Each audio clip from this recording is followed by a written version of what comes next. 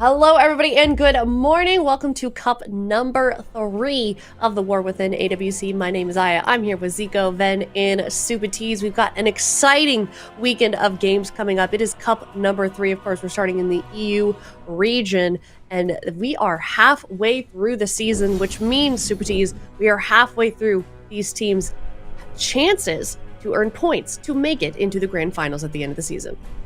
Yeah, things are starting to wind up. There's not many second chances left if you want to start getting points in order to qualify directly into the grand finals, which will be the top 3 from these cup stages.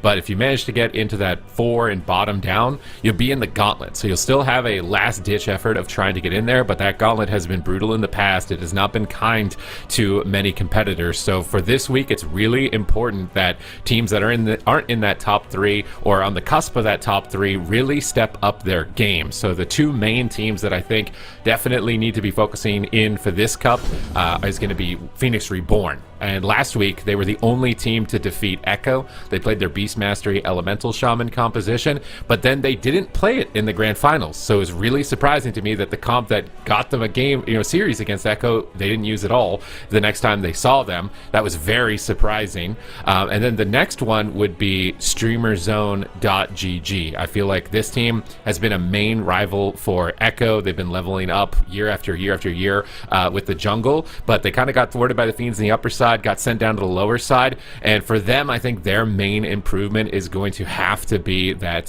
Feral Druid, Frost Mage, Holy Paladin composition. We saw Drive Overload in the first cup, able to take games off of Echo, the first to really show that they could make them bleed. So for them, I think it's really time to focus in on that Paladin Feral Mage composition. The Jungle Cleave, it's going to work decently into the Warlock teams, but we've seen that this Feral Mage is starting to become a lot more prevalent. So Streamer Zone and Phoenix Reborn, they got to step up their game here for Cup 3. Yeah. They certainly did quite a lot on the line. Let's first talk about, though, what's going on exactly this week, sort of behind the scenes. As we know, we did get some changes coming into the game, then. We've got buffs, we've got nerfs. What does that mean for some of these teams? Yeah, it's interesting. So we, just going into the expansion, this is Cup number 3. Things are constantly changing, and we've talked about how adaptable these teams really do have to be. You can see here, some classes received some nerfs. So the Unholy Death Knight, as well as the Affliction Warlock, got some overall damage nerfs. Hunters as well, a little bit of survivability nerfs. I don't think it's going to be anything too crazy, but then you see some classes we really haven't seen too much of. Does this mean we're going to see more Demon Hunter, more Fire Mage potentially? Both the Outlaw Rogue and the Frost Mage have a little bit of a power spike. Perhaps we'll see some more Resto Shaman, but the ones I'm really looking out for is the teams that are going to start implementing more Shadow Priest and more Demonology Warlock. So I'm thinking about Phoenix Reborn. We saw Swapsy play that Demonology Warlock with Zeepai backing him up on the Elemental Shaman. These caster cleaves that typically rely on the Demonology Warlock could start seeing a rise to power, especially with how good things like Jungle and that Rogue Mage is. All right, I'm looking forward to seeing those changes, see if those teams can rise and fall with exactly what's going on with those changes. And we can, of course, see that throughout the rest of the day. But let's first talk about how these teams got here. Of course, they did play in the offline games on Wednesday, meaning that it was an open bracket, and then they competed to whittle it down to a top 8. We're missing some important figures. Super Tees, what exactly is going on? What happened on this Wednesday? Yeah, the open bracket is wild, and you can follow that along with the players if they decide to broadcast their points of view, which a lot of teams did. I think in particular, one team, the Fiends, has really come in swinging for Cup number 3 here. They were able to take out 2 heavy hitters. They were able to take out StreamerZone.gg in a Jungle Cleave mirror, and StreamerZone.gg is literally the European Jungle Cleave. Like, this is what you think of when you think of Jungle Cleave in this region, and they just picked up Snuppy for the first time here on Cup 3. Knocked them down to the lower side of the bracket. They then advanced to face off against Phoenix Reborn, which we were hyping up a lot in Cup number 2 with the return of Zeepai. They were looking like a powerhouse, a main rival for Echo, and they were able to defeat them, even despite Swapsy bringing in the Demonology Warlock and its buffs. And they did it all with that Holy Priest, Survival Hunter, Feral Druid composition, and now they're moving for the hat trick. They're moving for the triple. They face off against Echo in that upper side bracket. Are they actually going to be the first team to do something big here with the pickup of Snuppy? That's what we need to really prove, but I think there's also some big names missing in that lower side, Zico. Yeah, absolutely. We don't have Bleached Bones right now. Bleached Bones being kind of one of the teams that we've been hyping up this entire season as potentially one of the contenders. You know, they have the experience, they have the roster, and they've had a rough week here, getting knocked down by Team ILTU. And Team ILTU, man, looking good, shaking things up here. And we can see also Streamer Zone ended up killing Bleached Bones' hopes of qualifying for this top 8. So we're seeing some of these kind of, I would say, like mid-tier rosters, some of these rosters that maybe you would expect to see in the gauntlet, like Team ILTU, suddenly make a big surge here. And with Bleached Bones out of the standings, they are, I believe, number 4 in the standings right now. They are one of those teams going for that top 3 position. They're going for that kind of guaranteed qualification. All of a sudden, they left a big hole in those standings, and you bet there's a lot of those teams under them who are just super happy to see that and are willing to kind of take this opportunity here to try to climb up. Yeah, I think so as well. I mean, we saw how difficult it was just to make it into the top 8, but now the true challenge is going to be making it into the top 4, Zico, like you mentioned. I mean, it is getting so competitive right now. Some of these teams are very solidly in that top 4 as well, Van. I mean, how competitive is it getting? Well, I mean, you look at these standings, and I feel like for both Echo and Drive Overload, they're in just such a good position, and they're looking like there's such difficult teams to take down that they really might just pull ahead of the pack, right, in first and second.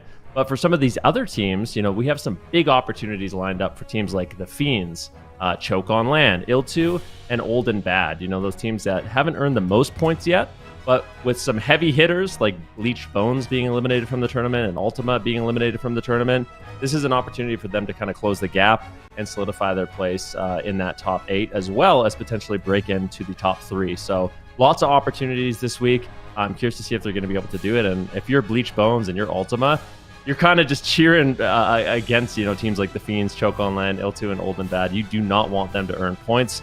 So it's going to be interesting to see how it does play out.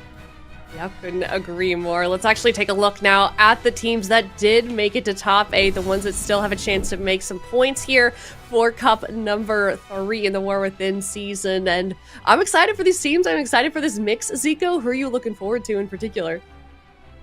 I mean, right now, I feel like Streamer Zone GG, they had a rough week last time around. Now Bleached Bones have had a rough week, and they're kind of their direct competition. So I think Streamer Zone, they really need to show what they're made of here and go on a deep run in that lower bracket. Same thing goes for Phoenix Reborn. They kind of came in a little bit late in that Cup number 2, performed admirably, but they're going to need to have a stellar performance as well and maybe get their revenge on the Fiends later on here. And the Fiends as well, you know, this is not the usual Fiends. This is the Fiends 2.0 upgraded quality here, and they've tagged in Snoopy on the Feral Druid and gotten rid of Rat. Now there was no drama there. Rat just didn't want to compete, so they managed to get themselves a Feral Druid instead, and they've been playing Holy Priest Survival Hunter. So I'm really excited to see what Big Mex can do on that Survival Hunter, because typically we see a BM Hunter, typically we see MM Hunter. We haven't really seen Survival Hunter too much in AWC, so Big Mex, he's a survivalist specialist.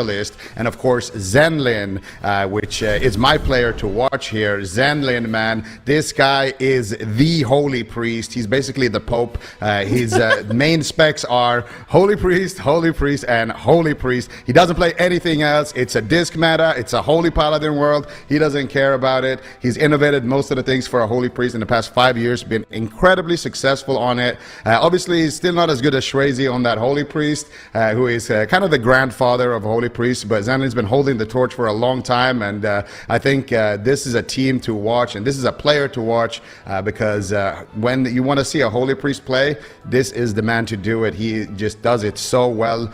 He just always finds these builds in the matchups, always finds a way to make it work, and I'm super stoked for this team because of all the off-meta aspects that they have going for them, and for the fact that they're in 12th place trying to break into that top 8 for that gauntlet. That they're in 12th place trying to break into that top 8 for that gauntlet. All right, well, if you want to see that team play, they're going to play a little bit earlier, a little bit later on tonight. We can take a look at the bracket. Of course, the Fiends 2.0, they're playing Echo in the upper finals. But we're starting off the day down in the lower bracket. We're going to eliminate some teams right off the bat, Supatees. Yeah, in that lower side, we can see Choke on Land. I think this is Walrix and Luxia's team. They've been playing in the offline brackets and trying to get a top 8 appearance and really show that they've still got what it takes in this competition. But starting off immediately against StreamerZone.gg could be an incredibly difficult opponent for them. We also find Phoenix Reborn, surprisingly, in this lower bracket, sent down by the Fiends 2.0 on that upper side. And they face off against Old and Bad. Old and Bad are a roster, though, that are benefiting heavily from the class changes that came in this week. They have on Resto Shaman, they have Frofsy on Shadow Priest, and they have Nixie, who played the Outlaw Rogue. So I'm very interested to see if Old and Bad could completely, blow Phoenix Reborn out of the water with those buffs that came through, or if it's going to be really closely matched. But of course, we had those series on the upper side of the bracket as well then. Yeah, definitely. There's some interesting ones there. I mean, the big one for me is the Fiends. Can they get the hat trick? They've already taken down some absolute legends. Now they go against Echo. So if they could battle against Echo and win, it's going to be quite the statement for the Fiends in their new roster. Yep, I think so. Also, it sounds like our first game is going to be coming up soon. Like I said, Choke on Land versus StreamerZone.gg. I don't know about you guys. I had a tough time predicting this one, sending in my predictions for this one, and it looks like we're pretty evenly split here, Zico. Yeah, I mean, we got we're all over the place here. We got a perfect even split. I mean, I went with Streamer Zone just because of the experience, but Old and Bad, I feel like these guys definitely could take it as well. This was a really hard one to call. I feel like all predictions here have been kind of hard to call for today, but we'll see if Choke on Land can kind of prove us wrong here. And Nixie, the returning champion, if he can make it work here on the Outlaw Rogue, actually he's going to be on the bench. Oh, sorry, I'm getting my teams mixed up here. We got Choke on Land, of course, with Trimaz playing the sub-rogue here, and Warwick's going to be joining us here on the Affliction Warlock. Yeah, let's see how this one does play out. This Pharaoh Mage composition has been very popular for a lot of these teams, and having that mage for these jungle comps is just such a nice pocket pick for them. Luxia already in an immediate polymorph. Let's see who they do decide to go after. Looks like it is going to be Trimaz. Oh, big ice wall here. We've seen Tessia make some big plays with that ability in these games, blocking off some heals there for Walrix, but that's going to get sniped off immediately. Luxia will be able to keep him nice and healthy. Yeah, and we see a swap here potentially over onto Relza. Now he's just going to be kidney shot for CC. Luxia, meantime, also getting crowd controlled here by Tessia. Looking for the mass polymorph action, not something that we see too often from the mage. Tessia bringing in some new tricks, but the pain suppression here from Luxia is going to be answered. And we see a Fear come out into a DR ring. They're continuing the chain here beautifully. Warwick still holding on to that unending resolve, but he might need to pop it right now. He's dropping dangerously low. The Hellstone comes through for Warwick, and Warwick's now caught up in another stun, and that's going to be the second charge of pain suppression. And he gets low cyclone here. Tony with complete domination in game number 1. Yeah, it looks good so far, but Walrus will get topped off. Luxia preemptively casting out that ultimate penitence to just keep him nice and healthy and get some damage rolling. Relza with a counter, though, getting Tony nice and low. Let's see if they can take him down whatsoever. It is going to be Walrus once again, just repositioning here, just trying to get the damage rolling. But both teams have kind of struggled. I will say most of the pressure so far in this game has been on Walrix. It's been difficult for Choke on Land to really get too much going. Finally, some raw pressure coming in on that Affliction Warlock. It's just so important here in this match for Walrix to get that damage rolling, get that haunt out. But one of the struggles he's going to have in this matchup is the fact that both Tessia and Tony can decurse. So just removing that Curse of Agony is such a hit, the Affliction Warlock damage. Yeah, and Warwick right now is going to have to try to get something going here. Teleports around the corner. Nice Ursul's Vortex. Tony making his way back onto Warwick. Nice grip there, though, by Luxia. Trying to buy some distance, playing that double grip. But look at that mass polymorph once again coming out from Tessia. Not able to find too many cooldowns there, though, as it was deft by Luxia. Now they get some crowd control onto Relza there for a second. A little bit of a return fire, but still going to be Warwick here in trouble. Relza going to be using that Rapture Shield. Here comes the Power Infusion. Here comes Tessia behind the pillar, looking for some more damage and crowd control there, but it looks like Warwick is going to be fine for just a second here as he looks to counter pressure. But Warwick's once again very low, teleporting behind the pillar. Oh my goodness, he's just going to go down. That is a low unending resolve coming in a little too late. Luxia caught up in the crowd control, and Tessia just bullying this team here, bringing out that Snowdrift tech and the mass polys as well. And Streamer Zone will take game number 1. Yeah, it is. It's really interesting. So You mentioned the Snowdrift, obviously really, really important, and it's especially effective against a Priest. If they don't have Fade, they're kind of just stuck in it. They get snared, they get stunned, and it's just an extra way you can crowd control them by yourself. But we'll see it play out here in these final moments. Tessia, I think, had a really good game here, interrupting Walrix.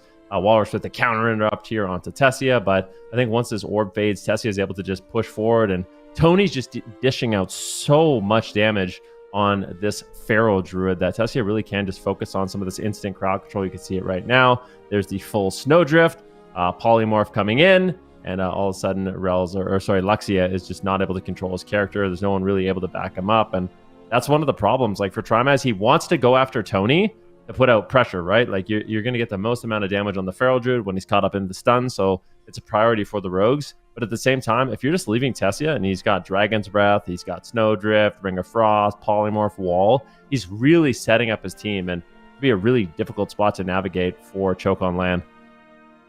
Yeah, absolutely. And it's that Dragon's Breath Snowdrift tech. We've seen it a couple of times coming out from these mages, but Tessia just being able to land all of these polymorphs is just so key. And also, it's just a nice setup there onto Trimaz as well. Tony getting that stun, Cyclone, making it, a 3 versus 1. Warwick's completely isolated. A little bit late there with the unending resolve. I think if they popped it a little bit sooner, he might have been able to hold on there for that Void Shift of Luxia. But, this is the first time we see Warwick's back in a minute. This guy used to be the king of Warlocks, a while back. And it is fun to see him back, but he's going to need to make something happen here. Streamer Zone GG looking absolutely bulletproof. And I like that Streamer Zone is willing to tag in Tessia more, because that kind of has been one of their weaknesses in the past. Always just kind of locking in the jungle cleave, but seems like they've been kind of putting in a lot more time into that Feral Mage, and it seems to be working out well for them. Yeah, no doubt about it. I think the composition is really strong right now. What's really interesting to me is this composition was originally kind of popularized with a Paladin, and most teams just don't.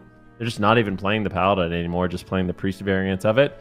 And that's kind of an interesting change, because the Paladin version seems very strong as well, but see some heavy hits there by Tessia. That Frost Firebolt is going to be extra deadly this week. I'm actually curious to see if Tessia has changed up his talents a little bit, and if he's prioritized more Frost Firebolt talents, because that could be really, he's not. So he's still just playing kind of like the standard instant cast build for the Frost Mage, but still getting those almost 1 million crits on that Frost Firebolt. And I do think, so Choke on Land, they're going to go an entirely different direction, and I don't know how I like this. I'm going to be completely honest with you. Like, this is a composition that has been good in the past, but I think Preservation Evoker, originally when we were starting out on these cups, like everyone thought Pres Evoker was going to be the healer to beat, the best healer in the game, but I think it just gets taken out by these compositions like Jungle Cleave and Rogue Mage. It just really struggles to stay in the fight and avoid crowd control. So I don't know if I like this pick here for Choke on Land. I know somebody who likes this pick. Supertease. He's out there clapping his hands right now, getting to see some more Moonkins I think being tagged in. It might be exciting depending on how it goes, like, if it goes well, he'll be excited, but if it doesn't, then it's probably disappointing. Yeah, well, either way, if it goes well, he gets to see a Boomkin win, and if it goes poorly, well, his prediction is looking pretty good as well. True. This is a win-win for Supertease right now. But yeah, Outlaw Rogue getting some buffs here this week. We mentioned it a little bit earlier, so it's going to be interesting to see Trimaz on the Outlaw Rogue. The Sub Rogue didn't look too effective in that last game.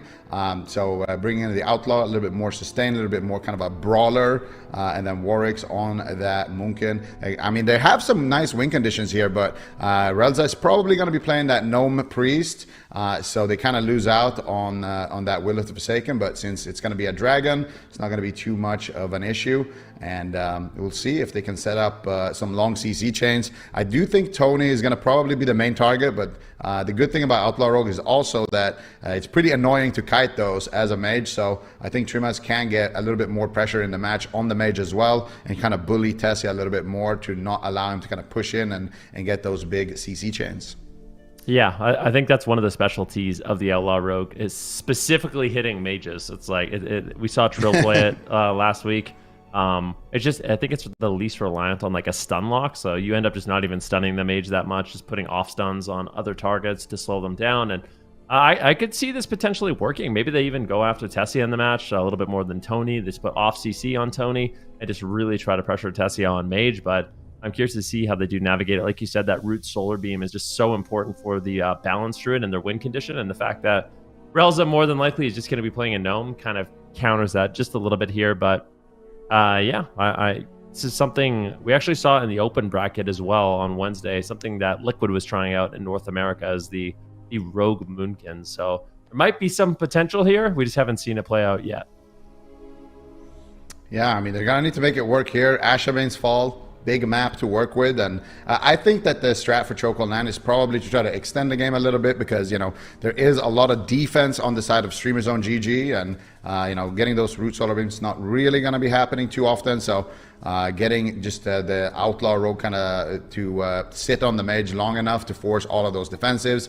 Mages being pretty tanky as a result lately. Probably Tessia's playing the mass barrier, he's playing the normal barrier, and with the hero talents as well, getting the extra barriers when he barriers. He has a lot of shields, then he's backed up by the priest as well, so it's going to be a lot of cooldowns that they have to go through. But I do think that maybe a late game win condition could be in the cards if they can get like a nice incarn later on in the match.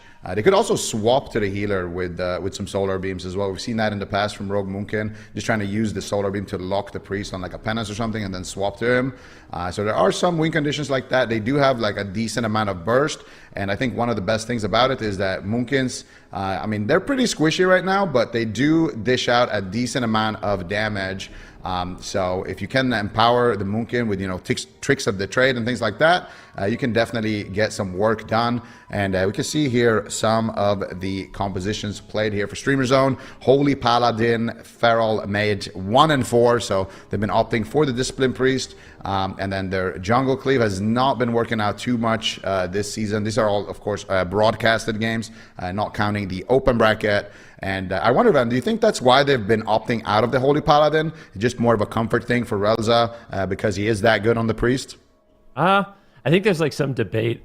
Pardon me. I think there's some debate on which one of the healers is better right now. And it's probably matchup dependent. But yeah, I think it's got to be a comfort thing, right? Like, he's just so experienced on the Priest over the Paladin. It's nice that they have the Paladin and they're willing to put the work into that. But if you can run the healer, and maybe it's even like a bit even which one comes out ahead, you're definitely going to prefer comfort. You've just been in those situations so many more times, both offensively and defensively, that when you're in a tournament environment, it's just I think it's a lot more advantageous to kind of go with that comfort pick, exactly what you're talking about here. But yeah, we're talking about the Balance Druid. I think the Balance Druid, it has a few things still going for it, right? Like, one of the nice things about the Balance Druid is you have Cyclone. So Cyclone is still a heavy threat. Like, if you're faking out a lot of interrupts and you can actually land those crowd controls, they can be significant and not only denying heals, peeling, but also just get really, really aggressive. So we're going to have to look at Trimaz setting up Walrix for those Cyclones, as I feel like that's going to be the most important thing in this game. And he's not able to find the sap, but they're going to open up the chain here with a blind instead. Tony's going to be the target of choice. Blind into Root Solar Beam. That's going to be the Gnome ratio coming out from Relza, and he's going to use that Rapture to power up the shields for his team, but now caught up in a stun. Kidney shot onto him. Luxia, meanwhile, getting swapped to taking a lot of damage. Emerald Community being forced. Tony, though, is taking a lot of damage there as well, as Relza manages to sit through that crowd control chain. Luxia now getting polymorphed, and they're going to be swapping over to Warwicks here. So I really like that Dragon swap. And meanwhile, everybody's rotting down. The ulti Penny is in the sky there as well, I believe, for Relza, doing a lot of extra work here. Very explosive opener, but when it's all said and done, both healers hold on to their trinkets. Luxia, though, definitely behind on big cooldowns here. Yeah, and now into a Cyclone. Unfortunately, Tony was able to find it, and Walrick is all alone. No Barkskin. Hops into Bear, doing what he can to try to stay alive. Frenzy Regeneration trades, but I don't think it's going to be enough, and he goes down. That was entirely one-sided. For a minute straight, Streamer Zone in the driver's seat. That was a really dominant game number 2. I just don't see this composition winning. Like, I don't know how, as a preservation evoker, you're going to be able to handle this kind of pressure and crowd control. All the Boomkins were excited there for about a minute. You think Sid's still excited? I don't think Sid is excited anymore. That was absolutely brutal to watch. But I really like what Streamer Zone did there onto Luxia early on, getting that big setup onto him, forcing out the Emerald Community, forcing out the rewind, getting a lot of work done. So we see here, Tony is taking a lot of damage, but Relza with the big shields is able to kind of stall the damage. Tony sitting in bear form. And then here, Tessia starts popping off. And already Luxia is taking so so much damage before he gets stunned. And instant Emerald Communion to respond. And then Tony is still taking a lot of damage, but Relza being out of crowd control is going to be able to heal through it. Then they get a sheep onto Luxia. Then they get another sheep into a Cyclone here. And this is where things start heating up. That big ultimate penitence coming out. So they managed to land the counterspell onto Luxia. Then they get the Cyclone onto Luxia. And I think Luxia, without having, Emerald Communion, without having Rewind, he just has to trinket that. But of course, if he trinkets that, he's going to be in such a big trouble later on in the match. So they're really banking on Warwick's just being able to stay alive here with just bear form, but it's not enough. And it looks like it does come out of crowd control, gets mind controlled there by Relza as well. And then they have the damage to take him down. So really nice mind control there by Relza. We've been seeing a couple of these in these last two cups. Really been, a clutch ability to use in those kill situations. I kind of just feel like I don't like the strategy Choke on Land had as well. I feel like when you're playing Balance Druid, especially into like a Gnome Discipline Priest, you like when I think about this matchup, Choke on Land, their main objective is to survive. Like you want to survive the initial Icy Veins, the Incarnation. Like I don't think you're going to be getting a ton of counter pressure during those moments. So I'd much rather see Walrick save his Solar Beam. Like he just sent the Root Solar Beam on a Gnome Priest. Like that doesn't do anything. Like if he had just locked out like a Frostfire Bolt or something like that, he could have slowed down the pressure a lot more. Maybe he stops a Polymorph on Tessia. Like I much prefer the interrupt. Like speaking as a mage, when the Moonkin interrupts me during my cooldowns, way more annoying than like a Root Solar Beam that's just going to get immediately Escape Artist, So I think Choke on Land, they need to just slow it down. They need to just deal with the opener a little bit better, play more defensive, and then as they get trinkets out of the way and the Cyclones start landing, that's when they kind of could potentially pull out ahead in this matchup. But I really think they just need to back off the offense and play a really strict defense there in the opener. Yeah, no, I completely agree with that. Just make sure that you're surviving that scary opener from Streamer Zone. But another thing was that Luxia swap. The biggest issue with that swap was that before Luxia was even in a stun lock, he was already down to like 40%. And that's going to be the scariest swaps when you swap to a healer who's already low, because then they're just going to have to trade out the whole spell book just to survive that. So for Luxia, I think he went for like a deep breath, and while he was in the air, he couldn't heal himself, and he was just taking a lot of damage as a result. And Tessia also landing a clutch counterspell as well on the, I believe, green school of Luxia. So just a lot of good plays coming out of Tessia here in this matchup in general. Really fun to see him on that Frost Mage. We're going to be going to Hook Point, so we're turning it around completely. We're going to swap from Ashamains, which is like one of the biggest maps, over to Hook Point here. So I'm not sure what the game plan is there, but I feel like also the opener was pretty bad for Choke on Land because Trimaz wasn't able to find those saps early on.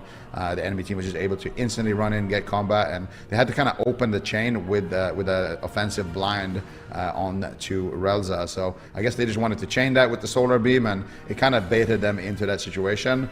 So on this map, I think getting a sap is going to be even harder though for Choke on Land. So if they can get that sap, it's going to be good for them, but I don't know. I think it's going to be hard here on a smaller map. Like I said, I just want to see pure defense. Like Trimez, defensive blind, defensive gouge, defensive kidney, defensive Solar Beam. Everything you can to just bait out the trinkets from Streamer Zone. They're going to want to play offense. They're going to want to take advantage of their cooldowns, but I don't think you're ever going to out-trade them. So for Choke on Land, please just play super defensive in the opener. That's the only way they're going to get ahead in the matchup is when some of these crowd controls start sitting. But we'll see how it does play out. Streamer Zone completely dominating that game number 2, playing a very aggressive strategy and able to come out ahead in about 1 minute. So we'll see if this smaller map is going to help Choke on Land, or is this going to be a quick 3-0? Let's see. Choke on Land right now. Choking on at home. No, I'm just kidding. They did a great job making it to the top 8, but they don't want their journey to be over. They are against one of the top teams in the region. Trima is actually getting the sap here onto Tessia, so a little bit of a better opener, but Warwick's here moonwalking in the starting area, which is not a great sign. Tony's going to get cheap shotted. It looks like Tessia is going to be waiting here, potentially for Warwick's to come back. Doesn't look like it. They don't have to actually wait here. It looks like Warwick's is having some internet issues, but on the side of Streamer Zone GG, they are choosing to wait, so respect to them for doing that. But once the gates are open, they definitely can just claim, they just can't claim a victory. But Trima is just going to leave the lobby here, and Choke on Land, unfortunately, Going to be losing that one to a DC. Streamer Zone going to be taking it 3-0. Yep, Streamer Zone 3-0 in this one, and that was an elimination series. Unfortunately, for choke on LAN. But, you know, correct me if I'm wrong, this is the first time we're seeing them in the top 8, I do think. I don't think they made it in Cup number 1 or Cup number 2, so maybe each Cup is just going to be better than the last, and that Cup number 4 is going to be their opportunity to earn a bunch of points. But for now, Streamer Zone, they're looking sharp. Tessia on that Frost Mage, like you mentioned. Just incredible offensive pressure and great crowd control, too, utilizing some of those new mage tools like the Snowdrift, the Ice Wall, the Mass Polymorph, and making it look really good. Yeah, no, absolutely. Great performance. Go ahead, Aya. Oh, no, I'm just agreeing with your points. Obviously an unfortunate way to end, but I don't know. Did it kind of look like Streamer Zone was going to be winning that one anyways, Zico? Just the series, it's hard I guess. To say. The series was definitely looking rough. But yeah, maybe that game, maybe they had something cooked up. You can never count anybody out. But yeah, it's an unfortunate outcome there. Getting that disconnect. But at the same time, Streamer Zone, we're waiting for them to come back. So Streamer Zone did, what they could to kind of be, good sports about it. Yeah. Which they absolutely don't have to. But it was Trimaz who ended up leaving. So really unfortunate there for them, but still a good showing. I'm happy to see Luxia back. I'm happy to see Warwick's back. These are like old legends. Yes. Hopefully we can see them again next week. I do believe that still getting the top 8 is going to net them a decent amount of points here. So could potentially manage to squeeze into the gauntlet, but they're really going to need to make it work next week if that's going to be a reality. We really are getting so many like on EU and NA. I don't know what's happening. I guess T-Dub is bringing back all of these old school players like in the mix. Like, oh, we're going to go back to AWC. We're even getting D-Machine tomorrow. Very, very exciting stuff. But yeah, Streamer Zone GG. They're going to be moving on here in the lower bracket. Choke on LAN out of the tournament. Maybe we'll see them return for Cup number 4. But this next up series we've got coming up here, Phoenix Reborn versus Old and Bad. Phoenix Reborn, they're this team that I feel like we've been hyping up so much all season. They're doing very, very nicely in the standings. Well, I mean, maybe not quite. I should rephrase that. They're close into the standings, then, into getting into that top 4. Yeah, and then the Fiends had to come along and ruin it all and send them down to the lower bracket. This is a really interesting series for me, just because going into Cup number 3, we've seen significant changes, like we highlighted at the beginning of the show. So for teams like Old and Bad, they've already been playing the Outlaw Shadow Priest, and that just got a big power spike. And then you have teams like Phoenix Reborn, they're experimenting. They're bringing in the Demonology Warlock, trying to play some of these Wizard Cleaves. But I feel like I'm going to spoil my prediction a little bit. I'm actually favoring Old and Bad in this one a little bit. Like Phoenix Reborn dropping down to Fiends, and then also just compositionally, I feel like Old and Bad, this is not going to be that bad of a matchup for them. Okay, all right. Zico, do you want to spoil your prediction too? I went the opposite. So I think this one is really, really hard to call. I didn't know. I think it's going to be a 3-2 either way, but I went with Phoenix. I feel like Phoenix, they have a little bit more experience on the side. They've had, a really good showing already. For Old and Bad, their comps are looking better, but I did catch their series in the offline bracket. They definitely can still be beaten despite those buffs, so I think it's going to be hard. I think it's going to be a 3-2 for Phoenix.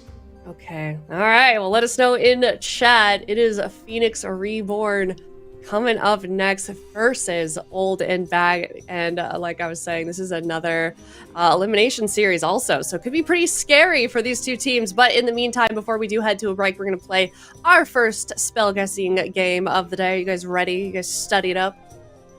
Yeah, yes, we studying all week. We beat production. We beat production last time we were together. We did. They tried to trick us with that evocation thing. Yeah, but this is the dream team. Yeah, better not be mage spells, otherwise they're in trouble. All right, let's see. Whose spell is it anyways? If you haven't been watching, you don't know what this is. Basically, we're going to be taking a look at a spell with some limited information and trying to guess what exactly that is. So guess along with us, chat. Oh goodness! Oh boy. Is this Survival Hunter? Is this a harpoon for Survival Hunter? 8 to 30 yard range. Oh, I think you're right. I think you just nailed it. Hurls like a harpoon, rooting them, charges you to the. I don't know exactly what the tooltip is, but I think it's Survival Hunter harpoon. I was thinking like what I think it's Survival Hunter Harpoon. I was thinking, Like what? Yeah, I think you're right too. You nailed that. I'll go with I was. Oh, could be grappling. No, it doesn't root them. The only It thing could be charge. No, charge doesn't say hurls, right? Yep. Nope. You're right. It's Harpoon. I'm locking it in. Yeah, I'm me locking too. it in I'm instantly. doubling down. Putting all our eggs in one basket. Aya, what do you think? I trust you on this one. I'm gonna trust y'all. I'm gonna go with it. Yeah. Sounds I think- right. Oh, Oh, do Yes. we get extra points for just nailing that like I think instantly? so. I think you should get extra points if you get it before they have the multiple choice out. We should get like a perfect prediction point, you know? Yeah. Yeah. But for this should Problem be is, like like, a perfect prediction. we don't all get an equal amount of tries on this, so I think that's why we don't keep score. Although we could That's true. technically. I'm keeping score inside my own brain. Okay, it's all you guys though. I have no idea what the logo is gonna look like. I'm not gonna lie. Oh my gosh. I played want to Survival say it's Hunter. the yellow one. You want to know? I'll tell you. What do you think, Aya? And then I'll tell you what I think it is. I've never touched this spec in my life. See? I actually have. I made a hunter named I Eat Mages. Just a shout out to my hunter. And I Eat Mages has played a little bit of survivability, and I'm fairly confident in D. Like D, I'm like almost positive it's the red. So that's what I'm gonna go I was thinking. Okay. I'm thinking it's either B or D since we put our faith in I Eat Mages. Yeah. I think so. You want to? You I want to think, go I think with D we too, lock then? in D. Okay, Yeah, I'm locking in D. I'm locking in D with you. doing it 'cause for I was him. thinking it's either B or D. There's no way it's purple or blue. Yeah, I don't think it's B either. So I think D is a safe pick. You can put Okay. your faith in me. All right. All right. All All right, right. all right. Let's see it. Okay. You better level up your hunter after this if you get this one right. Yeah, I might. He's on the list. Got a Okay. lot of alts I'm working through right now. Oh. Hey. Easy. 2 for 2. There we go. 2 for 2. First one of the day. Let's go. All Let's right. go. Well, chat. This is it's too OP. This combo on the desk right now is just too OP. There's just too much knowledge. We got I Eat Mages. We got all kinds of classes here. It's just too easy. Production, you guys are gonna need to step it up. Don't tempt them, man. Oh, why would you do that? All right, okay. Well, let us know, chat, if you got that correct. We're gonna head to a break. It's Phoenix Reborn versus Old and Bad up next.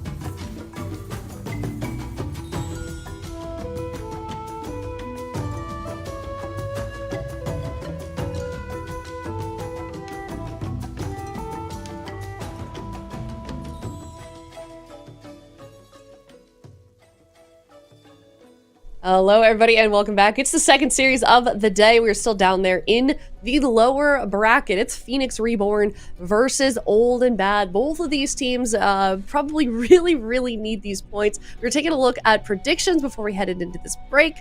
Maybe we can revisit those, because I definitely had a hard time with this one. Zico, I don't know about you. Yeah, I mean, I've had a really tough time with this one. I think my prediction lighting up and they're flipping. Yeah, no, or the colors mean wrong. like they're the unique. Mine is wrong. Mine is supposed to be 3-2 Phoenix. Okay. But you guys, yeah. Wait, are we all going with Phoenix? It seems like so. it, which I'm surprised about. I'm surprised we all are with Phoenix. Okay. I feel like Old and Bad is. Yeah, there we go.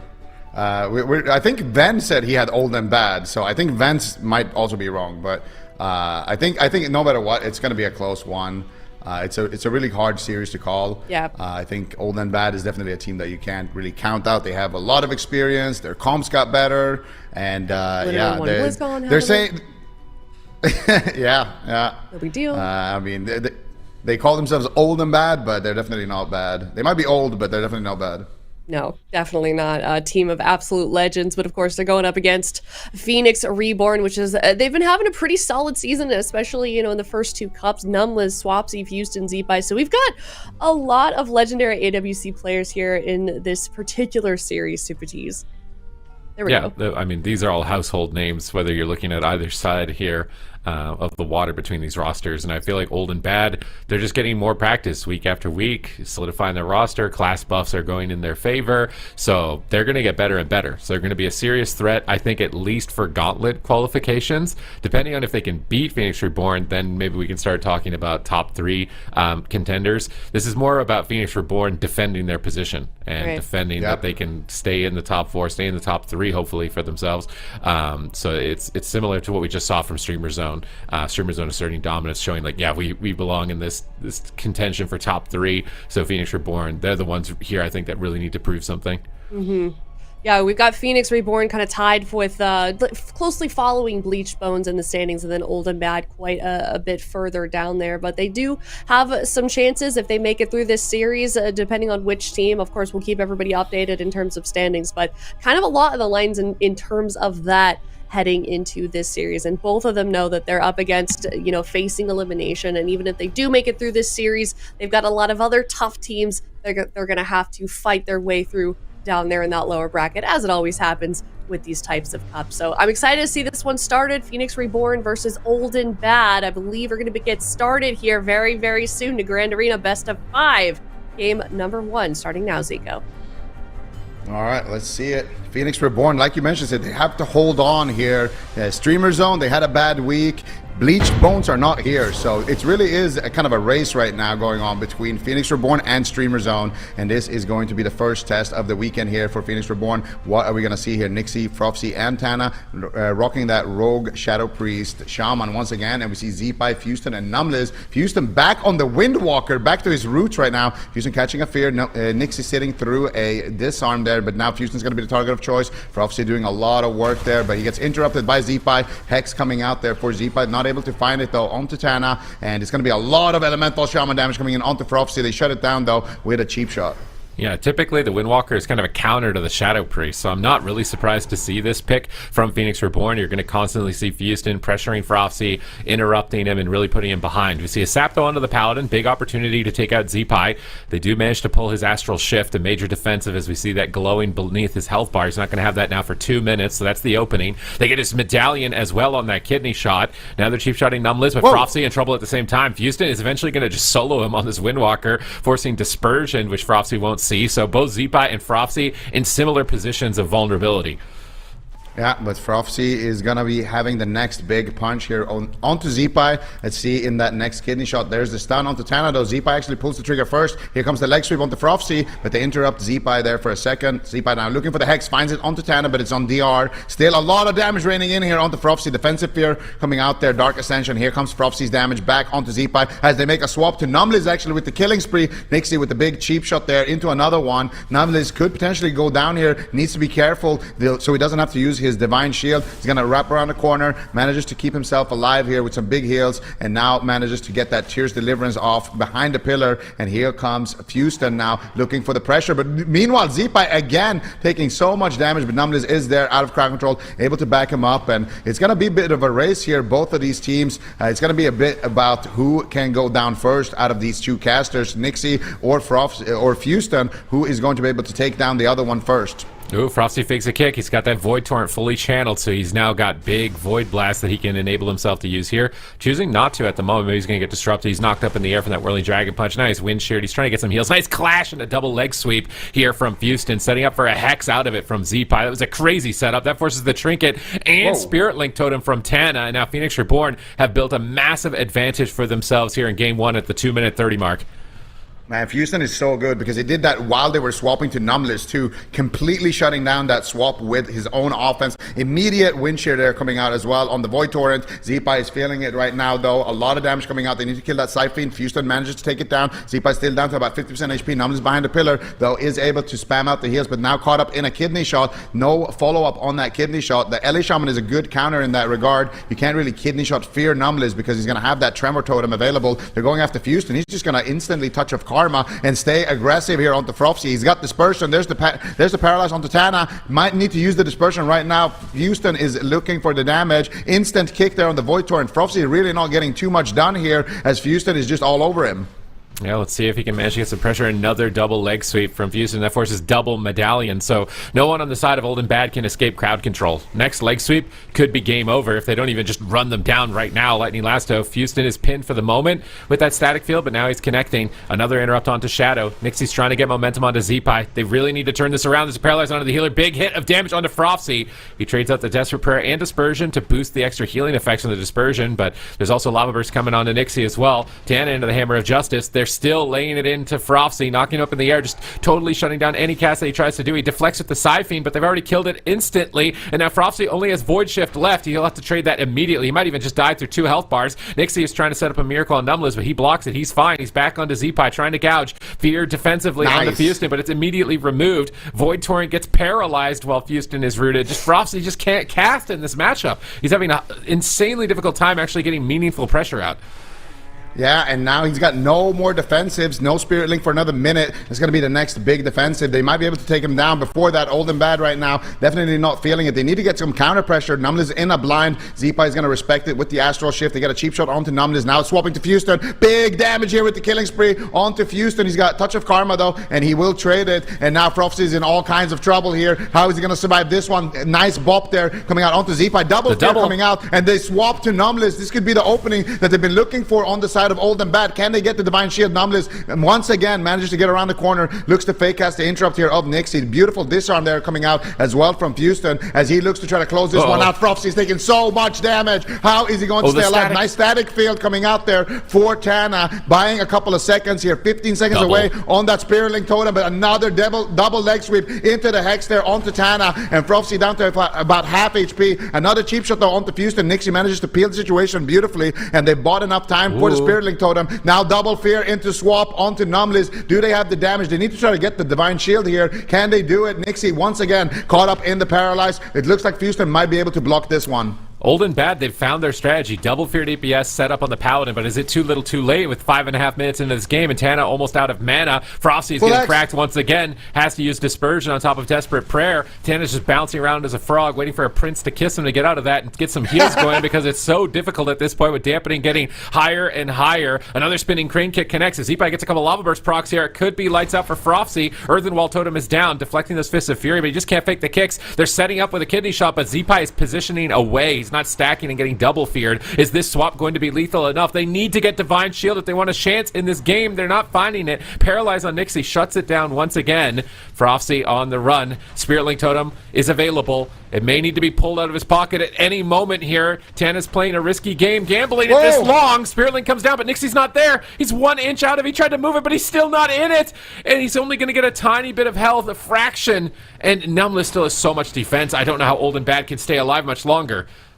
They need good offense on the side of Olden Bad, and they need it fast. They got no more defenses. Beautiful static field totem coming out there. Now I'm just sitting through a silence there for just a second. But Zeepai, what is he going to do? He's going to trade the Astral Shift here. They swap to numbers. This has to be the Divine Shield, and he finally will use it. But at what cost? Prophecy is so low. Houston is all over him. Zeepai looking for the Hex. He gets double feared once again. The Miracle swap here. Numbless has got no Divine Shield and no Trinket. Can they do it here? Tana trinkets out of a Hex into a Hammer of Justice. Numbless is ready there with the blind as well. Prophecy in a leg sweep. I think this is going to be it. The Lightning Lasso coming out there for Zeepai. They shut down his damage though with a kidney shot. They kill off the side fiends. Prophecy manages to recover. Tana has got no mana left. Numbless as well working on fumes here. This game is going to end very, very shortly. How is Prophecy going to stay alive? He has the dispersion back, and he immediately has to pop it there once again to survive for a little bit longer. Oh my god, Houston just can't connect at the moment. He's making his way there. Zeepai's rotting down. There's pressure on Numbless. Double fear. Clean setup. Is he going to go down? It's just Nixie versus Numbless. Tana's pushing in aggressively to add a wind shear into the mix on Numbless as well, pressuring him with 2 interrupts, but they have to give up on the chase. They're coming back onto Zeepai. He's in a kidney shot, no trinket, silence onto the Paladin. Frosty and Nixie are trying to pull off a miracle right now. They're so close to it. Grounding totem deflects. Numbless bops the blind, but Frosty's getting destroyed, and there's 0 mana for Tana at this point. Healing Tide Totem is trying to do some work, but that is just faded. Can they kill Zeepai? This could be a cross kill, but they stack him up. Double leg sweep. Zeepai is floundering. He's stunned up by Tana. A fear onto Houston, doing whatever they can here to take him down. And Zeepai at 1%. Frosty falls first cross kill. 2v2 time. Both healers have 0 mana.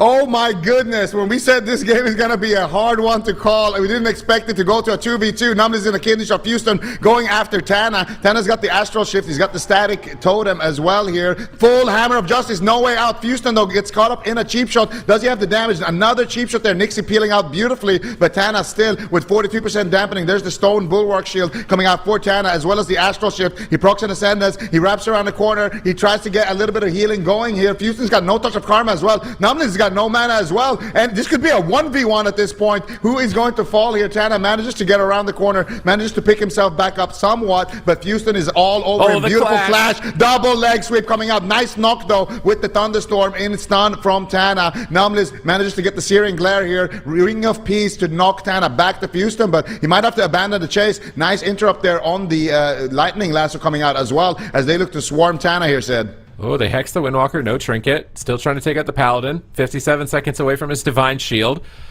Oh, Tana, man, this is 0. He needs to keep refreshing that water shield over and over as Farseer. As it loses charges, you get more mana back when you refresh it on the hero talent. So he actually might be able to extend his mana longer than the Paladin in this type of matchup due to the water shield. He's just abusing Ghost Wolf and kiting the Monk and letting the pets trigger his water shield. He's just keeping his distance, and Nixie might actually be able to pull this off. He's into the Paralyzed. Tana on the run once again, and Ghost Wolf drops an Earthcrab Totem. Houston gonna diffuse magic it, but now he's static fielded around the corner on in his images. He really needs to connect with these images. He's going to use Ring of Peace to knock him into another double leg sweep, but he gets sent off to the side with the Thunderstorm. Tana's trying to get his distance here. Nixie is cloaked off the disarm. He's committing for the kill onto Numbless. Tana's still just hugging that Ghost Wolf, trying to get around the corner, trying to go for a Hex, but killing spree onto Houston. And it's looking, I don't know, man, I can't call this. It's insane how close this is.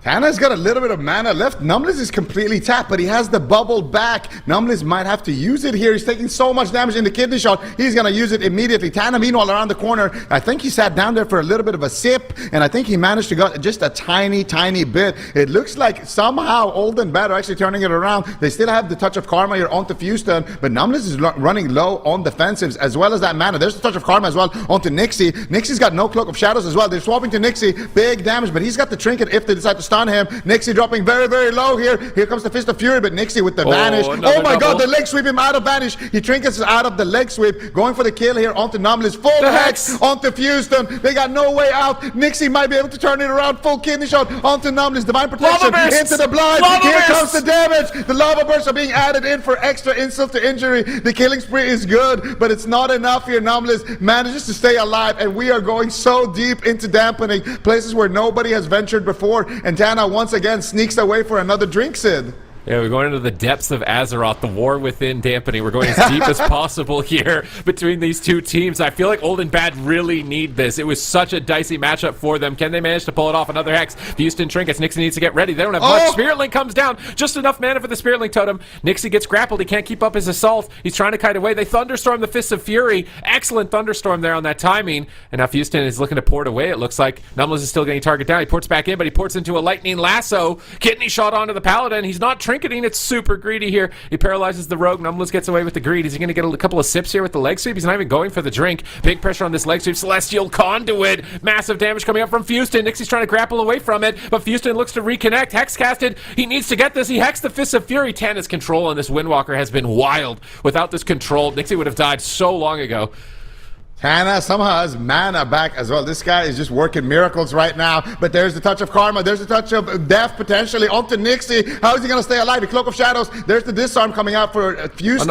And Nixie is so low. Beautiful Thunderstorm there. Nixie with the vanish here once again, buying a little bit of time. But Tana now caught up in crowd control. Blinding Light comes out. How are they going to navigate this situation? Numbles gets swapped to. Numbles with nothing left. He has actually a buff coming up in 10 seconds. Beautiful Ring of Peace there to deny the damage of Nixie for just a couple of seconds. Into the sap onto Houston. He's just not playing the game right now, but finally he's going to be able to connect onto Nixie. He's got the leg sweep, 5 seconds on the trinket. He perfectly times it. Huge damage coming out here from Houston. Another static field. Is it going to be enough? Evasion for Nixie. He's almost in touch of death range. They're trying to take him down, but another vanish for Nixie, and now he's going after Houston again. No touch of karma on Houston, but the Tiger is doing work for Houston. Can they take Nixie down? He's so low. Touch of death in 1 second, and Houston manages to get it off. Phoenix Reborn take it, but that was about as close as it can possibly get. Okay, I mean, Phoenix Reborn, you don't want this to be close. Like, you built this comp to try and be the ultimate counter. You don't want Old and Bad coming in here and possibly threatening your top 4 positions. So having to sweat it out like this till, what was it, like 13 minutes or something? It's got to be the longest game of the expansion so far here. This is the crazy moment where both players went down at the same time. You can see just how evenly matched they were at this. And honestly, it was Old and Bad adapting in the middle of the game and getting these double fear setups and going after the Paladin. If they didn't make that adaptation, they were going nowhere fast. They couldn't build any momentum. And as soon as they started setting up those swaps and double fears, they created so much momentum. They ran the Paladin out of mana, and they created this opportunity to even make this happen in the first place, which is both Frosty and Zeepai going down within 2 seconds of each other. So honestly, Old and Bad could get better throughout this series, given that now they found a strategy to play out. Absolutely. I mean, that game could have really went either way here at the end as well. You really see kind of the mastery of these players, finding these short windows, finding the ways to drink, finding, the defensive plays, making pressure happen. I mean, when this 2v2 started as well, it was not looking too good for Old and Bad, but they almost clawed their way back into it. But it is Houston manages to land the kill right before that Hex connected at the end there, and manages to secure the win for his team. And I gotta say something, because there's been so much things happening here that we haven't even had time to talk about this, but Houston originally is a Windwalker monk. He was the Windwalker main of Windwalker DK Nation all the way back in Legion, and now he's back on his kind of first class that he broke out in competitive play with. So it looks like he's been playing it this whole time, and definitely shut down Frosty a lot in that matchup. But definitely agree with you, Sid. Going for these double fears and then swapping over to Numbles seems to be the play for Old and Bad, because otherwise it's just going to get tremored. It's so hard to do these goals that they were doing earlier onto Numbles without a fear onto Zeepai. So I think the matchup is going to change a lot about Frosty kind of just running at Zeepai, trying to find those fears. And if he manages to, then we can see those deadly moments happen a lot earlier.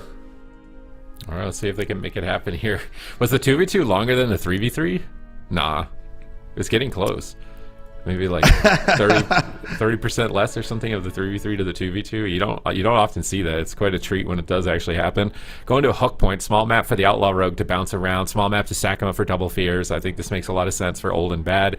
Phoenix Reborn, though, I don't think they're going to change comp until Old and Bad prove that like this comp can win with that strategy, because it just looks so good, especially if Houston on the Windwalker, like you were just praising him for. I feel like he had an insane game. I don't think, like, it felt like he didn't make a single mistake the entire game. It was like a perfect game on Windwalker, as far as pressure, uptime, disruption, just every single part of the game. I don't think I've seen a Windwalker so aware of like when they could punish somebody with Clash, because Clash it works like a death grip. It's like you go halfway to the target and your target goes halfway to you, so it's like a half 50% death grip. So you got to be really precise on estimating where the enemy player is going to be put and how close you can stack them with the other target. I'd say the calculation is way more difficult than a Death Knight death gripping for you, for example. So Houston did a really good job calculating all of that throughout game number 1.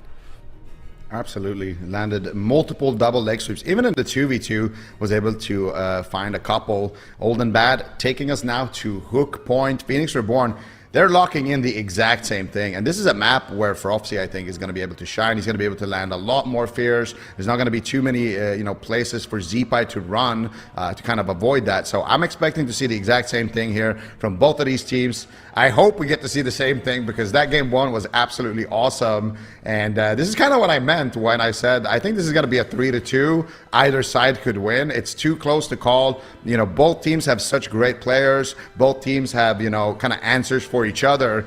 So it really just going to come down to who performs better on the day, who has a little bit more of lady luck on their side as well. And yeah, we're just in for a treat here. Old and Bad, 25 seconds remaining for them to lock in their comp. I mean, they got to do the same thing here, right? There's no way they swap anything out. I mean, unless they have something really that we're not considering, but I would imagine it's going to be the same thing from them. This is a nice precursor also for North America, because teams like F Tier are running the same comp as Phoenix Reborn. Old and Bad are playing the composition that the Move are known for, and it's the composition that got them into the upper bracket in North America. What is that? That is a Ret Paladin. And I will say, I think that they made the changes to Ret for Templar work in PvP. I think it might have been like a day where they weren't implemented, and now they are. And I did see some Ret Paladins in my shuffles last night getting like close to 2 million hits. So this could work for them. It could. And also Warriors have demolished now as Colossus, and that can hit for like 4 million on the top end. I watched Laros in the open bracket, this poor team that signed up for their first tournament. Maybe they just wanted to try and get the banner. He just goes in and just one-shots this guy. There's no mercy from Laros in that open bracket at all. So these classes can crit really big on the side of Old and Bad. So if Phoenix Reborn aren't ready for it, they could get smacked. They definitely could. And I mean, Kara's main is that Ret Paladin as well, so we get to see him back on his main. Nixie on the Warrior. He's been playing a lot of Warrior, but I would say he's a rogue main, but he's been playing Warrior so much, as well as the Windwalker as well. So Nixie really is kind of a melee expert, but Kara back on the Ret Pala. If there is somebody who's going to lock in Ret Pala, it will be Kara. I think he's the only kind of Ret main that we have in this top 8. So this one, we saw Boomkin.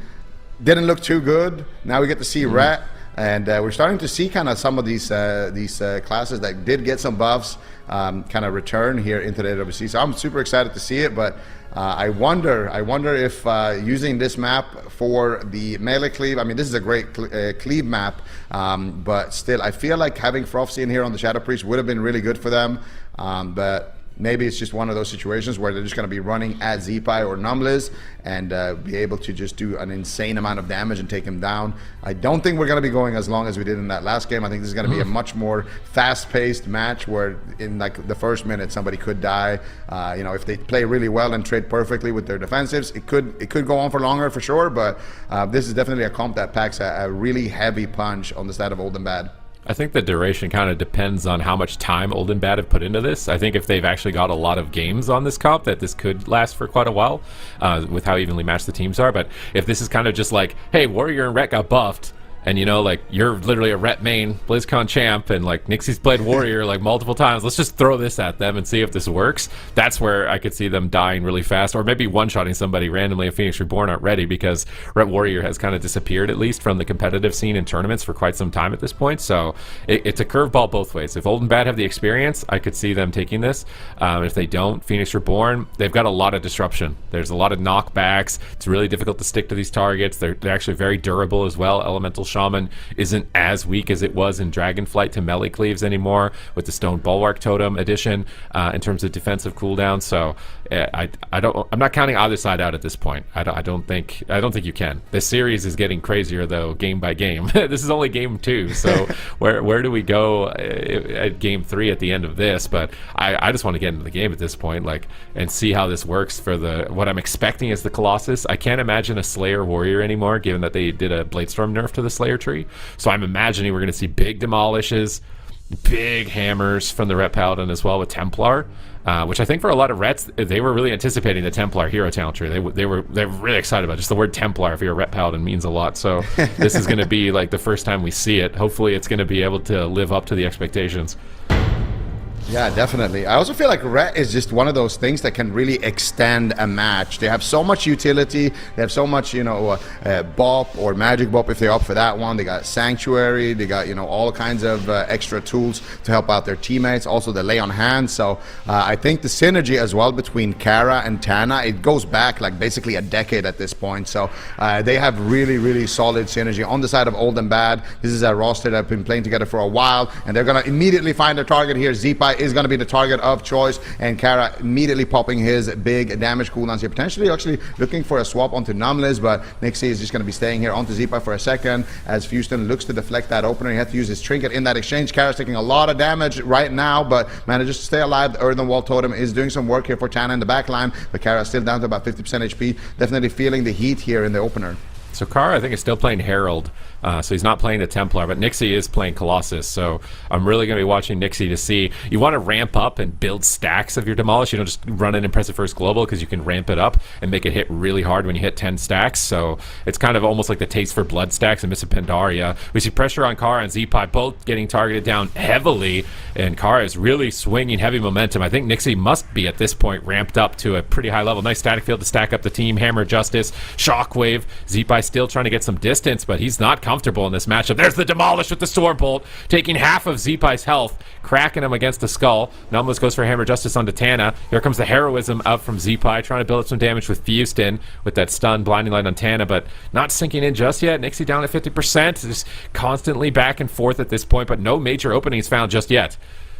Yeah, I really like what Kara's doing, just kind of trying to play the range game, trying to kite a little bit here and just make sure that he's swinging those hammers. Here comes a full fear onto Numlis. Zeepai not able to find a Tremor Totem in time there, and now they're swapping over onto Houston with that Blessing of Protection being active there for a second onto Zeepai. Numlis manages to deflect the attack for a second. Tana now caught up in a paralyzed Houston, looking for the damage. Nice Hammer of Justice onto Kara, but gets dispelled there as Tana was out of that paralyzed. Zeepai still taking a lot of damage here from Nixie. He's just sitting onto Zeepai the entire match, and if they stack up, Kara is playing that Blinding Light. We saw a double blind go out earlier, so if they stack up, we can see double Shockwaves, Blinding Lights come out as well. Big Lightning Lasso onto Zeepai, huge damage potentially. Houston making a little bit of a swap here onto Tana as well in that moment, but not really finding too much pressure. Nixie now sitting through a disarm, and Tana's actually going to be the target of choice here for Phoenix Reborn. They're swapping up the strategy here a little bit, and so far it's looking pretty effective. Oh, big Lava Burst, big Spinning Crane Kick. Tana in trouble, trying to get away. Nice double Shockwave. The other advantage with Colossus is it extends the range of your Shockwave, so you can get like sometimes triple Shockwaves from really far away. So it's going to be nice for Nixie in terms of peeling the attackers if they go after the healer. And they've got decent cleave pressure. They forced Astral Shift here as well as Medallion from Houston a little bit earlier on. They still have good cleave damage with Sweeping Strikes, and it really feels like Old and Bad are in a position where they could swing this game out of control, especially when Dampening starts to stack higher. Yeah, absolutely. Houston now using the touch of Karma here offensively onto Kara. Kara going to be trading out the Shield of Vengeance though in response, and manages to stay alive right now. Big triple Shockwave. There it is. You called it, Sid. Into the War Stomp as well for a good measure. Kara just throwing that in there. Where's the damage though? Really not finding too much pressure at the back end of that. Kara now is going to be forced to run around, and they're reconnecting onto Zeepai. But meanwhile, Tana caught up in the Hammer of Justice. Huge damage potential on to Tana, but beautiful sacrifice coming out there from Kara as well as the Blessing of Protection, and that's that utility that we talked about a little bit earlier. Numlis now sitting through a Hammer of Justice, big damage onto Zeepai, but again, it's just Tana taking so much heavy fire anytime he leaves that pillar, and as a result now, Nixie's falling behind. Beautiful paralyze, but unfortunately, it breaks instantaneously. Otherwise, I think that would have been a deadly situation onto Nixie. Meanwhile, Zeepai taking a lot of hits, and Nixie forced to trade out his Die by the Sword there as well. Phoenix Reborn are back in the match here with that push on the Tana. They clash, double leg sweep again. Lava Bursts are flying through from Zeepai. Big Earth Shocks. He saved up quite a lot. He restuns with the Earth Elemental into the Earth Grab route, trying to prevent Tana's escape. Nixie leaps over, lands a Stormbolt. Now he gets Thunderstormed away. They're trying to connect onto Zeepai and force that Astral Shift here. Big Blade Storm coming out from Nixie, ramping up. And how close is he to 10 stacks? Double Shockwaves. There's the Demolish. Huge hit of damage, cleaving down both Houston and Zeepai, but Numlis is uncontrolled, so he's easily healing through this at the moment with that Astral Shift paired alongside. but Tana, his mana is at least looking decent, but here comes another double crowd control. Tana can't heal in the paralyzed. Nixie is stunned up in midfield. Z5 gets through the kicks. He lands a Hex. It's on DR. Will it matter? Nixie gets critically low. Tana with Ascendance active is trying to boost his healing to stabilize Nixie in this position. Nice static field pulling Houston behind the pillar. Leap into fear, out of range of the Tremor Totem, and he's in a Hammer of Justice anyways for good measure. Can Tana get a Hex? Maybe, possibly. He's not going to go for it. He doesn't want to risk it. It's just going to get decursed at the moment in this position, and it's looking dicey for Z-Pi. His defense is limited. Numliz needs to get ready to block the next push. At the same time, Nixie is vulnerable as well. Nice leg sweep there over onto Tana as they look to swap, but the Sanctuary comes out there for Kara. He's going to be able to dispel that one, and Tana knocking Fusen away back into the midfield. Z-Pi now in a lot of trouble. Here comes the Demolish. Huge hits of damage onto Z-Pi. How are they going to respond? Nice shockwave coming out there as well from Nixie, trying to stay on target into the War Stomp, and once again Z-Pi on the back foot, trying to kite away from his healer, trying to find a little bit of pressure, and Numli is actually pushing forward here, looking for some crowd control, finds the blinding light. They're going after Nixie. Pre-die by the sword by Nixie as he doesn't have the trinket. Good heads up play there. Nice Hex here coming out for Z-Pi. Manages to find it potentially onto Tana. Not able to actually. They're going to just cancel that because of that paralyzed. Z-Pi still doing a lot of damage here now onto Kara, onto Nixie. There's a touch of karma as well from Houston here, looking to add a little bit of extra dot damage. Kara dropping dangerously low here. How are they going to respond? Tana might need to use the Spirit Link Totem. Beautiful leg sweep into the Hex here, and Phoenix Reborn is looking absolutely deadly right now. Nixie down to 50% HP, and that will be the Spirit Link Totem forced from Tana. Double fear, no trinket. Does he get the Tremor off? He gets the Tremor off. They didn't have a stun, it looks like. They disarm Nixie, trying to limit his advance here with that Demolish push and really trying to keep him on the back foot. Tana starting to fall behind on mana. Health bars are beginning to shatter. Nixie charges through with that triple static field. Do they have a stun to pair it up with it? Ring of Peace knocks him away. He can't connect. Kara is still chasing down Z-Pi. He knows that he's vulnerable. Numless still has cooldowns here to deflect. He's just going to trade a Blessing of Protection immediately on that big push on that Warbreaker, but they just swap to Kara. Massive damage. Divine Shield forced on his front. Hammer of Justice. Can they finish Houston? Do they have a stun? Can they drop him? He ports away. He's so slippery, but Tana catches him with a lasso. Blinding Light onto Numless. They're trying to reconnect onto Z-Pi. They just can't stick enough damage to finish them, and now Kara with no Divine Shield is on the run. Kara, what are you going to do here? You got the Shield of Vengeance, double leg sweep with that clash from Houston, but Houston's got no touch of karma for a couple of seconds. He needs to be careful here. Ducks back into line of sight of Numlis, gets the disarm onto Nixie. Z-Pi is still going to be taking a lot of damage. Dampening is ramping up right now, and Numlis and Z-Pi are definitely going to be feeling the heat here. Tana looking decent still, has the healing tide, has a little bit of cooldowns to trade, but still Z-Pi looking for the Hex. Nixie taking a lot of damage, has the die by the sword, doesn't want to be too greedy with it. There finally is going to trade it. Static Field Totem coming out, pulling them even further away. Z-Pi looking for the Hex out of that blinding light. Instant trinket. Hodge on the trinket by Numlis, but he gets the healing tide totem there behind the pillar. But meanwhile, Kara taking so much damage here once again from Houston. Touch of karma coming out onto Kara as well. Kind of defensively and offensively. Kara running around the corner, but at the same time, Z-Pi also feeling the pressure of Nixie. Nixie has the trinket, but he has no die by the sword, so he needs to be very careful overextending like this when his healer does not have a trinket. Hammer of Justice. Nixie in trouble. No trinkets, as you say, but now they force Astral Shift, so it's a risky gamble. Do you stay aggressive here and try and push for the win? I don't think you do. They have too much defense, but another triple leg sweep. Houston is on fire on this Windwalker Monk, and Nixie seems to not care that his healer is in CC. Is he going to come to regret it? He's pushing so deep right now, trying to charge and stay on top of Z-Pi, but maybe it's just do or die for Nixie at this point in the game if they can swing the momentum a little bit more in their favor, but he gets disarmed by Houston. Numless is at half health as well. Potentially they could swap to him. Kara's in position to look for crowd control as he pops his Divine Protection. Houston gets Shockwave. No, they Hammer Justice Houston. They store both the... I don't like that stun lock there. I think the Hammer Justice would have been way better suited onto the healer in that position. And now Kara, he's desperate. He's so low. It could be a double kill here for Phoenix Reborn. Blessing of Protection gets purged immediately, and Kara is likely going to fall. Numless is smacking him with some hammers as well. They knock Houston away, buying any sort of opportunity to try and stay alive at this point. I don't know how they're actually doing it. Tana, he's got Ascendance in 2 more seconds. Can Tana actually get his team back into this fight here? Die by the sword. They're holding on. Unbelievable, old and bad. Just when you thought the touch of death was going to come in onto Kara there on that Bob purge, he manages to stay alive, and now they're trying to turn it around. Kara looking pretty confident here with the Shield of Vengeance. Nice static field though coming out from Z-Pi. The Spirit Link drops right before the stun as well onto Tana. Kara knows it's do or die. He needs to push for the win onto Z-Pi. Z-Pi 3 seconds away from that Astral Shift. He's not going to have enough time. Houston looks for the kill behind the pillar. Kara on 20% HP. There's the stun from Z-Pi. Tana powering the heals in the back line. They static field him away. right as you can touch of death, but the dot from the touch of karma is enough here. Houston and Phoenix Reborn are going to take the game 2-0 now up in the series. Oh my god. I do think the Shadow Priests look better. I feel like they were still pretty heavily behind in this game at the end. Numless had a lot of options to keep exchanging. The fact that they had Karma and he could just push behind the pillar and just shove Karma to stay on target. Didn't feel like the Ret Warrior was able to accomplish as much as I think they were hoping to. Maybe they need to go Paladin more. Maybe with every Hammer of Justice, they should go Holy Paladin. I think that would definitely have created a bit more. I feel like they maybe tunneled the Ellie a little bit too much. I think Paladin is honestly probably the most likely target to die, at least before dampening. So this could be something that they could experiment with if they want to stick with the same composition. But in terms of like game length and overall momentum, I think their Shadow Priest looked a bit better. At the same time, Numless is It's like, man, it's so like, is there any way he could have somehow lived here? Like the static field from Tana at 1%, so he's out of range of Touch of Death. So at any point here in a second, Houston can press Touch of Death, and he gets yoinked up to the side. They shockwave the Ellie, but it doesn't matter. The Zwen is just chomping him, and he just rolls over. It's immediately over as soon as he gets back, and Numless still had Bubble, and they still had Wall. So they had more than enough cooldowns to trade for that final exchange. They're so evenly matched. I feel like if this series ends up going 3-0 for Phoenix Reborn, it's not really like indicative of how evenly matched these guys are.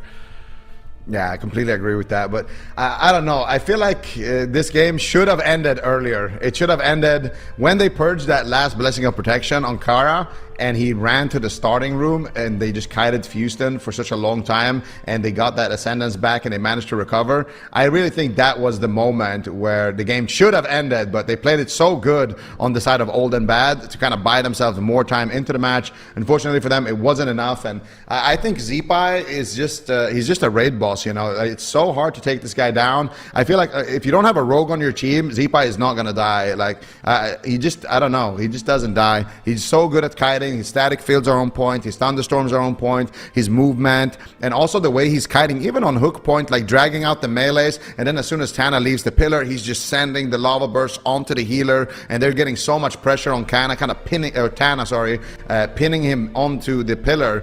So it really is just a mastery of that Ellie Shaman. And I think Zeepai is definitely the wrong target to kind of be testing with this melee cleave. So I do agree. If they went after Numless, it could have been good. But we are going to Ruins of Lordaeron here, Old and Bad. What are they setting up? Is it going to be another cleave? Are they going to go after the healer? Are they going to lock in Frofsy again? What is the game plan here? They're facing elimination here. We're in the lower bracket, so Old and Bad, they definitely need to take their time here and make it count.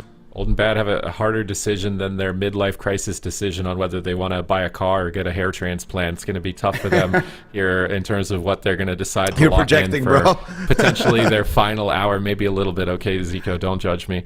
A minute left on their time. Do they think the Shadow Priest went better for themselves? Do they think the Ret Paladin went better? Did they not expand enough on all the available options with the Ret? Because we saw all of the options with the Shadow Priest. We saw them going after every target, and we could see how that was starting to play out. But the Ret Paladin still has some untreaded waters as far as targets if they want to go on the Paladin. So do they want to try and push and see, maybe they can actually kill the Paladin, or do they just want to go back to the Shadow Priest? I feel like the Shadow Priest looked really good for them after they started getting the double fears, but I could see some validity in Frofsy not wanting to play against this team because he was just spam kicked the entire game. I think we bring back the Rogue Shadow Priest, honestly. Unless they have a third comp that, they're thinking about, which very well might be the case. I think the Shadow Priest Rogue, they have a third so comp, good. Bro. I mean, they might. They definitely, I think they could have a third comp available. So I don't know. I just feel like having a Rogue or a Feral Druid into Phoenix Reborn is basically mandatory if you want to try to take these guys down. And we are going to go back to the Rogue Shadow Priest Shaman on Ruins of Lordaeron. So they're setting it up to go after Numless a little bit more here, I think. What are you thinking here, Sid? Yeah, they're going to need to get double fears. It's a good map they can play on the tomb, enabling Frofsy to get to the shot. Although it's kind of up to Zeepai. I feel like if Zeepai is aware that Frofsy's chasing him, he can reposition and make it really hard for Frofsy. But as far as experience, I think the Shadow Priest Rogue looks really solid. They got really far. I mean, they got as close as they could have in the series to a kill with the cross kill. Well, actually, technically, they got a kill. They just couldn't finish off the two other targets in that game. So I think out of comfort, this is probably their better selection. It's up to Phoenix Reborn, though. If they adapt and now know, like, Frosty's going to try and fear you, Zeepai, be aware of that. Stay further away. Keep distance. Try and knock him away before he fears you. it's going to be hard. It's going to be hard for Old and Bad, and you need to reverse sweep now 3 in a row. Every game is going to be harder than the next. This is a tough position to be on, facing elimination. I was just thinking, what if they played Ret Rogue? I swear it could work. I feel like it would be better than the Ret Warrior, actually. Yeah, maybe they're worried about Tana just dying, because like the Warrior helped him a lot with Intervene and with all the triple shockwaves. Although the Rogue probably is going to be able to stun just as much as the Warrior. That's like I think that's probably like a tough debate with the Ret with the Rogue versus the Warrior, but definitely something for Old and Bad to possibly consider. Depending on how close this game is, if they win, and what maps we go to. But the other thing to consider is that Phoenix Reborn will probably pick big maps. So you probably don't want to play the Melee Cleave blind. Also, Phoenix Reborn don't have to play this comp. You don't want to play the Melee Cleave blind. So this could also be Old and Bad saying, like, we're going to have to play this for the rest of the series, so we may as well start getting warmed up now if we're going to manage to pull 3 wins in a row. Yeah, definitely. And we'll see. I mean, the game 1 was honestly one of the best games I've watched. It was such a good game. I mean, even the 2v2 you need to make a list of like the top 5 games from War Within Season 1. That needs to be on the list. Someone needs to put a check mark on that game. Definitely make sure you go see it in the VOD. And I mean, this could beat it. Maybe this beats it. I want this to go to Game 5 now, just so that we can have as epic of moments as possible. Ven still believes that Old and Bad can do this. He believes they can reverse sweep. Rest of us, no, we think Phoenix Reborn are taking this, and I think that's a fair assessment so far, at least with how this series has been going for them. But we're jumping in. It's match point. It's Ruins of Lordaeron. It would be a fitting final resting place, as it is a cemetery, Zico. There it is. We've been waiting. I didn't want to set it up and make it too obvious. You know, I like that shit about you. You don't go for it right away. Sometimes you do it like as the gates are. Yeah. Can't take the mystery away from it. Okay. Exactly. You got to keep them guessing. 2 steps ahead. No one is expecting it, especially not when there's literally a graphic that has it cemented in it. Old and Bad on match point. Phoenix Reborn need to stay alive in this lower bracket. Bleached Bones are not in the tournament. Streamer Zone is in the tournament. They are their direct competition right now for that top 3. So Phoenix Reborn have everything to gain. Old and Bad, of course, looking for the gauntlet right now. I believe in 9th place. So they need to do this, and they need to do it right. We see the opener onto a beautiful leg sweep coming out there for Houston, getting a double there onto Nixie and Prophecy, but Prophecy is going to have his fear tremored there by Zeepy. Now they're going after Numliz, and that will be shut down immediately. So I think the next setup with no Tremor Totem is going to be really deadly here for Old and Bad. Frosty's on the back foot still. Houston has his gas pedal down to the floor. Static Field's there, and they pull Houston away. I love Tana protecting his team with the Static Field totems. I think that's something every Resto Shaman at the highest level needs to be looking to do. You just enable your caster to cast without having to deal with the interrupt and the pressure as well. Tana fakes a kick there, but it looks like he got stunned anyways into a blinding light. Now Nixie is getting cleaved. Frosty is still kind of getting splattered at the moment on this tombstone with that spinning crane kick. He's kicked again on Shadow. He's trying to get pressure onto Numliz here with a silence. Houston into the fear, and you can see Zeepy, he's just playing on the outskirts of the map. He's avoiding that double fear situation, and if he's not in a fear, he can disrupt the kill on the Paladin enough that I think it's going to be too difficult for them to finish Numliz.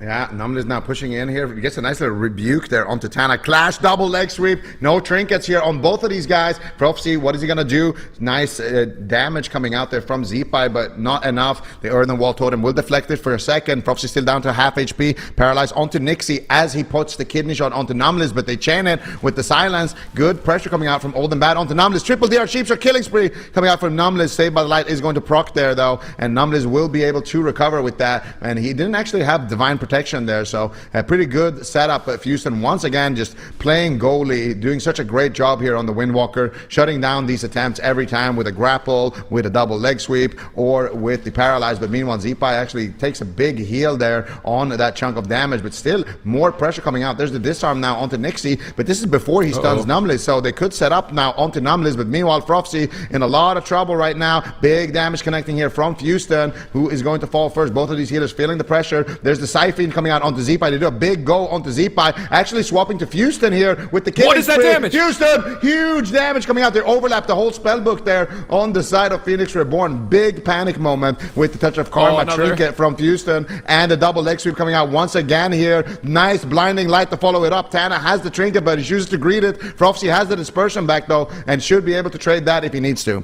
Yeah, I think they weren't expecting Houston to really be a target. That was a surprising amount of damage, and now it's honestly put Old and Bad in a position where maybe they can set up on him in the future. Cheap shots on Houston are peeling him. Zeepai's in Ascendance, though, but it looks like it's not going to matter. Another killing spree over onto Houston, but he gets disrupted. They drop down the sprint totem. Void volley. Going to get those dots up instantly from Frofsy here onto Zeepai. Doesn't want to deal with the interrupts in this position. Kidney shot's going to be sacrificed from Numbliz, so perhaps an opportunity to swap, but now they're going on to Nixie with that Earth Elemental stun. A lot of lava bursts into a Lightning Lasso. Can they drop Nixie? Both teams mixing it up, but Nixie looking, I think, just a little bit too durable in this position. Tana should be able to recover him in the future. Nice double fear. They could set up, but an instant dispel from Numbliz. They're not going to be able to set up there. Zeepai's looking for a Hex. He gets wind sheared. Tana is not letting Zeepai get that for free. Staying at the Tombstone. Into the Lightning Lasso with the silence on Numbliz. Numbliz is chasing Tana to try and kick him. He repositions away from it. Tana's getting a really good game here, but he's got to deal with this leg sweep on the two players. Maybe it doesn't matter. Zeepai, what is this damage coming up from Old and Bad? Just consistently back and forth between these teams, and Frofsy could explode. He has to disperse, and this is looking just as close as game number 1. Yeah, anybody could fall, but Nixie was able to hold on to his Cloak of Shadows in that exchange. Houston, though, with no trinket as well, could be a spicy target, but they're going after Zeepai here with the Siphon. Houston not able to take it down just yet. Finally does manage to take it down. Zeepai down to 20% HP. Numbliz has to trade out the Divine Shield. Now, Numbliz with no Divine Shield and no trinket. Blind's coming up here in 50 seconds for Nixie. Could be a win condition. Frofsy looking for the fear, but not able to find it. That Tremor Totem was unavailable. Nice triple static, though, from Tana. The kidney shot Numbliz here for crowd control, going after Zeepai once again. Paralyzed onto Frofsy, Lightning Lasso onto Houston, shutting it down right now as they go after Zeepai, but Zeepai manages to stay alive for a moment. Numbliz now pushing in aggressively, going for the blinding light. There's the fear onto Houston, and Frofsy now could be in a little bit of trouble during that leg sweep. Has no dispersion here for another 39 seconds, but Zeepai is really the target I'm worried about. Down to half HP right now. Sacrifice will trade here for Numbliz. Tears Deliverance being casted. He manages to get it off. Zeepai with a nice fake cast there. Cloak the Hex, though, from Nixie. Cloaking aggressively here, feeling the pressure, and now potentially setting up for the win. He's got blind up very, very shortly here onto Numbliz. No way out of that one. They could use that to try to take down Zeepai, but they're doing a swap onto Houston right now with the killing spree. Nixie down to half HP. No evasion. He has a Vanish though in his back pocket. No trinket for this Lightning Lasso. Nixie, Void Shift coming out there. Beautiful setup coming out from Phoenix Reborn, getting that major defensive, but now I'm very worried here for Zeepai. They have the CC chain potentially onto Numbliz. There's the cheap shot. There's the full fear. Zeepai, what are you gonna do? The Hex gets interrupted there though. Saber Light procs. Zeepai with the Astral Shift should be able to hold on. The Stone Bullrock Totem comes out as well, and they weather that storm. They're trying to stay in this. Dispersion's available for Frofsy. Nixie has his trinket coming up in 5. They're in a position where they could finish Zeepai. There's no escape mechanisms for Numbliz for the next crowd control, but here comes another swell of damage onto Frofsy. Is he going to be able to protect himself? He's got his Desperate Prayer active and Vampiric Embrace supporting himself for the time being. There's the full blind. There's no trinket. Houston needs to do something, but he doesn't have anything. Tana's got the Lightning Lasso into the fear. A bit of an overlap. Numbliz manages to escape, and they drop the CC chain on Numbliz. A step kick comes through for Nixie, but I don't think that's going to be long enough to topple Zeepai. Nice Hex on Houston, trying to slow down his advance. And Zeepai is just line of sighting for his life right now. They don't want to have to play this series out to game number 5. Nice little knockback there from Houston with that Ring of Peace, bouncing them off and Zeepai jumping through it, but Nixie reconnects. He is mounting an assault. Massive damage is swelling onto Zeepai. They paralyze Nixie, trying to hold him at bay and buy time for Numbliz, but everybody is rotting down. Kidney shot, he gets thunderstormed away. Nixie's just pistol shotting another Blessing of Protection, and Tana wraps around the side, kicks his heel, and purges it off. Nice play from Tana, but Frofsy still not 100% stable. Houston gets feared away. And it looks like Numbliz is going to break out of that crowd control and dispel it right away. He wants to keep his Windwalker on target. It's all about Houston. He needs uptime if they're going to win this. Yeah, Frofsy right now is definitely feeling that uptime. Immediate dispersion is going to be forced right now. They could swap to Nixie. He's got evasion though. Nice swap here potentially onto Houston. Big killing spree. Massive damage coming out. He's got no touch of karma, but he manages to stay alive here. But now kidney shot onto Numbliz. They have the fear follow-up. Ring of Peace to deny the follow-up fear there by Frofsy. Nicely done there actually. He actually didn't have fear there, so Frofsy kind of just baited that out from Houston, but still Houston with heads-up plays here. Zeepai looking for the Hex. Tana caught up in a Hammer of Justice. There's the triple CC, full blind onto Numbliz. Do they have a follow-up? There's the silence. Zeepai feeling the pressure. He's got nothing left here. Numbliz with Lay on Hands actually available. That's his last defensive cooldown, and he's going to send it onto Zeepai and keep him alive. All right, now he's got Divine Shield. They can keep this rotating. Kidney Shot, another swap on Houston. Are they ready for it? He medallions right away. May have to diffuse magic as well. He's going to, and not risk it and play games with this Shadow Priest damage. Double leg sweep. Frosty Trinkets right away with Test Repair, but Tana's in a Hex. He's got Healing Tide Totem down right before the Hex, so that Totem is getting a lot of value. Nobody is killing that off, but now he's in a Hammer of Justice. Can he still be greedy? He's trying to sit through this. Nixie uses the Cloak offensively. A Fear onto Houston, but Divine Shield from Numbless. Does he have the healing to keep Z-Pi alive in this position? He's uncontrolled. Is he going to be able to? It's almost 40% dampening, almost 40% healing reduction. Numbless, all you've got basically is raw healing at this point to keep your Elemental Shaman in this game. Ring of Peace knocks him away for a moment, but Nixie just shadow steps over. Killing Spree. Another attempt onto Houston, but he's got Karma. I don't know if that was the right time to commit cooldowns, and there's a big hit of damage onto Frosty. He's got Disperse coming up now. It just became available. He's probably going to have to press it in the next couple of seconds. He gets a double fear. This is what they needed. Can they finish off Z-Pi? Numbless Trinkets, he sacrifices. He's redirecting damage to himself to buy time for Astral Shift, which comes up in 1 second. It doesn't get any closer than this. Beautiful defensive rotation here from Phoenix Reborn, managing to stay alive for another second here, but Prophecy now feeling the pressure from Houston. But Houston, I'm a little bit worried about this guy. He's got no defensives. They could easily swap to him here and try to take him down. It looks like Nixie's setting up for it. Nice stun though coming out from Z-Pi onto Prophecy. That's going to force the dispersion. There's the swap to Houston. Blind onto Numbless. Full Kidney Shot. Mind Flay. Big damage onto Houston. Beautiful port though. Numbless dwarf ratios to silence and manages to keep Houston alive with just a raw healing. But there's the gouge. Shadow Step Kick. Tana looking for the game-winning Hex, not able to find it. Z-Pi blocks it there with a totem, I think, but Z-Pi now in a stun lock as well, rotting down to the Shadow Priest pressure, and I think Old and Bad are looking good in this potential game 3 here, and Prophecy, Dark Ascension coming out, Mind Flays coming out, full Kidney Shot, Houston, nothing left, Killing Spree, big damn coming out from Old and Bad, and they finally do it, but it's not over yet. The last game went to a 2v2. Z-Pi's gonna try to play this one out. Prophecy's got nothing left. Can they find a Hammer of Justice? No. Numbless pushes in for it, but he gets silenced. And Old and Bad will take this game, but that was absolutely close. Could have once again just ended either side. Old and Bad, though, they are back in the series. Okay, Old and Bad, they're back in it. Makes you wonder if maybe they shouldn't have just gave away that last game and should have just kept going with the Shadow Priest Rogue, because that game looked so much better for them in terms of momentum.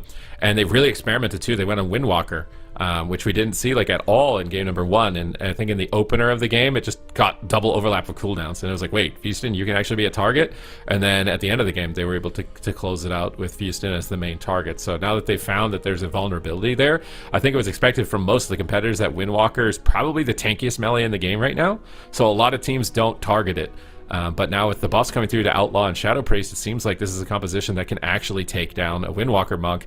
And here, Numbless, he's not in any crowd control. It's just dampening, is reducing healing by 47%, and he doesn't have any cooldowns. So he can't even finish the flash of light before he dies in that position. And they were able to finish him at that moment. And then Elemental Shamans, Z-Pi tried to do his best here with Ascendance and triple Earthshock, but you're probably not finishing a target by yourself as an Elemental Shaman. You got to have somebody holding your hand, I think, a little bit to be able to get the final killing blow. And now Old and Bad, they're going to lock this in blind, I would imagine. And Phoenix Reborn, I mean, this is probably their best comp, so I don't really think they can change. So this series could play out. I think it's going to play out with just these comps back and forth constantly. Yeah, I think you're absolutely right here. So with Phoenix Reborn, they're going to have the map advantage at least, but that Nagran game looked, I mean, it looked really as close as it possibly can get. This game on Ruins, definitely also another real nail biter, but Old and Bad did win that one. So where do you even go if you are Phoenix Reborn here? I feel like the map is not going to matter too much. You probably do want a larger map though, just to deny the fears as much as possible. But still, I feel like it's just going to come down to who plays better. You want the larger map because the Windwalker never switches targets. So the Rogue is the one that needs to switch targets, and he's going to be moving around. So you want the big map to limit Nixie's ability to move. So I think that's the main thing here with them going to Empyrean Domain. Now, they could play some demo lock maybe if they really wanted to with a big map. But I don't really think it'll be good. I think that this Windwalker comp, I don't want Houston on the bench, man. I actually think that Phoenix Reborn, maybe this should just play this comp literally the whole way through the tournament. I think if they can polish this comp, that it looks really good for them at the moment. It could be threatening as well against even teams like Echo into the future, but they're taking their time to think about it. Maybe they want to talk about strat as well, see how that played out. If there's a better way to protect Houston as a target, like cooldown rotation, they need to maybe discuss that. for this game because he was a target, and he could be, you know, vulnerable on a big map. You could pull Fusen behind a pillar and stag field him out of line of sight and stun and kill him. So that's something to consider as a possible win condition for Old and Bad. But I do think it would be surprising, but not totally out of the bag as far as maybe Swapsy coming in, just because they did use him in the open bracket. Yeah, it's a hard choice, right? Because if you're Phoenix Reborn, this is the game where you can afford to experiment and swap something in. But I don't want to see the Demo Warlock, to be fair with you. I don't want to see the Affliction Warlock. I don't want to see a Warlock in this matchup. I feel like Frofsy right now is just going to be top damage no matter what you bring in. Phoenix Reborn, they knew what they were facing as well, right? So they're going to lock in the exact same thing. And I think this makes sense, right? Because Phoenix Reborn, they know ahead of time, okay, we're going to be going up against Old and Bad, and this is probably what Old and Bad is going to be running, because that's, you know, been kind of their bread and butter so far in the tournaments. So this is, you know, Phoenix Reborn's response. The moment you start switching away from this, you're kind of losing faith in your main comp, and that's when you get reverse swept. That's when things can really spiral out of control. So I think for Phoenix Reborn, sticking to this is a smart choice. Just try to utilize the map advantage that they have on their side. Empyrean Domain, definitely a solid map here to work with. It's a large map. They can limit Nixie. They can deny the fears from Frofsy a little bit better, and maybe even get some drinks onto Numliz, because I feel like the mana is so close between both of these healers. I feel like in deep dampening as well, Tana really showcasing just how good Resto Shaman is. A lot of people wrote Resto Shaman off. I wrote Resto Shaman off, but Tana is definitely showing just how good it is. And I think, you know, North America is watching. There's a lot of Shamans there who potentially are going to be looking at this and thinking, hey, wait, we can run that. We have Shaman mains on our team. Yeah, I think particularly for, you know, you're alluding to the move there, trying to leave it lingering a little mystery, but the move. But even Cedo, I think, has been picking it up a bit. Like last week, he tried to make it work, and it just didn't. But maybe this week, it could work for them as a roster. Although I think Sam is dealing with Cedo got a win with it. It looked sketchy, but he did get a win with it. Okay, so he got one win with Shaman. Now Shaman's better. Maybe they can get 2 wins. And just, you know, week by week, one win, and then you're beating Welcome to the Jung. But it's still match point here between Phoenix Reborn and Old and Bad, and this is a series that, when it's this matchup, looks so close. It's constantly back and forth. It's all about Houston maintaining uptime on the Shadow Priest, and then on the opposite side, Nixie just swapping targets and really making their next attack unpredictable.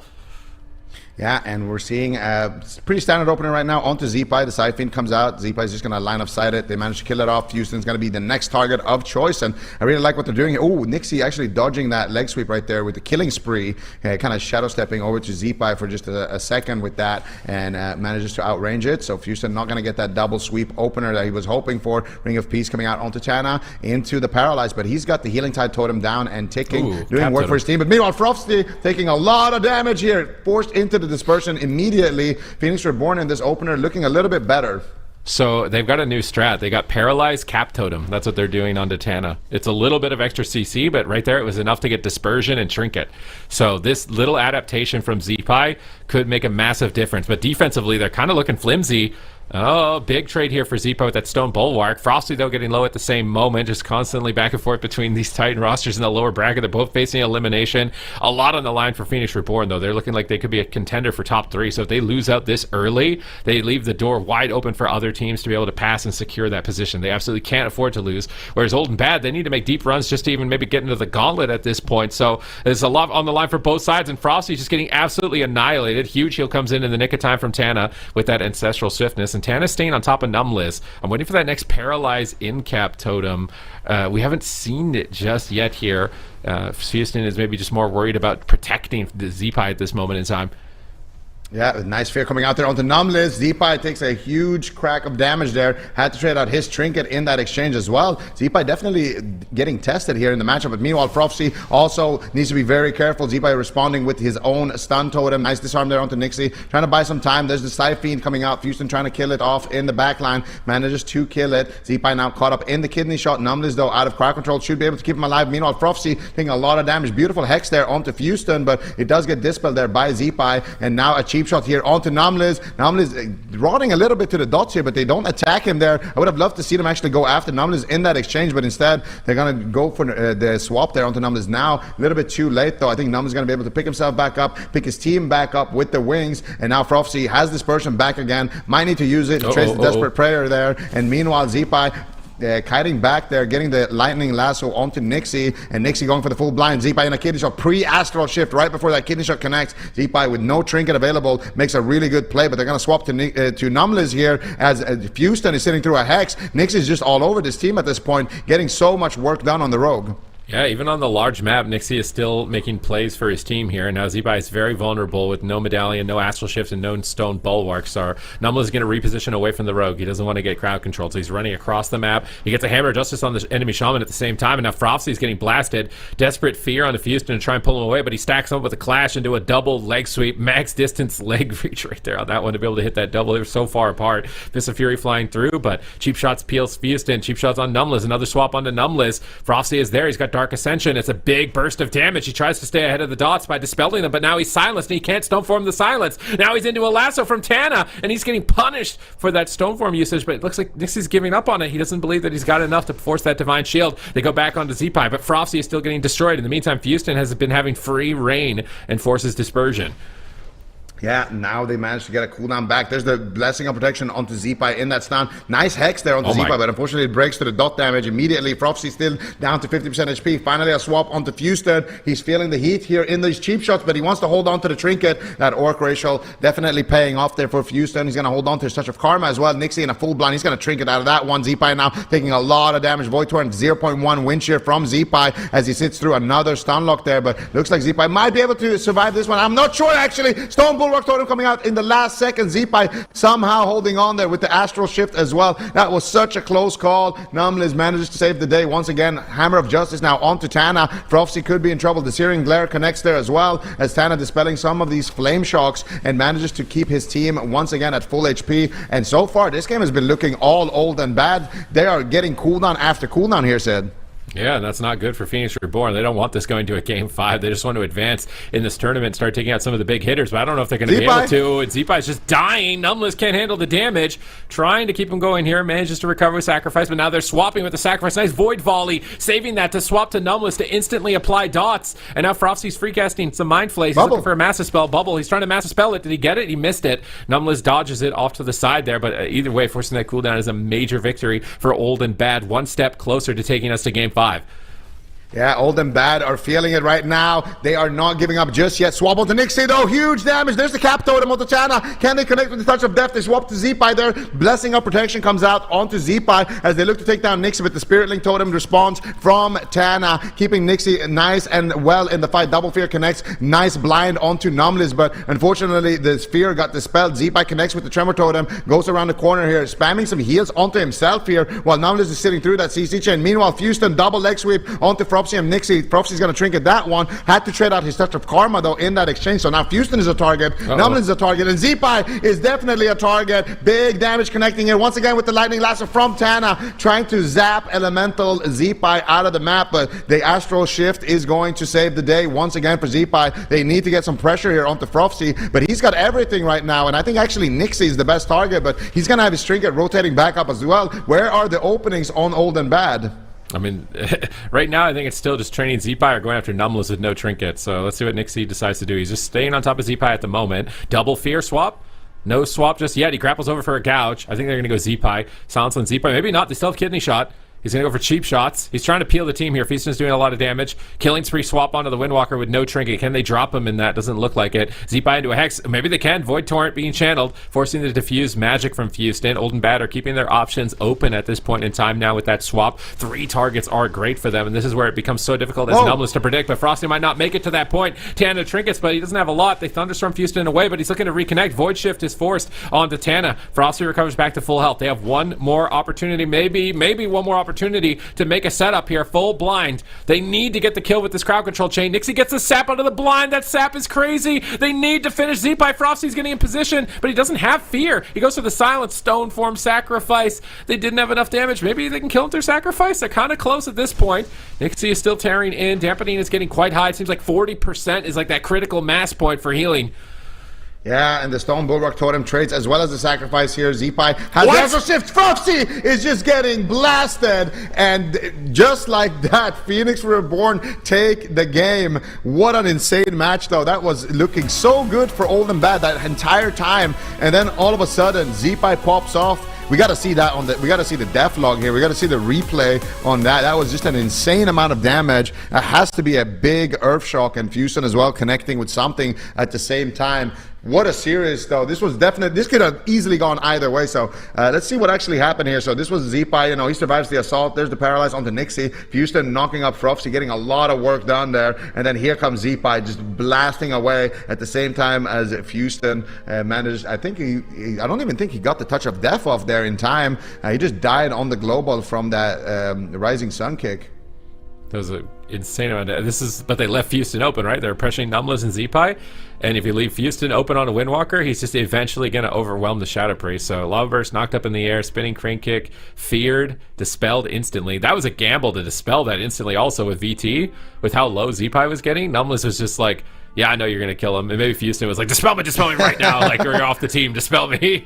The game is over or something. Like, that was an instant dispel. Look how fast he dispels him when Zeepai has this low health. Like, you get horrified when you dispel Vampiric Touch, but he risked the dispel here, even when Zeepai was just so low. He dispels him and Fusion just tears him apart.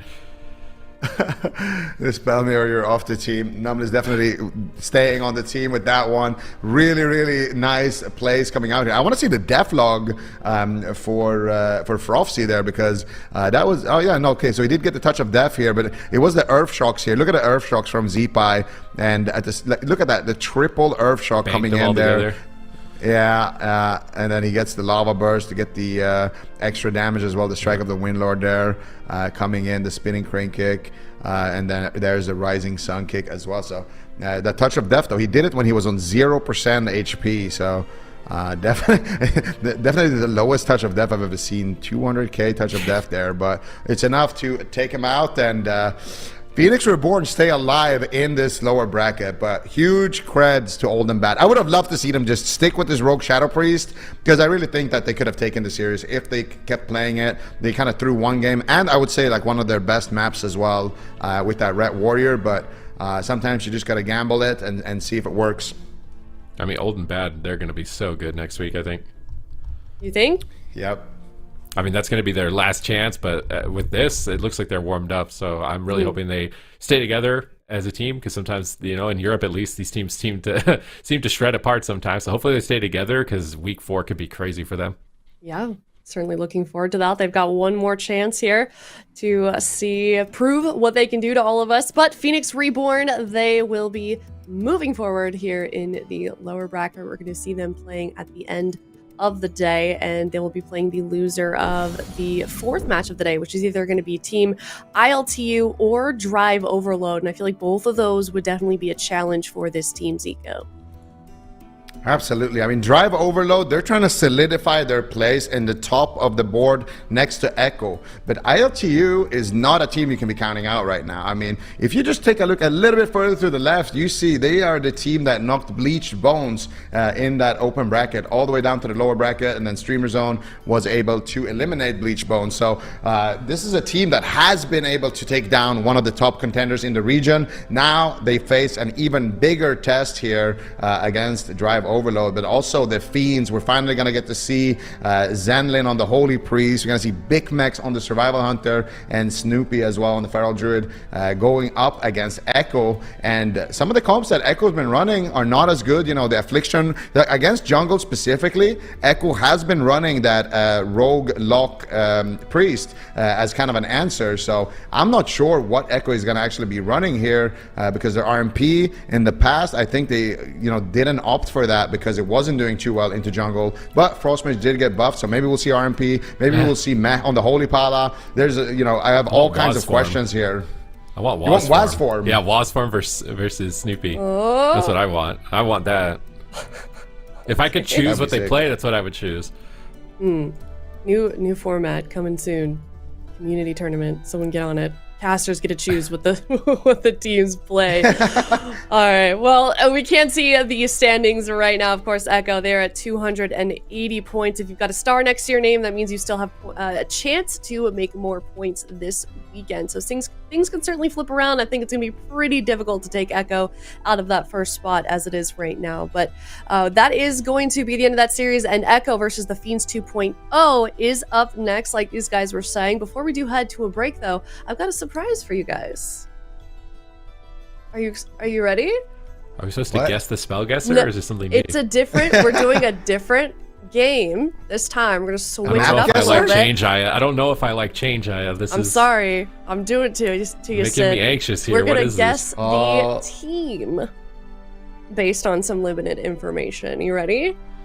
The team. Can it be Okay. NA or EU? Can it be any year? What are the limitations on this? We'll find out. All right. So we're guessing the team that has the WoW logo based on these matches. And keep in mind, they this could is have hard. had different roster names. Okay, so But they're the same Echo? roster. Echo 20, is yeah. what's- I think Echo. Echo. Is it just all Echo? Did that what we Echo think? lose to SK Gaming in 2022? I don't know about that. I know. Okay, so the Oh, one that it's says either cup cross too. It's like region. it's a cup. I don't remember a cup from 2022. I think it's Echo. So They lost to AWC Hula Bang in a cross- cup, right? Okay. Yeah, they lost to Hulibang in the cup, and they won cross region finals against Kauai. Yeah, and they won the Guild Clash against. I think it was. I don't remember Method. Is it just at the Guild is Clash. it one answer for all of them? or is it different? It is. Yeah. It's one Yeah, answer for all of them, but the same. Okay, then it's roster. Echo. Yeah, Lock it in. okay. I think it's Echo. Yeah. All right. Lock it in. Lock it in. Is it Echo production? Woo! Hey! You guys nailed that We're one. That owning was up the new good. game. You guys are better at that than the spellcaster. Now are they going to show the logo in different colors? Yeah, I guess yeah. it's already given this away. Is, this is them when Oh, yeah, they they were formerly not Echo. Kungarne. Yeah. Yeah. Is that like a perfect guess if you guess their former roster? You name? could. I mean, yeah. If we wanted to. All right. Well, do we like the new segment? More challenging or less Yeah. challenging than spell guessing? I feel like Kind of could depend on the team. Yeah. That's true. It could be more challenging. I feel like they set us up with a nice one, you know, like a nice kind of easy one to begin with. It could definitely get more tricky if you have to guess like team that plays like 7th in like you know all of the cups Like or you're something. only in the that would be offline crazy. games or something. Yeah, that would be insane. Yeah. Okay, we're giving them ideas. All right. Well, we're going to head to a break. Let us know if you were able to get that guess Echo for that new segment. But we're heading to a break. Echo versus the Fiends 2.0 up next.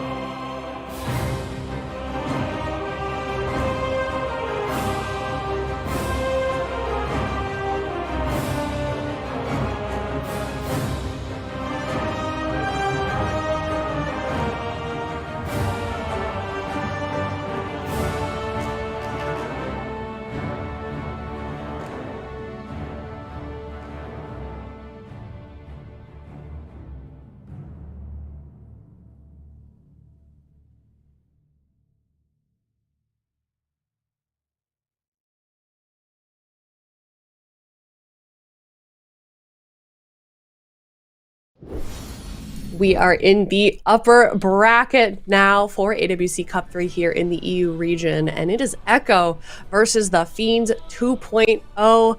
I'm incredibly excited for this one. The Fiends 2.0, they've been ramping up Echo. However, they are in that top spot right now, Super T's, in terms of standings. Yeah, I mean, no one's been able to knock them out completely from a tournament. First Cup, Drive Overload took some games from them. Cup number 2, Phoenix REBORN beat them in the upper bracket, but then they got totally destroyed in the grand finals. So now the Fiends powered up, bringing in Snuppy here to try and get some work done. And they play a very different composition with the Holy Priest, with the Survival Hunter. So they're really hoping that kind of like curveball element will catch Echo off guard in the series. Yeah, I think so. I think so as well. I mean, Echo, how do you feel like they've kind of been playing the past couple of tournaments, Ben? You know what's interesting is Echo actually did something they've never done before, which is they streamed their open bracket games on Wednesday. So we got to see kind of their qualification process, and I'm not gonna lie, they looked absolutely flawless. Like, I was watching Waz, and he just looks like a machine playing on Rogue with his communications, you know, how effective he is with his globals. Like, Echo is definitely a different beast. And just watching the open bracket, I literally just put all my predictions 3-0 Echo for the whole tournament. And I mean, it's not a bad bet ever, but yeah. That being said, the Fiends, they're such an interesting team. They're just so lovable. Like, all the 3 members on there are just, they're all so sweet. They're all so nice. They're incredibly good at their classes and their specializations as well. See Zenelin, ooh, time to lose. Hopefully he's feeling a little bit more confident than that, and that's just for show, you know, to throw Echo off their scent. So we'll see. Maybe. I don't know if we have the tweet or not, but I know that there was a little bit of rivalry and banter between Chanimal and Bikmix about getting world first 2400 solo shuffle. Bikmix was like 2393 rating or something. He was 1 game away from it. He got a 0-point win, and then Chan just tweets a picture at him, beat you to it, and he got 2400 solo shuffle like 1 lobby before he could get it. He didn't even tweet it at. He DM'd the guy. DM'd him. Directly DM'd. Look at that. Man, just received the saddest really DM cheeky known to about this too. Just a little gift too. My goodness. So there's going to be that on the line as well. Big Mix might be able to get revenge on Chan for stealing his world first 2400 solo shuffle title. I didn't realize that's how close they were. That's incredible. All right. Well, I mean, we'll see if they're that close here in this series, but it might prove to be difficult just based on, you know, some of the things these guys were already talking about. But can we take a look real quick at our predictions? It sounds like, Ven, you were a quick 3-0 for Echo, but everybody else, okay, Sid, you agree with me? 3-1. We think the Fiends could, you know, do a little bit of damage here. Yeah, but Zico's different than all of us, so we might just all be getting another -1 on the perfect predictions. But he has a lot of faith in the Fiends here with the Holy Priest. I think it really depends on what Echo play in this series. I think like a Feral comp themselves could actually be really good. Like a Feral Mage even possibly. I don't know if we'll ever see that from them, but it seems really hard for Jungle to beat Feral Mage specifically.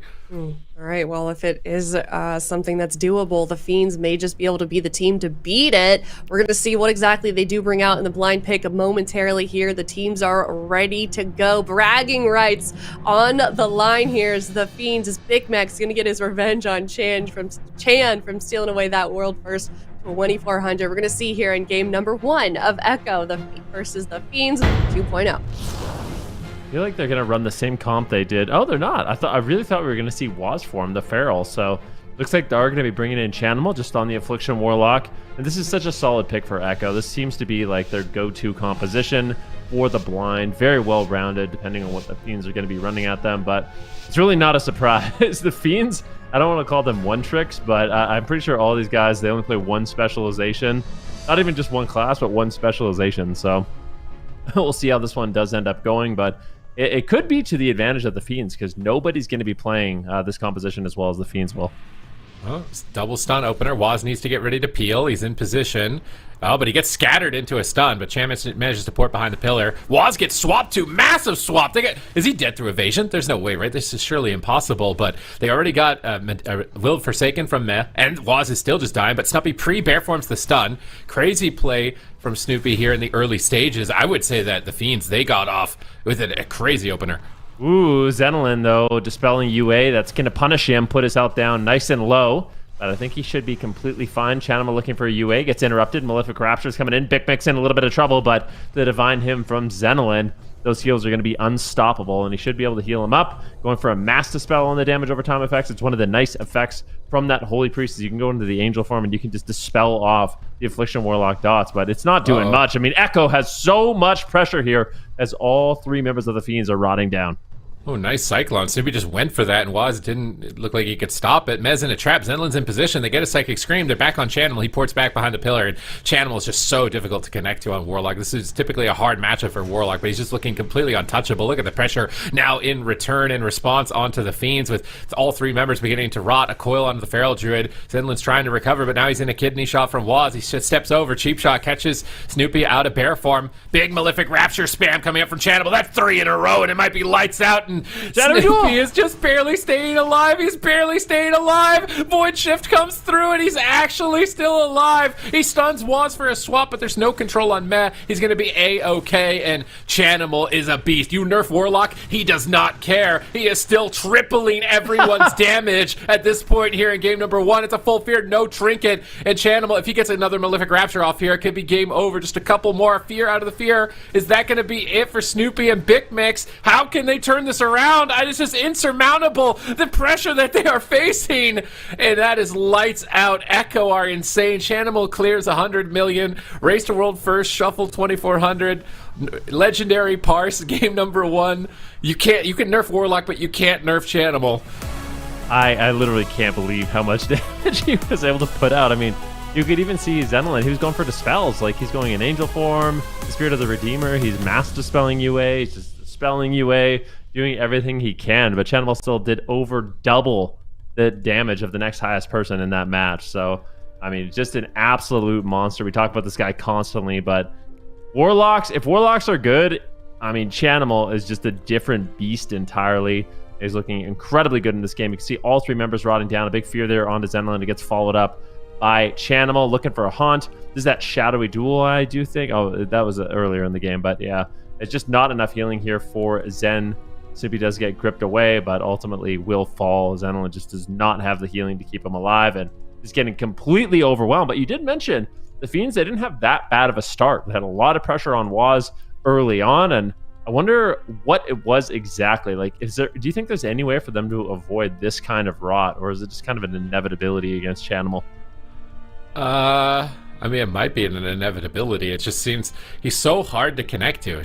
It's been his reputation on this class for I don't even know how long at this point. He's just the hardest Warlock to actually stay on. So they end up going on Waz just because Chanimal is so untouchable with his kiting and his positioning. So, and they got a lot of cooldowns, but then they could never really capitalize on that initial push.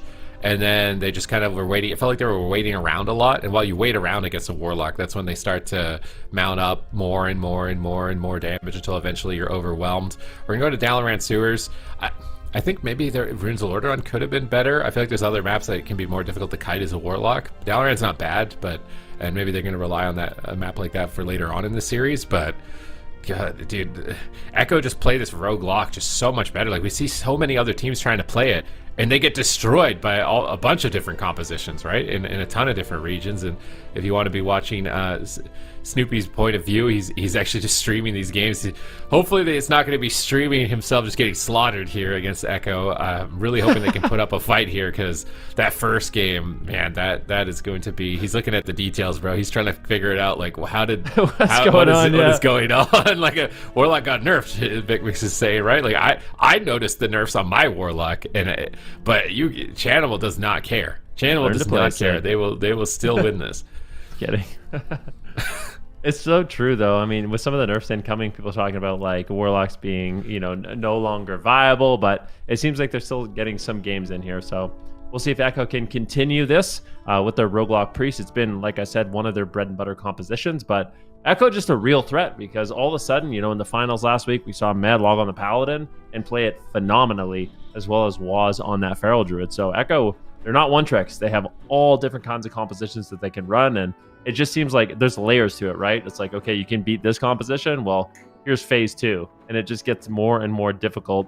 And that's why, like I said, after watching Waz's open bracket games, I was like, all right, Echo 3-0, and I'm getting the perfect prediction this time. We'll see, though, if the Fiends can do it. Can they put a point on the board? We are going to Dalaran Sewer, so a nice small map. It just seems difficult for there to get anything going. And I mean, such a big part of this, to me, for Echo, is their teamwork. It really comes down to teamwork. I mean, we're highlighting Chanimal a lot, but the way you enable an Affliction Warlock is by being a really good rogue, that is gouging off targets and stunning everybody, and just really enabling your Warlock to get those casts off. And it is such an important part of Echo's success. Okay, let's see if they can manage to pull off a win here. I feel like you just got to run in there. Zenlin hit a huge UA dispel early on that I feel like set their momentum back. So maybe don't dispel the UAs, trying to stay ahead of the damage and keep your momentum going in the initial front, because their opener was good and then just everything fell apart after that point. Channel's playing on bottom side here with his portal on the ramp, so he's going to wrap around the corner when they open. Flare almost hit Waz. That could have been a great start for Big Mix. He's tossing out the traps, trying to find Waz out of stealth. Waz is clinging to the corner. He finds Waz with a scatter shot. This could be another great opener, and Chanimal gets feared. They're going after the rogue. They get trinket evasion immediately. Now they just need to retreat away or keep pressure on the Warlock. Line of sighting, avoiding damage, and then setting up on the rogue again, I think could be a way to victory for them. Yeah, Chanimal getting stunned up. Waz trying to set something up for his team. Immediate Spirit of the Redeemer there by Zenlin, just bombing out heals in angel form. Unstoppable, but Chanimal's just going to portal away, so it's not going to be super effective. Man, a really good spot here with the huge Dark Reprimands as well as the Rapture, keeping Waz nice and healthy so he can remain aggressive. But these hit and run strategies, this might be the key here for the Fiends. Just avoid as much damage as possible when you don't have crowd control. Now make the push when you do, but Chanimal punishing. He gets the coil on a Big Mix, full kidney shot onto Zenlin, and Waz is really shutting down this attempt. Yeah, Waz cloaks here during the freezing trap. He's going to take 0 damage. They're forced to go after Chanimal. He's got his port still on that corner side with the ramp next to Met. It's an interesting positioning. So that way, if Zenlin wants to push, he's going to go out in the open to this ramp to try and get a fear, which means Chanimal can control him, Waz can control him. So very interesting positioning, because typically the Warlock will play on the boxes, but Big Mix is taking so much damage right now from Met and Chanimal. Is he going to go down? This ultimate penitence is raining down terror against the Fiends right now in game number 2. Waz still has no medallion. Can they catch him? They get double feared here by Mez. He used the gateway, I believe, there to get in a position, but I think it's over. Big Mix is just dying. The dots are up. He could die through Guardian Spirit at this point. If with a couple more ticks, he gets cheap shot. He has to trinket Turtle. And it just seems like Chanimal, man, when he is able to get a grip, it becomes just so unrecoverable. Waz's trinket's coming up in 30 seconds. If they want to win this game, they got to do it fast. Yeah, Waz's timings on those shadowy duels are just absolutely lethal. It's really nice to see. Snoopy right now is rotting down to about half. Zenlin trying to keep him alive, but he's met with a cheap shot. Is anyone there to follow it up? It doesn't look like it just yet. Zenlin, crowd control will subside, and he should be able to top off his team. Big Fear's coming in as well from Matt, trying to slow down the offense here from the Fiends, but they're rotting down. Finally, some good pressure here for the Fiends. Both Waz and Chanimal are under fire. Big Mix line of sighting just a little bit, wants to avoid some of those haunts, but a big haunt lands here onto Snoopy. Do they have any crowd control on Zenlin? Mass Dispel on the first Cyclone. Beautiful control here by Snoopy. That's a nice knock as well. Chanimal just going to port. Wants to remain aggressive. Gets the coil here. Is there anything on Zenlin? No, he preemptively uses the Spirit of the Redeemer to avoid that crowd control and keep his team alive during this setup. Yeah, they're alive a bit longer. They get another trinket from Waz. Waz is moving in, though. Cheap shot. He gets cheap shot on a Big Mix. Swapping back to Snoopy. Is he ready? He's in Bear Farm renewals. He pre-renewals, pre-bears. Zenlin's trying to get in his line of sight, but the dots are slowly ticking their lives away. Snoopy, he fakes a kick there. Nice. He gets a clone on the rogue. No trinket. Stun, trap. Setting up damage on Chanimal. Full stun. Good setup. Nice chastise. They get on any resolve. Can they kill him through it? They get a clone. Snoopy's popping off right now. It's massive damage, and Meh needs to be ready. Hellstone trades, and he's still dying. No more CC, though, and Meh can connect a big heal, I would imagine, in the near future. Nice disarm on Waz. And Meh's trying to get in a position, and it's not going to be able to. Full blind Zenlin trinkets. There's the smoke bomb. This could be it for Big Mix and Snoopy. Look at this damage starting to rain in on the whole team, but Chanimal isn't 100% safe. He gets gripped back upstairs. Big Mix is trying to disengage away. He's got basically no defense at this point. Next stun DR, and I think it might be game over for the Fiends. Oh, cheap shot comes in. Snoopy's forced to trade out his trinket. He's still in a lot of trouble, though. This rot pressure is immense. But behind the pillar, they should be able to recover. No, full kitty shot lands. Chanimal, Meh. They are closing in. They want to end this game. Cheap shot. Is there any fear to follow it up? A full fear from Meh. And Big Mix, I don't know how he's going to survive this one. The Lightwell paying dividends right now for Zenlin on that Holy Priest. I can't believe it. The Lightwell actually keeps him alive. And that's why you bring in the Holy Priest. That's why you play around the light well in solo shuffle, dude. Big Mix rotates around that light well on the side is the only reason that he's alive during that CC chain right there. They get a full trap. Can they actually do it? Chanimal is the target. Is he in range of his port? His port's right. They knock him off the side. Insane knockoff into a clone onto Mech, and they actually take down Lord Chanimal on this Affliction Warlock, just raining down terror. He fakes the kick. Chanimal is free casting, connects a Haunt out. Full dot Shadow Bolt procs for everybody, and Snoopy dies through Barkskin. Echo have so much damage. Yeah, Echo is looking really difficult here. I like the way the Fiends played this one, though. We kind of talked about, like, what can they do to avoid damage? And they did it this game. They line-of-sighted a lot more. They kind of tried to go for, like, a more of a hit-and-run strategy, but it's kind of a difficult strategy to pull off against a team like Echo. They manage their diminishing returns so well, so when you do make those pushes, they're able to punish you with stun locks. We can see here kind of the final moments of this game. I think this is where Big Max barely held on with that light well. See Snoopy's point of view here in bear form, tanking it out. And yeah, it's just so much pressure coming in from Echo. They're trying to recover, though. Interrupt here onto the Cyclone from Snoopy as they're trying to make some sort of attempt to make a push here onto Chanimal. But once you're in the open, it just becomes so incredibly difficult. A beautiful coil there by Chanimal on that stun. So he goes for the Cyclone. That knock was beautiful by Big Mix, but it's kind of like, okay, you knocked him into the open, but now you're so overextended. You're off stun DR. Zenlin gets caught into a cheap shot. Waz controls the entire team, and it's just a barrage of Shadow Bolts set to close it out. So really good final push there, but it's like those risky moments that can backfire. But you kind of have to take those risks, I feel like, in this matchup. Yeah, I mean, this was a play. I like the Vortex as well to try and catch Chanimal on his portal. And they were spam rooting him as well, so he couldn't trigger it. But faking that kick was just the final nail in the coffin. He got so many casts off there. If they had landed that kick in that instance, then he would have got no damage out. He would have been pinned, and maybe they could have turned that around for their side. Also, I don't know, could Zen have avoided getting feared there? I don't know if we're going to watch this again, but like, Zenlin's in a fear at the end of this game. Could he have avoided this? Was he trying to fear Met out of a clone? No, he doesn't have it. He feared Waz into the corner. So where does Zenlin go amongst? He's trying to get in line of sight of his team because they're dying, and then Med just sneaks up on him. Was it a kidney shot? Yeah, Waz steps in. Yeah, he can avoid it. He can't do anything about it. He GS's and he dies through GS. Oh, technically GS the Hunter.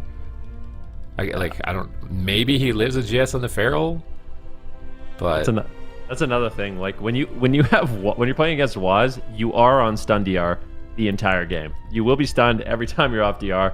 That's pretty much a guarantee in these games, and more than likely Matt and Chanimal are going to be there to follow it up. So really good control coming in from Echo. The Fiends, not a bad game. Really respectable final push in those moments, but just getting a little bit overwhelmed in that positioning. And looks like we will be going to a small map again. So the Fiends, they want to make it small. We're going to Hook Point. More than likely, once again, just going to be a Warlock race. But Chanimal ain't no ordinary Warlock. He is really difficult to take down.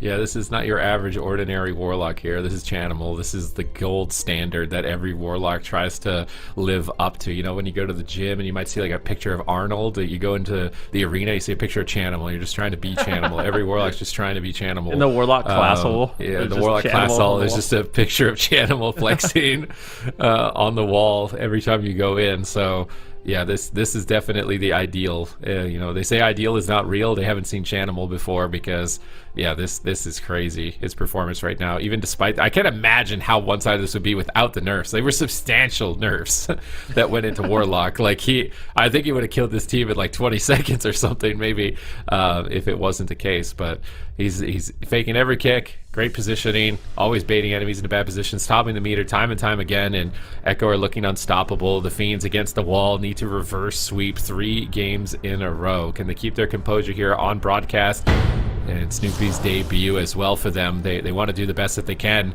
with that roster swap in order to try and at least, I would say, get into the gauntlet for the War Within Season 1 Grand Finals. All right, here we go. Echo, are they going to 3-0? The Fiends, can they battle it back? This is an upper bracket game, keep in mind. So the Fiends in this tournament have done such a good job. Still in that upper bracket. Even if they lose here, I still feel like there are a lot of signs of life for this roster. They've already defeated so many good teams. Echo is kind of their final boss here in their upper bracket run. Can they do it? It's going to be difficult. The games so far have looked heavily in favor of Echo. All right, game started here. Was not popped out of stealth just yet, but Big Mix has found him 2 games. Even finding him, this hasn't really mattered. And Waz just staying right behind Chan while he's expecting the Feral Druid to open, so he's trying to like immediately cheap shot the Feral Druid if he stands on top of Chan in this position. It's kind of risky because he could get flared. So he's just he's really that's hoping the best spot to avoid flare. You really think so? It could be just right on top of the Warlock. You never hunters ever do that. Like you know what I mean? They ever just throw it on like the Warlock. Maybe this is just like some super big brain strategy here by Waz to avoid any kind of flare. This is why you backpedal keybound. Oh, the pet ate a trap, but it pulled Waz out anyways. Oh, and they get a double fear. All that effort to try and avoid the opener, and they get caught anyways. But Chan just ports away, immediately looking completely untouchable. Waz, another swap on Waz. I don't know what it is in this first minute, but they make it look so terrifying for Waz, and then it just doesn't go anywhere after that. Yeah, it's that first trap. They do get the some cooldowns here. The Dark Pact from Chanimal, so he's got no Trinket, no Dark Pact, so not a huge loss. Looking for Fear right now. Do they find it? It's a full blind on Zenolin, a full Fear onto Snoopy. Big Max is all alone right now. Waz is there to follow it up with a full sap on Zenolin. Nicely done there by Waz. Waz really trying to connect, but unfortunately, he's just rooted up. Great control there by Big Mix, just trying to slow down this offensive pressure coming in from Echo, but a full stun lock lands. Here comes the shadowy duel. Zenolin is there to try to get into the bomb, but he gets clotheslined with a cheap shot. That gets denied. Shadowy duel could potentially come in here for Waz. He's holding onto it, realizing they get the Guardian. Probably not going to be able to take him down through that, but this shadowy duel could be lethal for Waz coming up here shortly. Okay, let's see if we can connect it. Full clone onto the healer, but it looks like Big Mix and Snoopy are in trouble. Snoopy gets gripped back to the port. I like that positioning from Zenolin to grip his melee back to the Warlock portal, but he might have just gripped them into their own demise. Everybody is dying. Full fear. Willed out. Might be into another fear from Meh. He's wrapping around the backside. He gets rooted by Big Mix. Here comes the shadowy duel. Waz can't finish him, and Snoopy recovers for another moment. Chanimal is still just free casting around the corner. Big Mix into DR stuns. Zenolin is doing his best amidst the chaos to try and recover his team and get them stable for the next offense. Can they finish Waz in this match? Can they put a point on the board? They force Mez Trinket, I think, for the first time in the series, and they are as close as they have been so far throughout this to getting a win. But Waz, is he sealing the deal here? Nice interrupt on the fear from Snoopy. And I don't know if he'll survive because Chanimal is still there with the coil. Oh, he swaps right before the fear, but it wasn't a huge amount of health. And Zenolin is feared into the corner. It's so much damage. Chanimal, Lord Chanimal, once again here on match point, overwhelming Snoopy. He pops his survival instincts to try and reduce some of the incoming pressure. And Zenolin, he kept him alive. He's got Angel. They're alive. They're all alive. And they have a chance. They have a chance. There's no trinket on Waz. There's no trinket on Meh. He pre-barriers the clone. Oh, can they fear Waz out of the barrier and get a stun? They fear stun him out of the barrier. Insane setup. They need more CC on Meh, though. It's not there. He gets the pain suppression, and Waz will survive, but a valiant effort nonetheless from the Fiends. Yeah, cheap shot comes in. Full fear on Zenolin, and Snoopy is all alone. This is going to be the bark skin. He's in bear form. Is he going to be durable enough? Gouge on Zenolin. It's just never-ending crowd control, and Waz extends the chain and takes him down. I feel for Zenolin in this one. He got controlled so much in this match. Echo's just so on point in terms of their crowd control. They will take this series 3-0 and advance. Really beautifully done there by Echo. The Fiends, they put up a good fight, but this is just not their matchup. Thought there was going to be a miracle when Meh pre-barriered, knowing he's going to get stunned, but then the fear pathing took him 1 inch out of the barrier, and it's like, maybe he'll die there? No, not going to die. And then as soon as he doesn't die, everyone on the Fiends is just absolutely getting destroyed. As soon as they don't win in that little window of time, the Death Star just immediately fires their lasers and they explode. And that's going to be 3-0. Echo looks so strong this week. It's great. You nerf them, they come back stronger. Doesn't matter. Just look at this, okay? Look at what Waz does. He just vanishes off immediately, just on a dime. Just instant cheap shot on Zenolin. Follow it up with the fear from Met. Cheap shot on Big Mix. He's not going to be able to peel. Full kidney shot. Big Mix trinkets out, but Waz is just immediately there to follow up the fear with a cheap shot into a gouge, and they just don't drop a beat. It's just insane. I don't know. We talk about Echo a lot, but they're just so impressive. I don't know who's going to beat this squad. We'll have to wait and see who's going to be the challenger to get it done. It looked like Bleach Bones were the team that was getting the closest last week, and then they don't make top 8. So it's like, They left us. They abandoned us. what is going on? EU needed you most, Bleach Bones, and you weren't there. vanished. And they vanished. Oh, boy. Yeah. All right. Well, that is another 3-0 for Echo. Another quick 3-0. The Fiends. Zen, unfortunately, did predict that one correctly for his team. But that is an upper bracket series, so they are not quite out of it just yet. They're going to be dropping down here, and we'll see them. We'll see them fight another day. But I mean, you guys kind of already said it. Didn't really seem like there was much more we could do from them. I mean, if we were to have that be a rematch, what would you want to see, Sid, if anything, from the Fiends? I mean, Zenlin's not going to do it, but he's probably going to have to get off the Holy Priest, but he's not Not going to do happening. it. So I don't really know much more that they could do. We already saw Saul betray Enhancement Shaman. I don't think Yeah. we'll see Zelda You betray don't Holy want to Priest. see No him more alts. betray Holy Priest. All right, well, we'll see if they have an answer next time if we do see a rematch between those two teams. In the meantime, though, they are going to be dropping down, as you can see, to face off against StreamerZone.gg. How do we feel like this team, the Fiends, does against maybe some of the StreamerZone comps like Jungle then?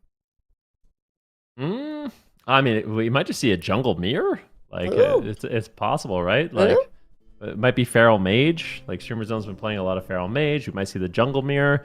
Could make for a very interesting matchup, though, because I don't think for the Fiends that the Holy Priest is that bad in the jungle matchup. So it is something that they could potentially win. Okay. All right. Well, as we can see, Echo up there in the semi-finals, waiting for an opponent from that series that you can see in the quarterfinals, ILTU versus Drive Overload. So with that, we are going to wrap up that series. And before we do head to a break, we're going to go back to the former game we were playing, Guess the Spell Icon, before the break. You guys are ready? Yes. Go, Sid. All right, we got to get this. Yep. Hopefully I Redeem can ourselves. be as strong as Zico was for you guys in the last one. Do it for I believe Bleached it. Bones. Do it for them. For Bleach. All right, let's check it out. Let's see. Open what's behind door number 1? Anticipation.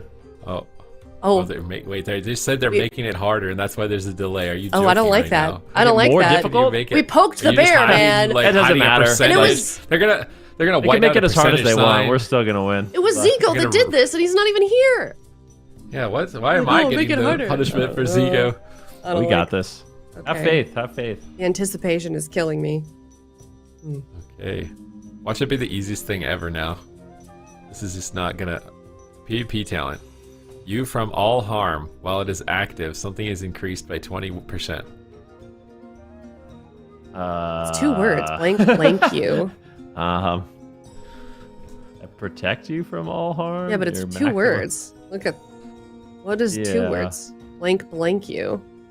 I need to see the multiple choice. This is a question I'm Shield not you answering from all without the harm, maybe? multiple choice. No. No, because that's Oh, yeah. no. Yeah, that doesn't make sense. What, We need the 2 multiple choice for words? sure. This is Yeah, two. give us. Well, it The is. spell warding is maybe something, but I don't think it increases anything by 20%. Glimpse. Hmm. No. Zen focus tea? No. It's not preserve nature. Sure. I don't think that's a thing. I don't even think it's an ability in the game. Can you Zen imagine? focus tea? I think glimpse is the only thing. What is it? That Do would you know what Veil of Midnight does? It's the removes physical things, but I don't think it increases anything. But then what is glimpse increasing? Oh my goodness. Is it Zen Focus T? With No, a it's not talent? Zen Focus Tea. I'm very confident in that. Would they put something that's not even in the game? Like, by process of elimination, I feel like I'm It going should to be go with Glimpse. Preserve Nature, just because I've never even heard of it. And the other ones don't make any sense to me. Preserve nature is not a talent in the PvP talent.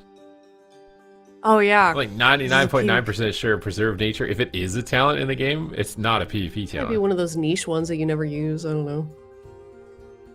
Oh, is it the Guardian Druid one? No. Oh yeah, they throwing Yeah. tank things in here. I really Could be a- don't think it... It's not Veil of Midnight. 100% not Veil of Midnight. It's not Zen Focus Tea.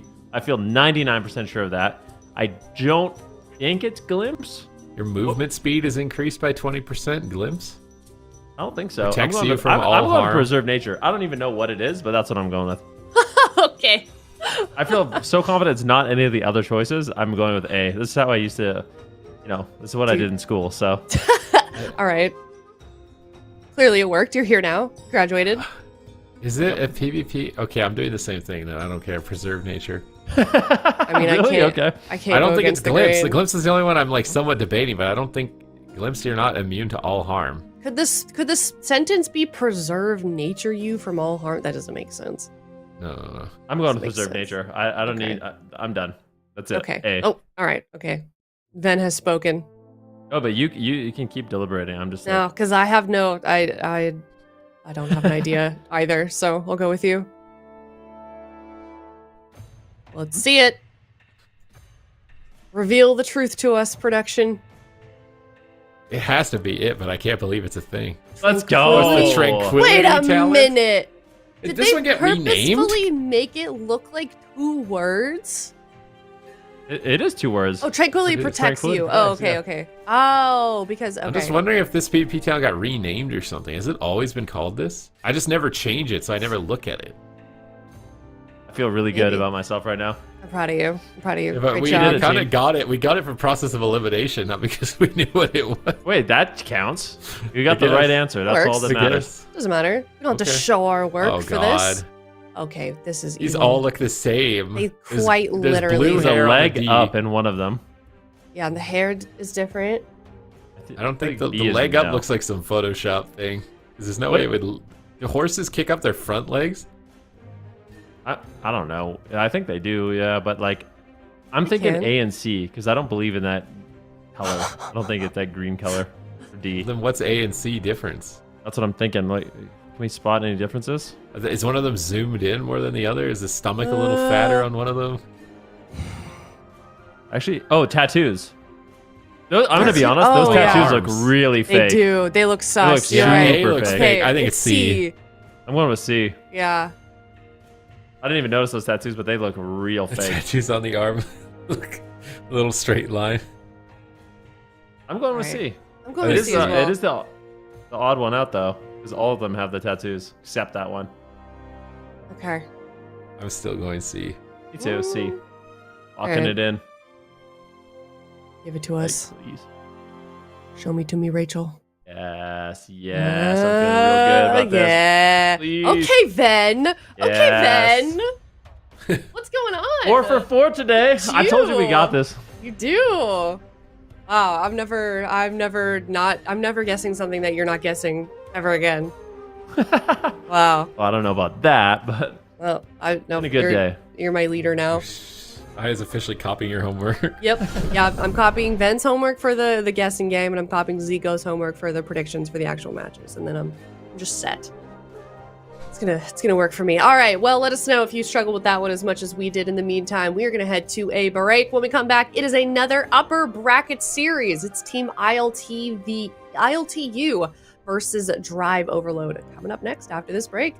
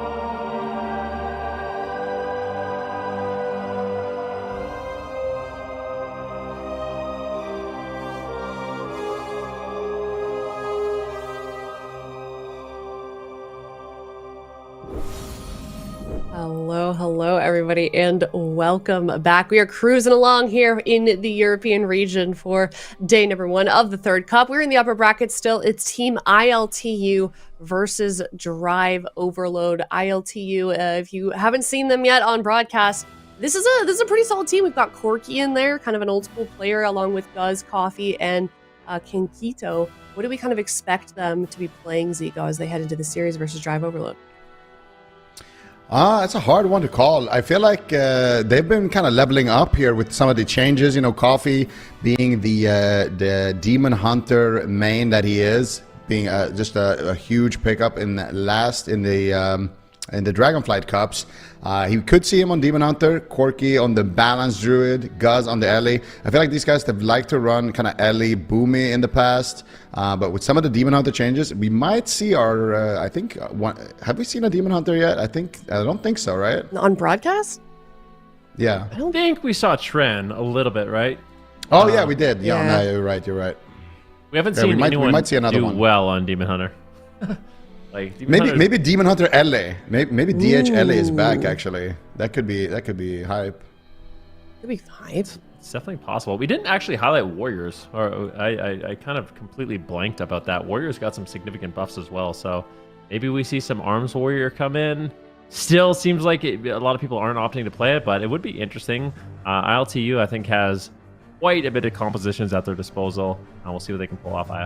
Yeah, certainly will. We're heading into game number 1, ILTU versus Drive Overload. This is the upper bracket as well, so loser sent down to that lower bracket. Not a comfy place to be in for sure. These blind picks seem like they could be very, very important, especially considering the wide range that both of these teams could be playing. Like I said, best of 5. It is ILTU versus Drive Overload heading into game number 1, Zico. Oh, we're gonna see Coffee on the Outlaw Rogue. Wait, what? We've seen this matchup today.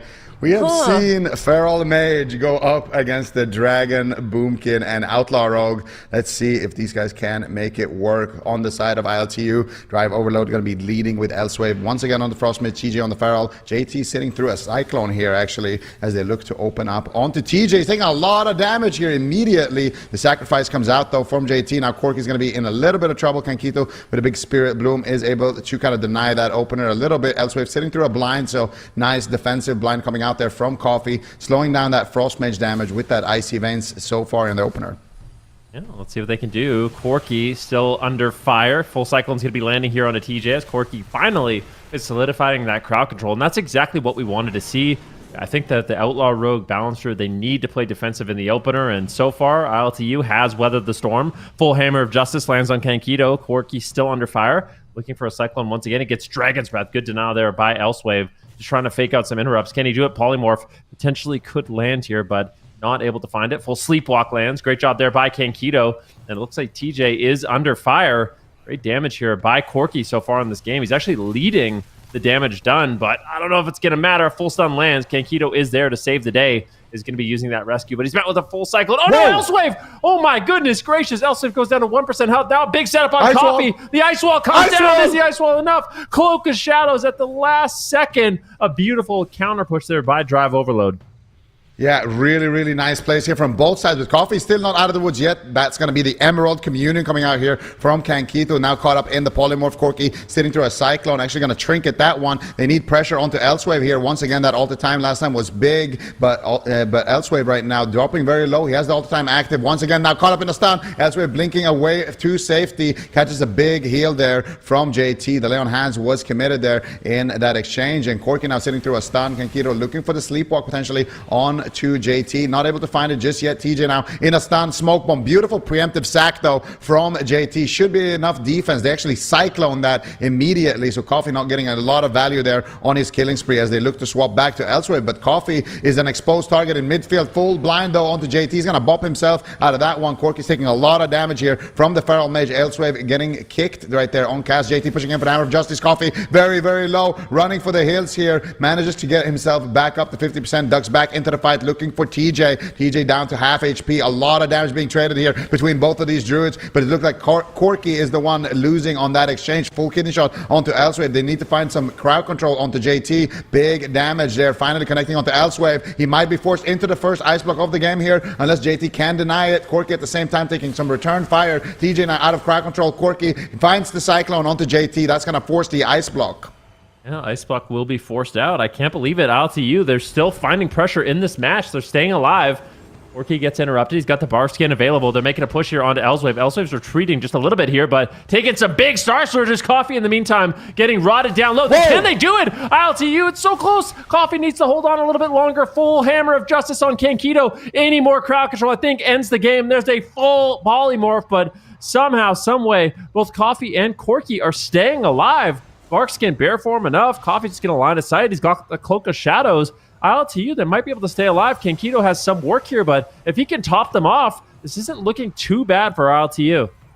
Yeah, but they have some healing to do here. Like you mentioned, Cork is still down to half HP. A nice kick landing there onto Kankito. Looking for the Shroud there. Can maybe get it there around the corner, but he gets caught up in the Hammer of Justice. JT looking for the Repentance. Nice kick, though, from Coffee. Shutting it down, but they land the Polymorph instead. Beautiful CC chain coming out from Drive Overload. They're going after Coffee. He's got no defensives. He's playing that cheat death, though, so he has that still to rely on. But TJ getting a huge swap there, taking a lot of damage, but ducks back into bear form with the renewal. Now Corky under heavy fire as the Ring of Fire is burning both him and Coffee. Ice Wall once again for Elsewave. Could he close out the game with that one? Coffee ducking around the corner here with the grapple hook, but Corky now left in midfield, taking so much damage. These Ice Walls from Elsewave have been absolutely deadly. Corky is still down to 20% HP, and Kankito finally manages to recover his team somewhat. Coffee going for the killing spree onto Elsewave, but JT is just going to shrug that off immediately with the heals, and now once again, Coffee could be in trouble. Oh, great interrupt there. Elswave's interrupted on Frost. Can they take him down?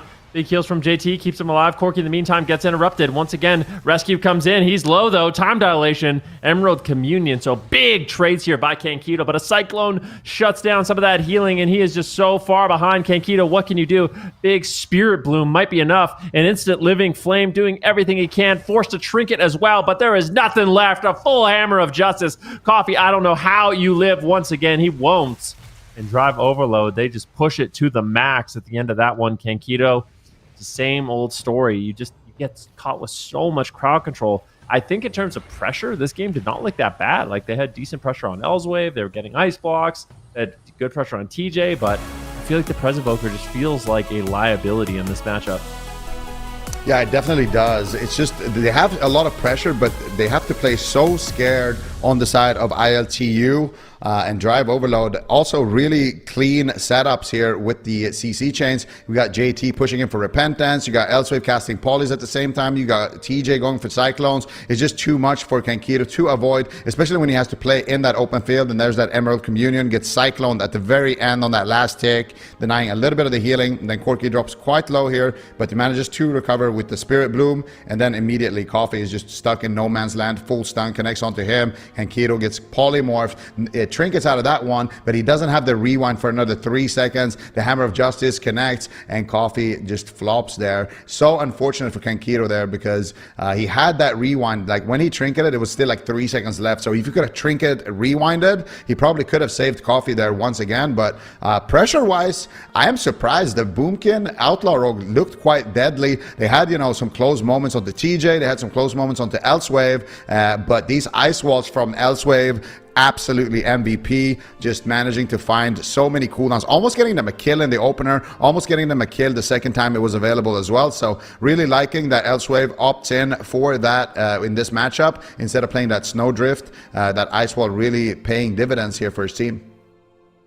Yeah, I'm actually curious to see. We kind of mentioned it. Like, Frost Mage got some buffs, not that many buffs, but one of the changes that's happened and that a lot of mages are kind of opting into now are more talents revolving around Frost Firebolt, and especially Frost Firebolt during Icy Veins. So when you use your Icy Veins, there's a bunch of modifiers you have, talents like Fractured Frost that make it so your Frostbolt / Frost Firebolt cleave.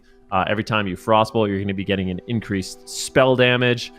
With Death's Chill, you have Slick Ice. Every Frostbolt you cast increases the damage of the next Frostbolt up to like 20%. So there's all these synergistic talents that a lot of mages are opting into now. So it makes that Icy Veins threat even scarier, because not only do they have these big Frostfire bolts they're shooting out, but they're also cleaving. So that's why you see that big cleave of Frostfire bolts coming out. It's these talents that a lot of these Frost Mages are now opting into. So they make that Icy Veins extra deadly, and I think you really have to pay a lot of attention to the Mage during those moments. As a free casting Frost Mage with Veins is just, the game's over. There's nothing you could do. You really have to crowd control them during that moment. Yeah, they were able to do that in the opener. I really like the defensive blind onto Elswave, using the gouges and just trying to shut him down as much as possible. But when that second Veins and that third Veins inevitably comes back up, that's when the damage just becomes too much to handle. Now, we're going to Dalaran Sewers. Drive Overload, going to be locking in the same thing immediately. Team ILTU, though, what are they going to do here? They have some options. They have some flexibility on that roster. And mainly, the thing that we're looking at is that Dragon. I feel like a Holy Paladin would be a lot better in the matchup, but we're going to lock in the exact same thing here for Team ILTU. They had good pressure, and a lot of it is, of course, from that Prez Evoker, adding in a lot of extra damage to the team. So we'll see if they can keep Kankiro out of that crowd control, and we'll see if they can make it work here on Dalaran. Meanwhile, we got some predictions. We do, yeah. It seems like most of us are going to be going with Drive Overload, except Supatese. He believes in the Boomkin dream. He believes in ILTU. So we'll see. Either way, it seems like all of us think it's going to be a relatively close series. The smaller map should be able to help the Outlaw Rogue Moonkin, hopefully. I have something in my throat. Need some water. No, it's all good. Yeah, you do that. But yeah, no, the small map definitely going to be good for... What have I done? That's going to be fun. It's all good. It's all good. ILTU, we're going into game here, immediately. So these teams are not wasting any time. So we might just be seeing these same two comps locked in for both of these squads. Drive Overload, though, looking very, very confident right now. And this is a team that, once again, is kind of on that crash collision course towards Echo in that upper bracket. But ILTU, they did upset Bleach Bones. They definitely could be a team full of surprises here. We can definitely not count them out yet. Corky on that Boomkin. He is not, the average Moonkin player. He finds ways to make it work in every meta. He's always considerably, the highest rated Moonkin player as well. So if Corky's locking it in, that is one Boomkin that you want on your side. All right, gates are about to open here in about 4 seconds between these two teams. Can we see a balanced druid actually pull off a win? Corky would be the Boomkin to do it. Still, the main things we're looking for here for Corky are just big damage during his incarnation. He's just going to get it rolling immediately. Just pulling the incarnation absolutely instantly in this match. ILTU, they want to get aggressive. Early crowd control comes out, but JT makes the trade, and now it's going to be ILTU more than likely on the back foot. Nice to get the trinket sacrifice there from JT as they look to swap to him. But Kankiro now, meanwhile, getting cleaved down here, taking a lot of damage. But Obsidian scales onto himself. He wants to hold on to that Emerald Communion, wants to hold on to those big cooldowns for his teammates, potentially onto Coffee, the rogue. But meanwhile, we're seeing some Cyclones come out here. Coffee's going to be stuck in that one. They're going after Corky. Here's the Ice Wall. That Ice Wall blocking out Coffee there for a second. I would have liked to see it more towards Kankiro there, maybe after that Cyclone. But they still have good crowd control, full Hammer of Justice. Can they find anything else? It doesn't look like it. Corky just going to be kiting away here. Manages to find the Cyclone onto Elsewhere. Kankiro fake casts an interrupt there as well. Gets the precognition. Manages to recover his team. And now it's going to be TJ on the back foot. Ooh, big damage on Elsewave. Needs to be careful into the ice block. So good counter pressure here by ILTU.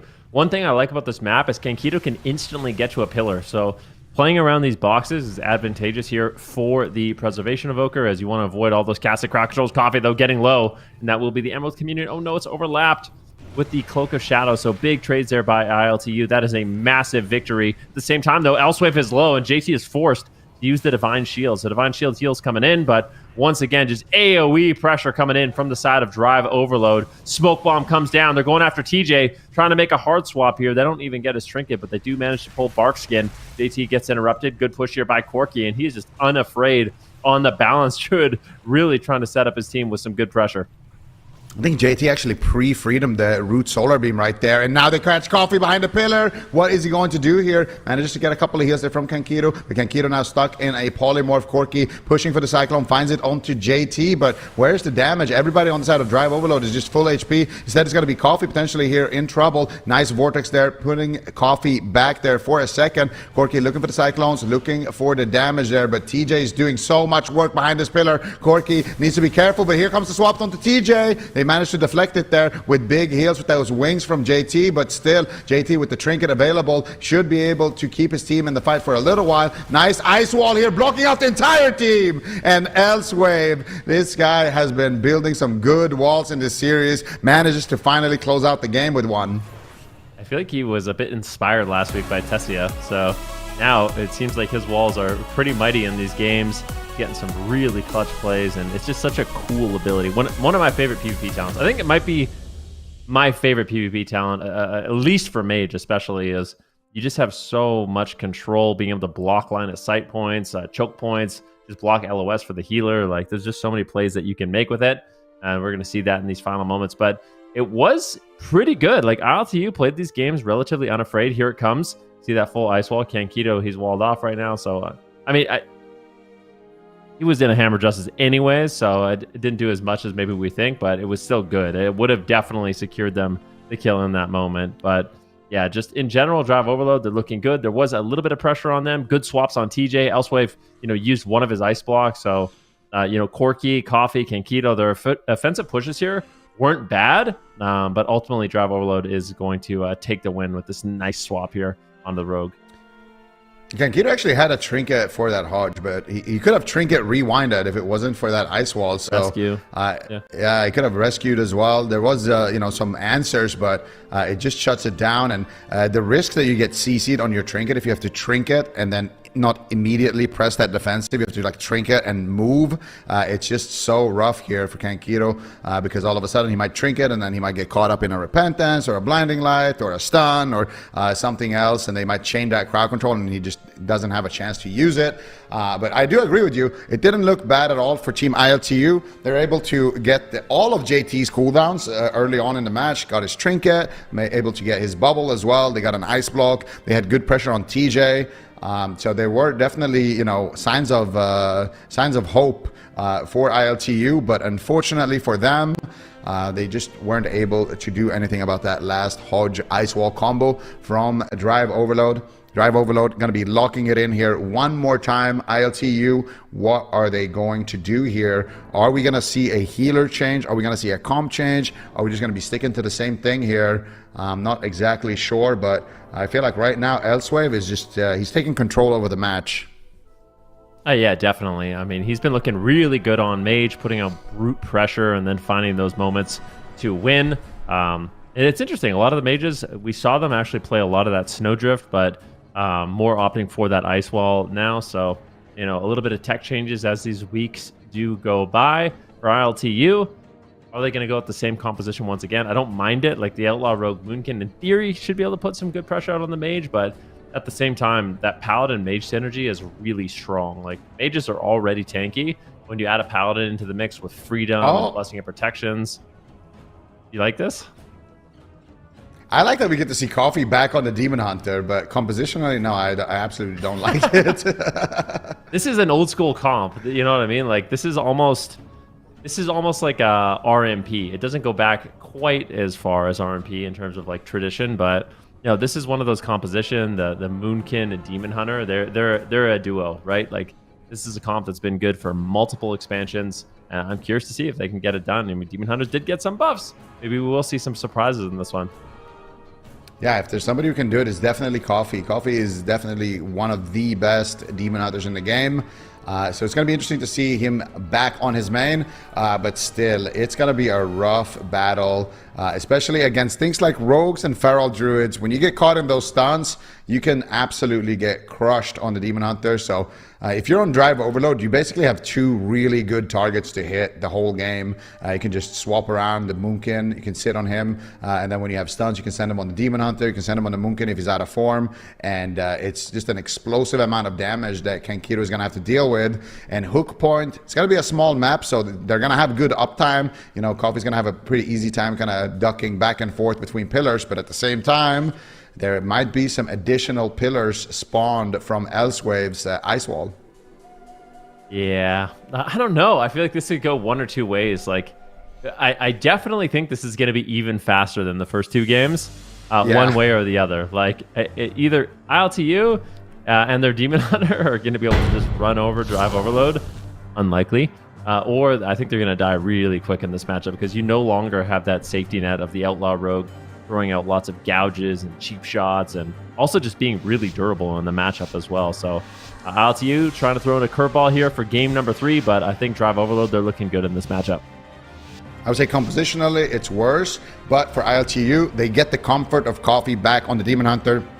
Let's see if he can do it. For all the Demon Hunters out there, immediately taking some fire, though. Forced to kind of go back here around the pillar. Nice. Look at Kankiro with the time stop there on the rake stun of TJ. That was really pro. Meanwhile, Elsewave, though, taking a little bit of damage. Here comes the swap onto Kankiro. Instantaneous Emerald Communion. This is not the opener they were hoping for on the side of ILTU, and the damage is still good. They have the Obsidian skills available. Does want to hold on to it. Meanwhile, Corky is burning down. Coffee is taking quite a lot of damage here as well. Corky looking for the Cyclones. Not able to find it. Instant counterspell snipe there by Elsewave. The Icy Veins is doing a lot of work here. Coffee is just getting sent here as he gets stunned around the corner. No blur for this one, but Kankiro's out of crowd control. Looks for the deep breath, finds it onto Elsewave. TJ's taking a lot of damage as well in that stun. They finally do manage to get a sheep there onto Kankiro, but reverse magic coming out there for Coffee. Yeah, nicely done. Full cyclone here on JT and ILTU. They have pressure. Both Elsewave and TJ are rotting down, but at the same time, Corky is getting absolutely destroyed. That's going to be a darkness, but Elsewave is there to knock it. It knocks him out of the darkness, but it did its job. Rewind trades for Kankito as well. That was a great push onto Corky, but once again, Coffee looking to get some damage rolling. He's rotting down just a little bit, goes for an imprison here onto TJ, gets faked on the interrupt, unfortunately. That does mean he will be cycloned, and that does mean Drive Overload can make a push. Kankito's just hiding. He's just running and hiding. It's a beautiful little interrupt there on JT, not able to get off that Tears Deliverance, so that might give their team some pressure, but Corky might not just outright die. Full cyclone on Kankito, and that has to be the game. There's no way Corky, somehow, okay, he will live. Frenzy Regeneration, Barkskin, and Bear Form. That's a lot of defense. Rescue comes in, and Kankito stabilized. I can't believe it. Yeah, that was really close, but Corky manages to hold on. But Kankito now, he's got nothing. They could potentially swap to him here. He's getting cleaved behind the pillar. Dream Breath coming out here for the healing over time effects. Immediate counterspell snipe there on the Fire Breath. Coffee sitting through a stun. Here comes the swap potentially onto Kankito. No, TJ actually getting cycloned onto it. They get imprisonment as well. But look at Corky. He's taking so much damage despite being in a 3v1 situation against Elsewave. That second Icy Veins has been triggered for Elsewave, and he's looking to close out the match right now. Still no Ice Walls though from Elsewave at this point in the game. He gets stunned into a full cyclone as he trinkets out of that one. Keeps the pressure onto Corky. They get the full sheep there onto Kankiro as well. The repentance as well, but it breaks. Triple Dragon's Breath though, and that is going to be it. The DR Hodge coming out from JT as well, just for good measures. Drive Overload takes it 3-0. Absolutely insane. Drive Overload. Great series by them. I feel like ILTU, they put up a good fight, but I just think compositionally, this just was not their matchup. Unfortunately, I really do think against things like Rogue Mage and Feral Mage, the Preservation Evoker just struggles so much. It's just an incredible amount of crowd control. You're kind of forced to play in this short range. You want to play aggressive, but every time you do play in, you're getting swapped to, you're getting hodged, you're getting cloned, you're getting polyed, and you just fall behind on healing so incredibly fast. And we can see that final push here for Drive Overload. All three members kind of get clumped up. Elsewave goes for a polymorph and a rep. It gets overlapped, but it just ends up being a Dragon's Breath. That is enough to secure the game. And Kankito, he's got 1 second on his trinket, but didn't really have many answers there. Unfortunately, just that little micro crowd control from Elsewave with the Dragon's Breath just doesn't allow him to connect anything to Corky. Really good opener as well there for Drive Overload. Going after Kankiro, getting that Emerald Communion, just first global, is definitely not the situation that you want to be in as the Prez Evoker, because you just fall so far behind in the match, and then they manage to find the CC chains as well later on. They manage to find the Dragon's Breath, and they're able to take Corky down. TJ doing so much damage as well on this Feral Druid. Really been impressive on that Feral Druid, just always topping the damage meters. And once again, Drive Overload here, finding themselves in Championship Sunday, finding themselves already, in the best seats in the house here, guaranteeing themselves at least a top 4 at that point. So things are looking good for them and their points. If they can keep that up as well throughout Sunday and next week, then they're probably going to be a team that is securing themselves in that top 3 position. So for them, it's just consistency right now and figuring out a way to beat Echo. ILTU going to be sent down to the lower bracket here. So ILTU, they're gonna still have a shot in this tournament, but they're gonna need to pull it together because on point standings they're not doing too hot. No, definitely not ILTU. They were coming in 8th before the weekend started here, so they certainly need quite a bit more points if they want to make it into that top 4, so it's going to be difficult for them for sure. And we'll see. I mean, like Zico mentioned, they do have some more opportunities. They're going to have to face some pretty difficult teams, though. If they do want to get those opportunities, Phoenix Reborn is the team that they're going to be playing up next, Zico. What would you like to see them build upon for that series at the end of the day? Probably just a different healer. I feel like a Holy Pot, like it looked decent, like the Outlaw Moonkin synergy, but I think it needs a lot of healing. So it already has kind of good offense. I think maybe picking up a Holy Paladin for Kankiro could be, a solid option for them moving forward. Yeah. All right. Well, I mean, they are going to get, like you said, some decent points, of course, for today, at least because they're finishing at least with 4th. So, and they're moving on to Championship Sunday. So they're having a good weekend nonetheless, and it's definitely not the end of the line for them. We can take a look at the standings where they are currently. So they're in 7th. There's 72 points, and they've got that star next to their name, which means that they still have quite a few more opportunities. But Echo continuing to solidify their spot. And then 2nd place is Drive Overload, the team that just won that series. So they're looking very, very solid right now. Streamer Zone GG and Phoenix Reborn could threaten that. And we'll see how they do in this next up series. It's the Fiends 2.0 versus Streamer Zone GG then. Yeah, I mean, I talked about it at the beginning of the day, but Echo and Drive Overload, they're looking like they're driving ahead of everyone else, like in 1st and 2nd, looking really solid. So it is kind of a battle for that 3rd place, which means Streamer Zone, they need this win. Like, Streamer Zone is in a position where they really need to do well in this Cup number 3 if they want to like kind of anchor themselves in that top 3 spot. But the Fiends, they're kind of coming out of nowhere. They're really good at this jungle, and I think we're more than likely going to be seeing a mirror matchup in this one, and I think that could go either way. The Fiends is very good on these classes, and in a mirror, anything can happen. I think so. Yeah, the Fiends is the team that sent Streamer Zone down here in the lower bracket. So an opportunity for Streamer Zone to get some revenge, an opportunity for the Fiends to showcase what they've got. And I mean, Phoenix Reborn as well down here in the lower bracket. We just saw it on the standings. 15 points differentiates Streamer Zone and Phoenix Reborn. So in a scenario where, for example, Streamer Zone loses here and Phoenix Reborn wins, they're going to be ahead those 5 points. The next team was Bleached Bones. So Phoenix Reborn have a great opportunity here to actually pull ahead. You can see it once again there, Streamer Zone and Phoenix Reborn. And the way it works is that top 3 is a guaranteed qualification to the finals. The 4th to 8th will have to play in that gauntlet. So you definitely don't want to be in that position where you have to battle through that gauntlet, because anything can happen during that gauntlet. So if you can get that top 3 and just sit back, that's a much preferred position for these teams to be in. And like we mentioned, I think Drive Overload and Echo, they're definitely pulling ahead of the pack. But that 3rd spot is definitely, I mean, even the 2nd spot is technically still up for contention, but it's looking a little bit less likely the more we see Drive Overload play. It really is going to be about that 3rd spot, and it really is, at least right now, 3 teams that I could see either one of them getting that spot. Yeah, I mean, it's getting just more and more competitive as well as these series do continue and these teams kind of solidify their spot, and it's going to be even more difficult to topple them over. So we'll see. We'll see. We'll keep everybody in line, of course. Everybody checked in terms of the standings and where we are in terms of those top 3 teams. But in the meantime, I've gotten a message from production, and it says, "Who spell for Zico and Ven?" starting with a little devil emoji face. Okay. I mean, we haven't lost yet, so. So I think they're challenging you guys. We'll see if you guys are up for it.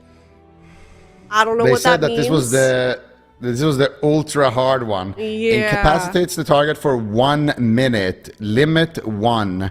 Damage will cancel the effect. Blur. 5-second cooldown. What? Like okay, what has 20-yard range?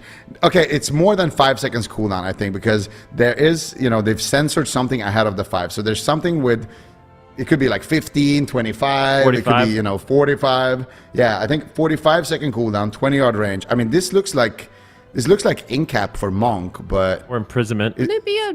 Do we think it's mage, but though, for if 1 we're messing minute, with you guys? I think Paralyze against monsters lasts 1 minute, so the tooltip might read that. And I think imprisonment is the same thing. But at limit 1 is an interesting one. I would say... Yeah, this one's hard. Oh, they gave us both options, too.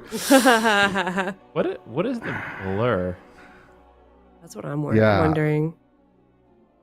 Yeah. What is all that extra text at the bottom? I don't know. That's a lot of text for an in-cap. Is it gouge? Could it be? Nah, there's no way gouge lasts. No, it doesn't last 1 minute in PvE, right? Oh, it could. Could it? No. I feel like it. Wait, how long does blind last in? Yeah. How long does blind last in PvE? But wouldn't it say like a minute and a half cooldown or something like that? I don't think it's blind, because blind's too.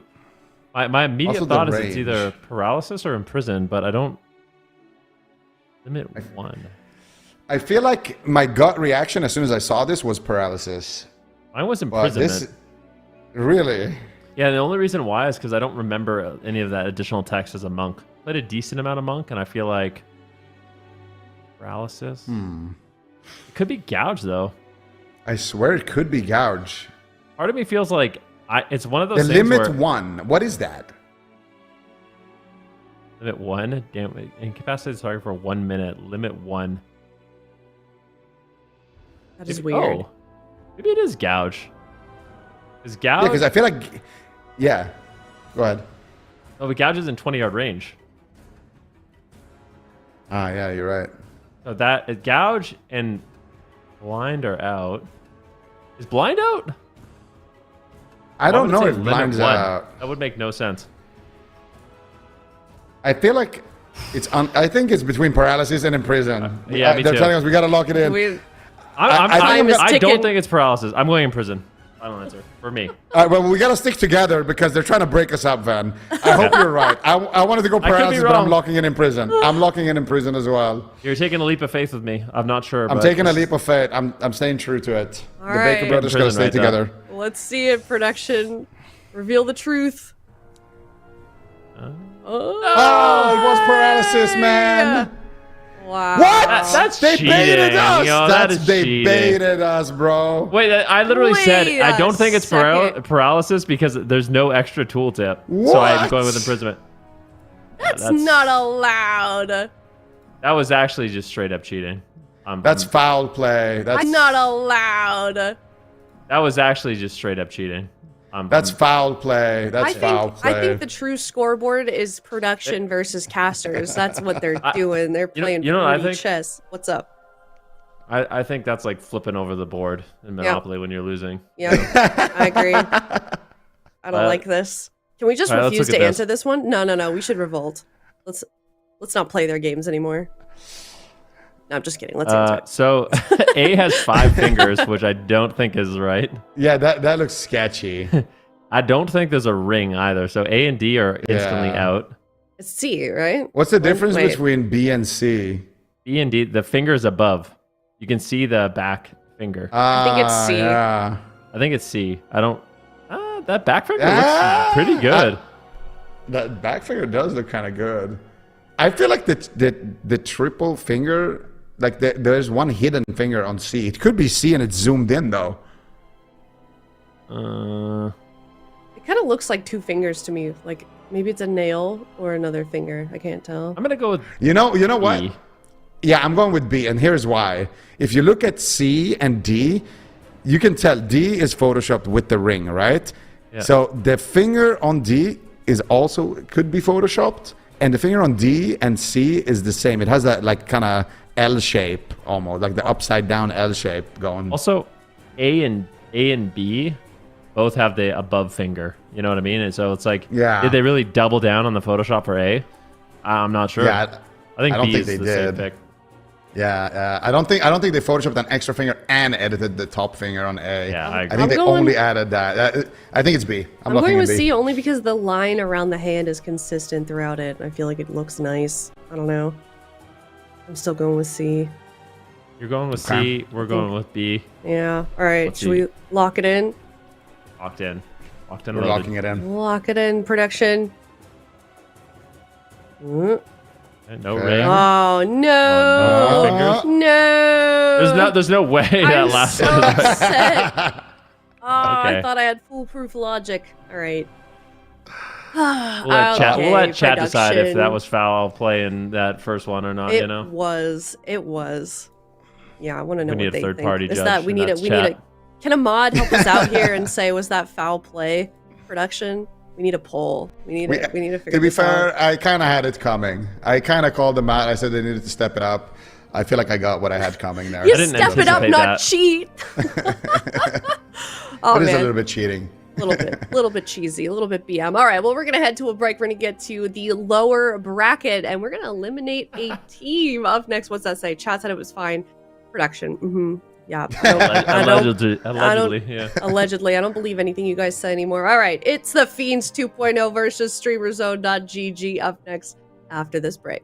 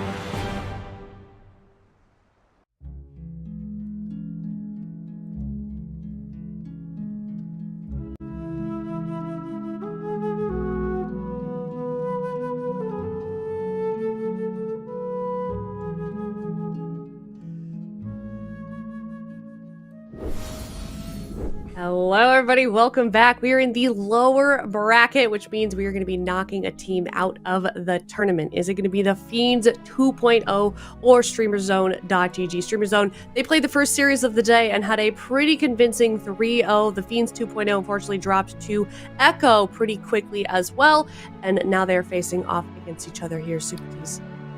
It's a rematch. The Fiends already beat the Streamer Zone team in the offline games, but it was 3-2. It was really close, so I'm going to imagine that Streamer Zone have cleaned up their game. They have a lot to prove in this tournament to assert that they are a top 3 contender, whereas the Fiends, they just came off of a pretty brutal defeat. They got to just kind of like wash that off and just be like, yep, that's Chanimal things.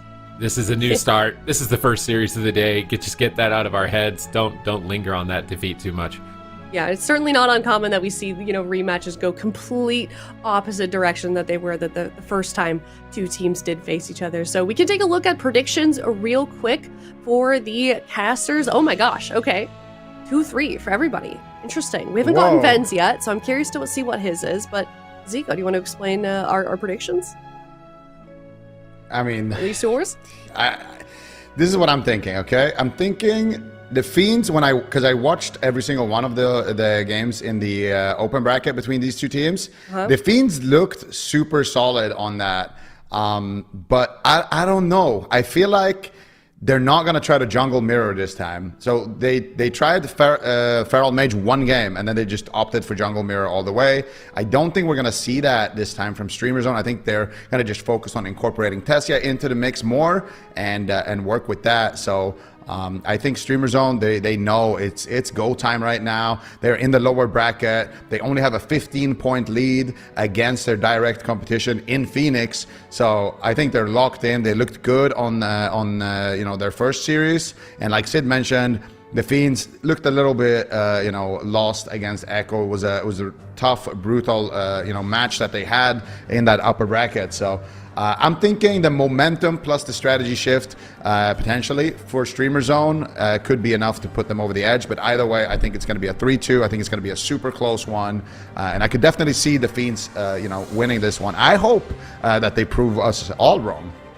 All right, well, we'll see if they do. Game starting now, quite a bit on the line for both of these teams. One of them knocked out, one of them will be surviving until Championship Sunday. Is it going to be the Fiends or StreamerZone.gg?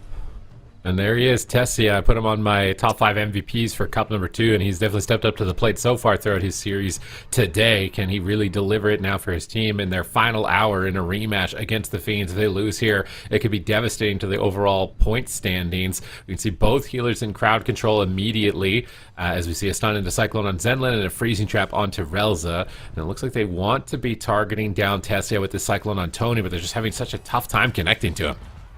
Yeah, already a lot of pressure here coming out now onto Tessia, but a nice preemptive barrier coming out there for Relza. Big Mix now taking some damage around the corner. Nice Spirit of the Redeemer coming out from Zenlin, going for those big heals. They block it though with the Ice Wall. Zenlin forced to cancel that one. Big Mix looking for the freezing trap here, trying to bait some cooldowns here potentially from Relza. Manages to find a full trap. Who is going to be the target of choice? Looks like Big Mix actually is going to be the target of choice, as he had to trade out the survival of the fittest. They get Cyclones, they get the trap, but no damage available. Tony now stuck in a Cyclone. Tessia a little bit late there with the counterspell, actually. Counterspelling after the cast of Snoopy there. Finding a Cyclone onto Tony and then cloning his trinket, but still Snoopy not feeling too confident here, pushing him behind the pillar, and finally does manage to make it into Zenlin's line of sight. Snoopy now getting Cyclone on half HP. Could be scary. Was a nice Cyclone from Tony, stalling his recovery for a moment, but he should be able to pick him up. Now swapping the Big Mix. Fear onto Snoopy, another clone onto Big Mix. Tony's just getting a lot of Cyclones, whereas Snoopy, it looks like he's not able to get out as many, but now finally a Cyclone on Tony with no trinket, a Fear onto Relza. They could really get a lot of pressure here onto Tessia, but they gotta be careful of that Snowdrift. Snoopy walks into it and gets stunned immediately. It looks like it was dispelled, but he gets re-stunned anyways. He's looking for a Cyclone out of the trap, gets skull bashed and shut down on it. Now back in the cat form. Is he gonna be able to stop Tony here? Tony fakes the kick, he's looking for a clone. Snoopy gets grip, but not far enough away, as he will be cycloned. And both teams just have so much control that it seems tough for either side to really dig some momentum at this point. Yeah, Tessia's playing super defensive here, and Snoopy once again at half HP. Tony looking for the Cyclone onto Zenlin this time. Manages to find it, but Snoopy's out of crowd control. Big Mix, though, in the meantime, pushes in and takes a decent chunk of damage, but he wants to push in for that trap. But look at this Ice Wall from Tessia. Big attempt there, trying to block Big Mix in with the Snowdrift, but not able to find it. Beautiful interrupt now. Tessia could be in some trouble. There's that Icy Veins here for Tessia being active. There's a full freezing trap onto Relza, and he's going to trinket out of this one, actually. Snoopy, though, in the meantime, getting blasted by the Icy Veins. A lot of damage being traded here, back and forth. The ultimate penitence coming out there for Relza as well. Manages to recover his team in that exchange. Snoopy now behind the pillar, but Zenlin is able to catch him with a couple of heals. They bash Tony, but not able to find a follow-up stun there onto Relza. They wanted to kind of go for that setup there. Snoopy now getting interrupted. Big Mix still in a lot of trouble. Trapped behind the wall. Big Mix gets the aspect of the turtle there in the nick of time. That was an extremely well-played wall there by Tessia. Tessia has just perfect positioning here against the jungle cleave, perfect defense, and then turning it around on a dime with these ice walls. Zenlin is getting in here aggressive, double fear, but no control on Zenlin, and that fear ends up breaking, so not a huge opportunity to capitalize on. And Zenlin's mana is looking so rough, defense is looking rough. Here comes another Snowdrift attempt from Tessia. That one hits Zenlin. Big Mix is going to disengage away from there and try and get a trap, but it ends up breaking, and now Snoopy out of nowhere is getting blasted. Apotheosis for Zenlin as he's desperately trying to allow his team to cling to life at this point. Roar Sacrifice preventing the critical strikes on Big Mix as he's retreating back behind the corner. Just stall, stall, stall. Snoopy's in bear form, just staying alive. Stunned clone gets gripped out of range here. Snoopy's clone won't land, and now he's caught into a Maim stun. He trinkets and Barkskins. It's an overlap on his side there. Zenlin gets blink counterspelled from Tessia, and now he's actually getting aggressive. Now just immediately right back to the pillar. He knows just play this safe, play this conservative. They're going to win on mana at this point. Yeah, nice fade there by Relza as well, avoiding that stun from the blinding shot. Double. Manages to fear Big Mix into a double. Beautiful stun there from Tessia as he's cleaving down this entire team from the Fiend. Snoopy now forced to retreat. The scatter shot, Tony, he's looking for crowd control over onto Zenlin. Zenlin casting out the flash heals in the back line. Snoopy did tank out the counterspell, so Zenlin only has to worry about that Feral Druid interrupt, but he gets clotheslined by a Cyclone, and here comes Tessia on one side, and there's Tony on the other side. A lot of pressure here onto the Fiends 2.0. They don't want to be losing this first game. Symbols of hope being channeled out. And here's another ice wall onto Big Max. And he might just flop here. No, the disengage is not good enough. Zenlin cancels the Spirit of Redeemer. Gets the Void Shift in the nick of time. Another big cooldown being forced at the back of that ice wall. Oh, Big Mix gets feared before he can land his trap. Tessia's getting back to the pillar. He's got stone for him, so he's not really a great target. He still has 2 blocks. They're giving up on the mage. They're going on the Feral Druid, but that's it. Tessia with an insane game here. Topping the damage meter, perfect positioning, baiting them behind the pillar, and then turning it around with Snowdrifts and Ice Walls, and just inevitably, even if they didn't get the kill there, they were going to win on mana. So StreamerZone.gg have cleaned up their play from the offline bracket, and now the Fiends, they've seen what's coming their way, and I'm honestly sitting here like, I don't really know what they can do. Like, that looked rough. Yeah, I think maybe they just need to go after Tony a little bit more in the matchup. He was kind of the only viable target, but the way Tessia was playing it was so beautiful. Just sitting back on top of Relza, playing that Snowdrift. Every time Big Max pushed in, he would just have to deal with that. And one thing that actually I was thinking about earlier is that these mages always opt for either Ice Wall or Snowdrift, but I feel like just playing both is actually superior. You probably drop the Ring of Fire if you're Tessia, but still, it's a really, really solid adaptation. You just stack on your healer. If they push in, you got the Snowdrift, and you have the Ice Wall as well if you land the Snowdrift to really keep them in place there behind that pillar. So really like what I saw here from Tessia, kind of opting in for that kind of unorthodox talent change. And then here, there's the Ice Wall forcing out the Void Shift, and Big Max tried to disengage away there, but not able to find it. Still managed to get it in time, and here's that Snowdrift immediately to follow it up as well. They get good pressure. They get a fear onto Big Max when he goes for the trap, and then Big Max once again in no man's land. Zenlin without any cooldowns here at this point, and that Icy Veins incarnation damage is just it's too much to deal with.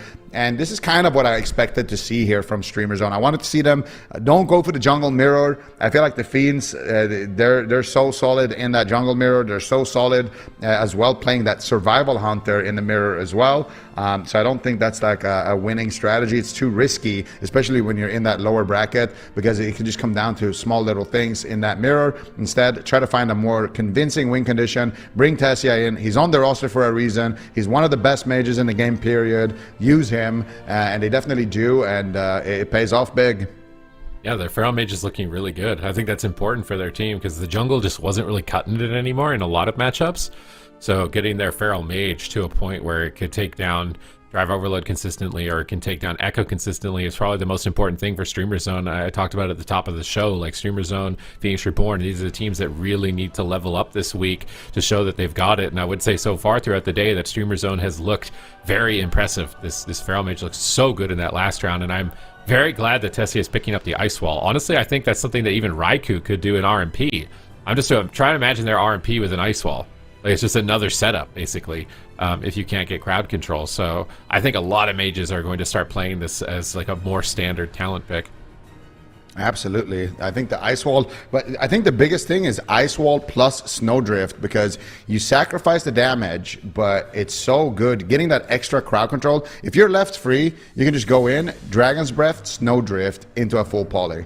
And you can also use an Ice Wall after you get all of those polys to extend the CC chain. Somebody mispositions, you can just Ice Wall him, and if they push on top of you and you're playing on top of your healer, then you have a counter for that as well. So I really think it's a heads-up play for Tessia. And I am curious to see if it is the Ring of Fire that he did drop for it. So if he did, then he's going to be losing a pretty sizable amount of kind of extra damage in that extra school. No, he's actually playing the Ring of Fire as well. So he's opting for the damage and the utility. So Tessia definitely making some interesting adaptations here in the matchup. And I really like what I'm seeing here.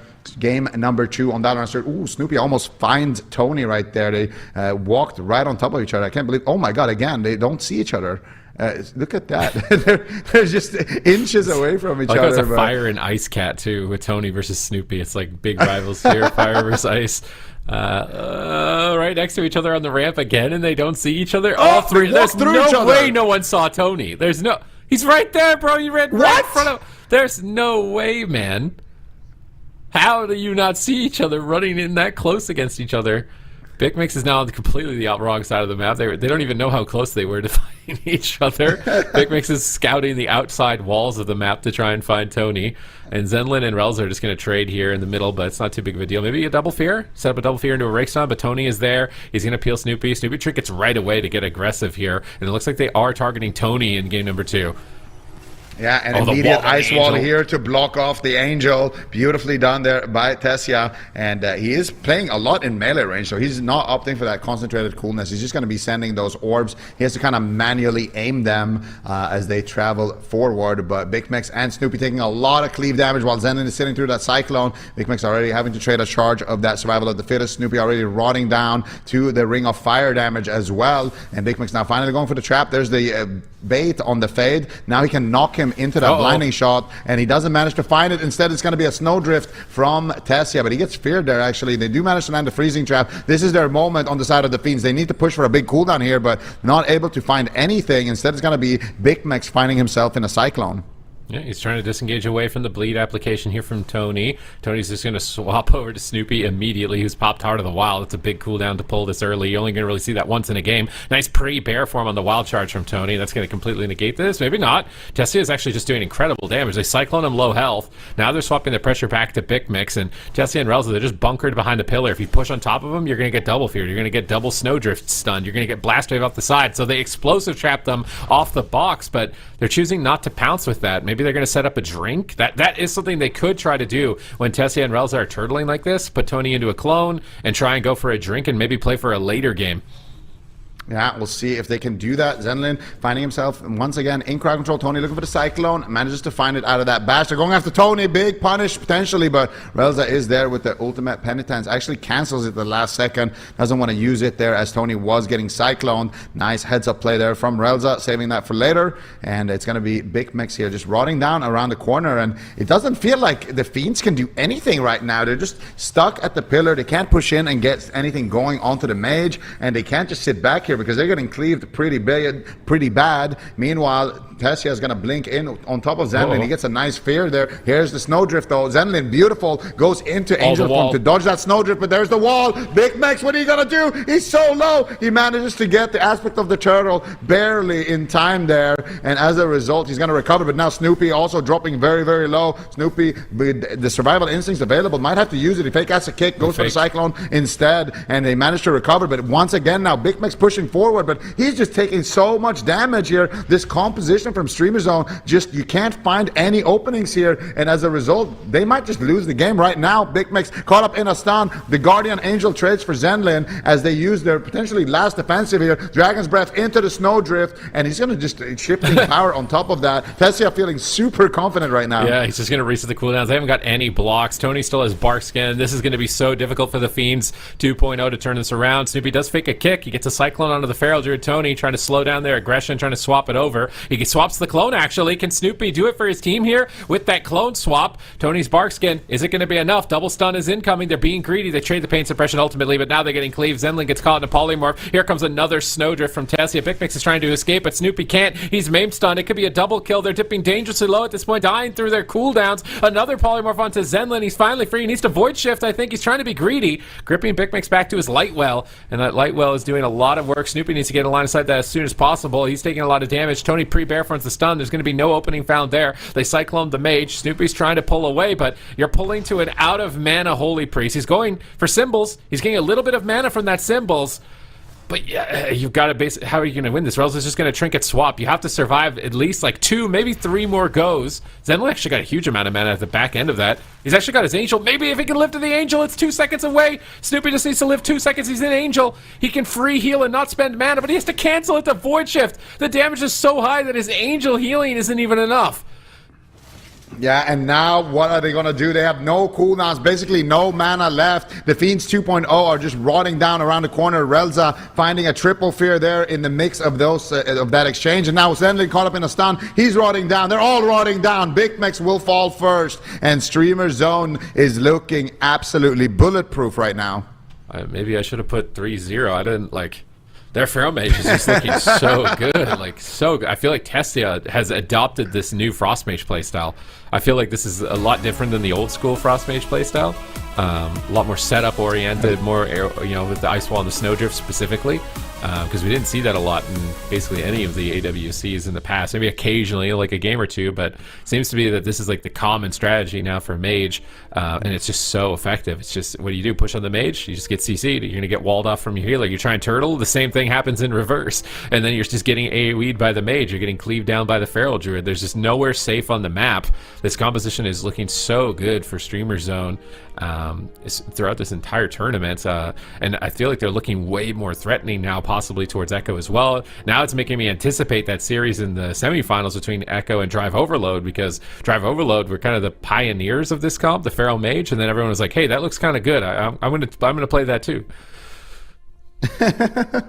Yeah, definitely. I mean, it's just a new age of Mage here. Typically we see like a Shimmer, we see like going for a lot of polys and stuff like that, but I don't think I saw Tessia cast a single poly in this game. Instead, it's just kind of a bruiser Mage. He's just playing blink stun, and anytime he gets stunned, he just blinks. Anytime the enemy team pushes in, he's just on top of his healer, dropping a lot of AoE kind of spread damage, just cleaving with his Frost Firebolts, cleaving with his Ice Lances, cleaving with the Ring of Fire, doing insane damage. He's top damage on that Mage, just really pumping, and it's working out beautifully. I mean, there's actually no openings for the Fiends here. There's no good target.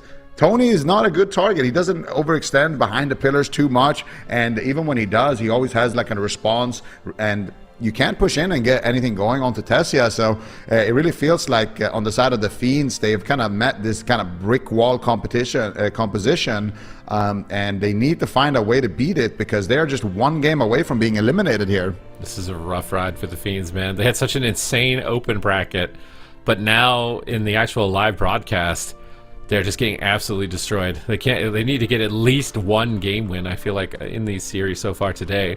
Mugambala is a really strange map pick here. I think if Tessia plays on the high ground, they're going to be condensed. The ice walls are super effective on Mugambala also. I actually think it's like the best ice wall map. If you play on that bottom side with the big pillar, you can completely wall off the corridor on the left or right side, depending on which side of the map you're starting on. Ice wall super effective at line of sighting on the stairs. I actually don't think this is a good pick by the Fiends. This is literally like one of the best ice wall maps in the game. Yeah, definitely. I mean, you can mix. The thing about Mage as well is that you can combine the ice wall with the blast wave to really make it annoying. If you like are the target as a Mage, you can go, for example, to where the starting area is, and then if Big Mix harpoons on you, you can just go behind him and then ice wall him into the room and then block the room as well. And you can all just swarm him alone in there. So it's really deadly, especially on this map, like you mentioned. You know, there's choke points on the stairs, there's choke points in the middle, there's choke points in the room. You can basically carve this entire map up any way you want as a Frost Mage with ice walls. So I think it could backfire, but at the same time, they can play a bit defensive on this map. They can. We've seen teams do this in the past where they just use that big center pillar and just kind of run big laps around it.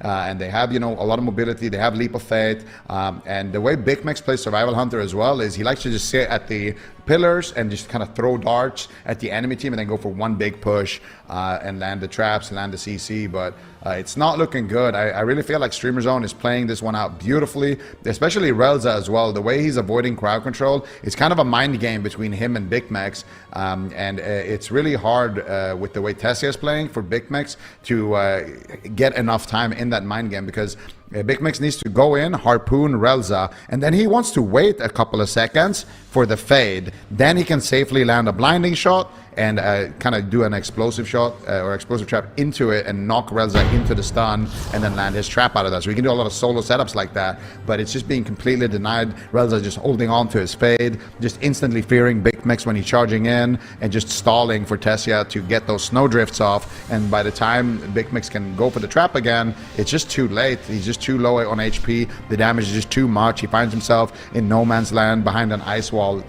So I feel like Streamer Zone as a whole really is playing to their strengths right now. All right, let's see if they can do it. I feel like Mugambala is their tomb. They just picked the worst possible map to play into an ice wall mage. So let's see if the Fiends can manage to make it work here. Big Mix is on the high ground. Snoopy's waiting to push in. He doesn't want to get pulled out with AoE here from this Blizzard. He needs to dodge another one.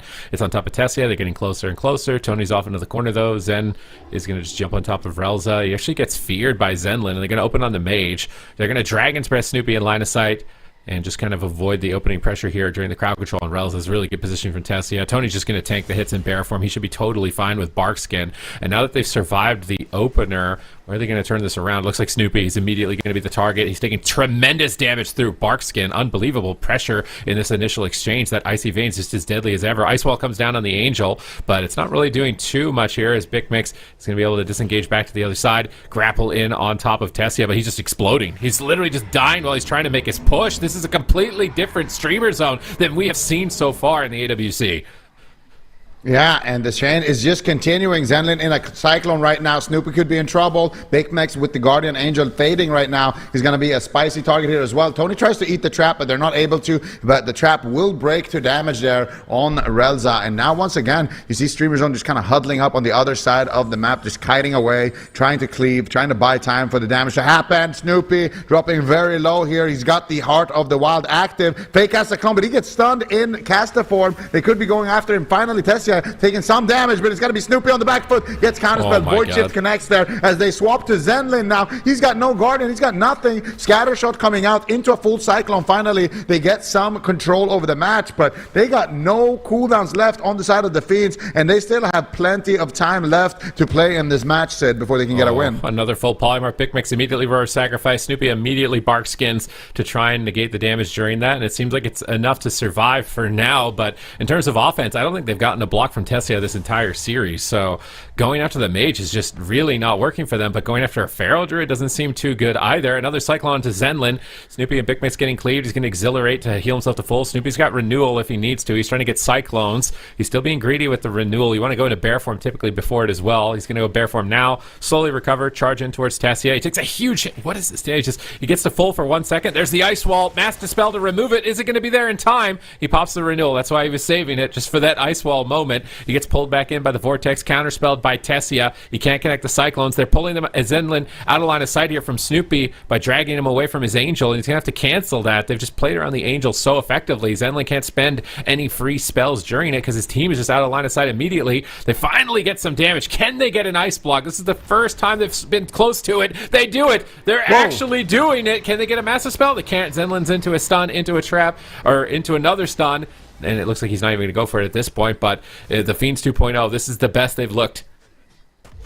Yeah, nice to get the Void Shift there out of Relza as well, continuing the chain there. Really nice fake cast by Snoopy, getting that Cyclone follow-up onto Relza. Relza with no Trinket as well. There's a bit of an opening here during that Hypothermia. Maybe they can push for the win on the side of the Fiends. They need aggression, but they're met with another Snowdrift, a double, big damage. There's the fear. That's going to be the aspect of the turtle, and this is what I mean. They want to push in. They want to get those traps onto Relza, but every time they do, it's just so much counter pressure. They just stall so much with these fears and with these Snowdrifts. Now they're going after Tony. Big damage onto him, but no, they're going to stun him into a Cyclone instead. But Tony's not even really in the match right now. It's just Relza and Tessia just soloing Snoopy and Big Max. Meanwhile, Zenlin in the backline just struggling, trying to find something onto his team to keep them back up, to get them, back in the game. Zenlin is getting cleaved. Relza though, big pressure onto Tessia as Zenlin does get Cyclone there. Beautiful fear connecting, but it's not going to be enough. Big Max gets caught up in a stun,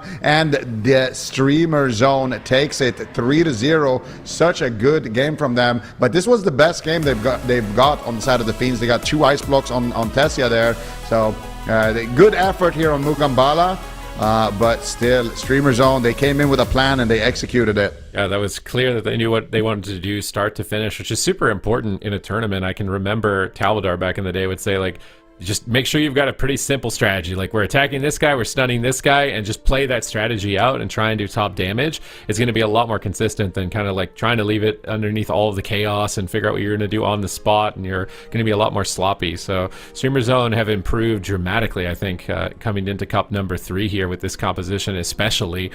So they're going to be very impressive to watch throughout Championship Sunday. Unfortunately for the Fiends 2.0, this was their best game, but they don't get any more games to try and get better from this point for this week, and they were pretty far behind on the standings if I'm not mistaken. So for them, they've got to have a good Cup 4, but it's like, how repeatable is it? You have to beat some of the best teams back to back just to get into the tournament here today, and you're probably going to have to do that again for the Cup number 4. So the Fiends, if you're a fan of the Fiends, they need your love more than ever, because Cup 4 is going to be a hellscape for them, I think.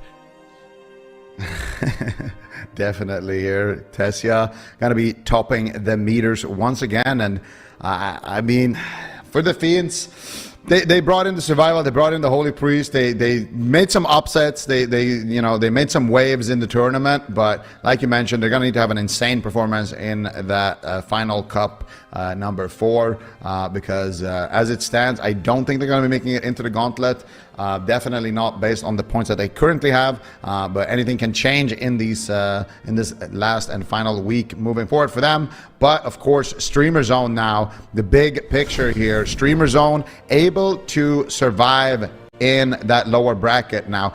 Phoenix Reborn, they're on their tail. They still have another game to play here on Phoenix Reborn. So if they win that one, we're back to 15 points separating these teams. We can see the bracket right here. Phoenix Reborn against ILTU, which will be the final match of today, which is coming up a little bit later here. But yeah, Phoenix Reborn has to win here. So Streamer Zone, they kind of made a statement right now. They're like, we're going to Championship Sunday. Are you guys? Because ILTU is a team that can cause upsets. So Phoenix Reborn, they need to win this badly, and then they're gonna go potentially into a head-to-head against Streamer Zone, and that's the best situation you want to be in, right? Just go head-to-head against your main competition, and if you can knock them out and then continue to have a good performance like they did in week 2, then Phoenix Reborn can overtake them. But Streamer Zone is going to have a chance to kind of defend their position. If Phoenix Reborn can win here against ILTU, they might not even come to that if ILTU can kind of play spoilers here, because ILTU also needs these points. I think they were 7th on the point standings, and they have ski instructors, they have old and bad right behind them. So if they want to be making it into that gauntlet, ILTU definitely going to need to try to pull ahead here. They have an excellent opportunity to push ahead Ultima if they win this game. Ultima not in the tournament right now. So they have a really good shot here at kind of securing somewhat their gauntlet position. A lot of ifs in the air currently. We're going to answer some of those questions by the end of the day with this last series that we've got on the line. But I'm pushing, I think, for Phoenix Reborn maybe in this next one. I don't know. Is there a team in particular you guys are rooting for? I mean, I kind of have to go for ILTU just because they're playing Boomkin. You know, it's not really a Boomkin meta, and they beat Bleached Bones. And I feel like Bleached Bones has similar compositions to Phoenix Reborn. Focusing more on like the elemental shamans, a little bit more of slower paced compositions, which is where the Boomkin could maybe sneak in and possibly win a series. So I'm kind of leaning onto ILTU for being able to pull this off a bit. Okay. All right, Zico? I think Phoenix Reborn. Yeah. I think Phoenix Reborn takes this because I want to see that head-to-head between Phoenix Reborn and Streamer Zone, battling it out, showing who is the rightful third place team here in Europe, at least for now. I mean, this could all change next week anyway, but at least putting yourself in that position for next week is always, always what you want to be doing. So I want to see Phoenix Reborn rise up from the ashes here and deliver us an insane Championship Sunday game. Yeah, I do as well. We're going to find out next. We're going to head to a break. It is ILTU versus Phoenix Reborn coming up next. Quite a lot on the line currently in terms of standings. I mean, you already heard it here. Zico gave a really great in-depth overview. So a lot of pressure for these teams as we near towards the end of the season, at the end of the first 4 clubs to qualify for that top 3. So find out next who makes it into Championship Sunday after this break.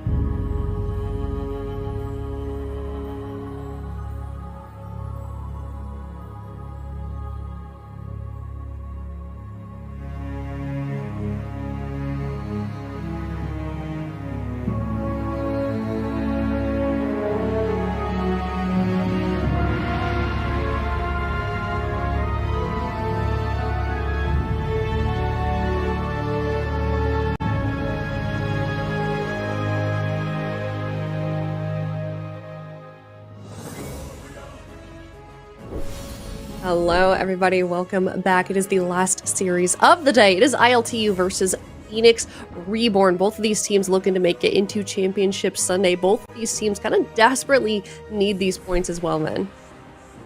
Yeah, I mean, there's no doubt about it. There's just this cup and then one more. So you got to start earning as many points as you possibly can. Phoenix Reborn kind of coming onto the scene a little bit late in cup number 2. I feel like they're such an interesting team to me because compositionally, they have so much going on for them. We saw Swapsy a little bit play that Demonology Warlock, which we highlighted. We haven't seen it on broadcast today, but I think it's definitely something that they could run.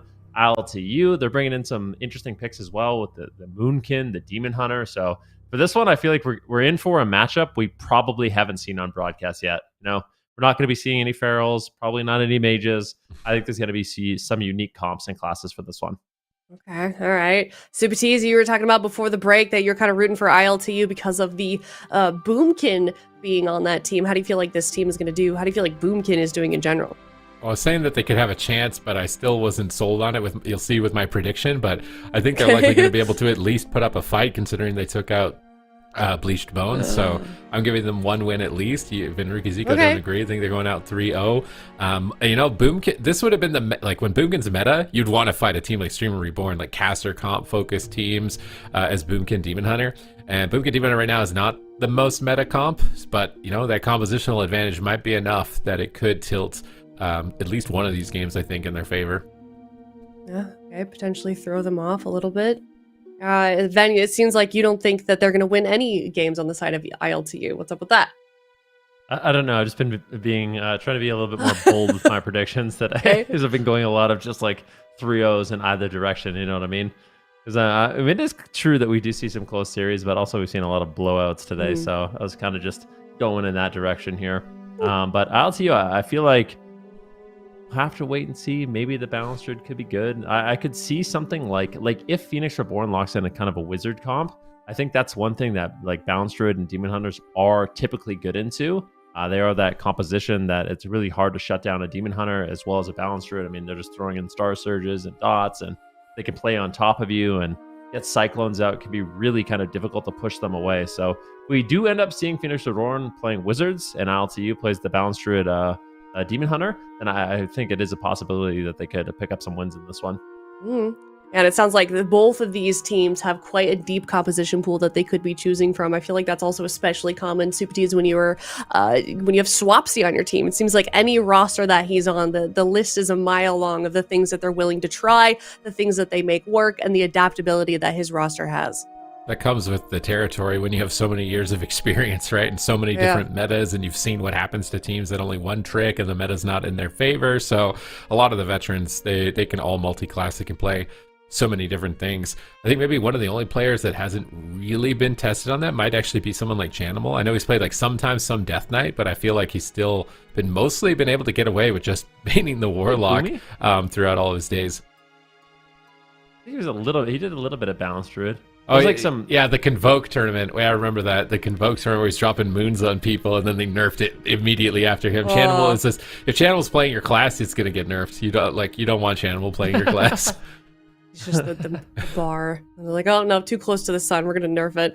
All right, well, let us know in chat what your predictions are for this series. ILTU versus Phoenix Reborn. Of course, this is the last series of the day, and the one that wins does get to move on into Championship Sunday, and they're still down here in the lower bracket too, so it's going to be certainly a difficult place to climb your way out of, especially when you know you're kind of desperately in need of some of those standings, because things are just getting more and more competitive as we head into the final hour of this season. We're already considering that we're done with the day here. Basically, we're more than halfway through here, Ven, and I'm sure that those teams are very aware of that. And I do wonder if that's gonna, kind of. I don't expect it to affect anything, of course, but I'm sure they've got it in the back of their minds. Yeah, I mean, it's crunch time, and not only that, even if you win this game, there's still so many good teams left in the tournament, right? Like, it's not going to be easy for either one of these squads here, but I would say I give Phoenix Reborn a little bit of an edge, and also they're in a better spot in terms of points. So for ILTU, they really have to step up to the plate, and have a good performance in this cup number 3. It's kind of do or die. If they fall in this match, then that final cup, that cup number 4, is going to be super important for them. And they might not. I think it's a possibility that they don't even make the top 8. So yeah, definitely are in a really risky position here in that 7th spot. They don't win this game and they don't have a good performance in the 4th cup. I mean, I feel like there's a super good chance that they don't make top 8, which is definitely a really rough spot to be in, especially with teams like the Fiends having a really good performance, Old and Bad, Choke on Land. A lot of these rosters are just right there, just 1 or 2 placements from potentially passing them. Yeah, it is kind of crazy that like we've got the top 12 teams on the standings right there, and every single team has sort of a known name, a household name in their roster, at least one of them. So just such a crazy competitive season here for EU. But looks like we're going to be heading into the game. The teams are ready to go. Last series of the day, like we said, quite a bit on the line for both of these teams. A lot to prove on both sides. It's ILTU versus Phoenix Reborn heading into game number 1 right now. ILTU, they beat Bleached Bones. Can they manage to beat Phoenix Reborn? And oddly enough, it's Phoenix Reborn that are playing the Demon Hunter comp, not ILTU. I did not expect that whatsoever. I thought if we're seeing a Demon Hunter, it's going to be ILTU, but no, Houston locking it in. And this is such an interesting arc for Houston, the Beast Mastery Hunter, Houston, the Windwalker Monk, now Houston, the Demon Hunter. So really just playing a lot of these different melee specializations. Let's see what they can do. Nice Cyclone. Orky really getting some burst off early on here, just pulling the trigger with that incarnation. Houston could fall in the opener. Oh, he's really greeting it. Oh my goodness gracious, Numlos with a very clutch powered barrier keeps him alive, but that was a close call. Oh, but now it's the hunt, and Demon Hunters can munch Moonkins historically, so let's see how well Corky can survive his assault. He gets a Cyclone, slowing the aggression. Cheap shots on the Shaman, but Numlos is in the skies. His team isn't going to take any damage with that ultimate penitence flying through him. That setup, Houston looks to reconnect immediately. Kankito's being really aggressive here. A lot of disintegrates, a lot of fire breaths and living flames coming through onto Houston, trying to add a little bit of extra damage for his team, but it's really not sticking. Houston basically takes nothing on that attack.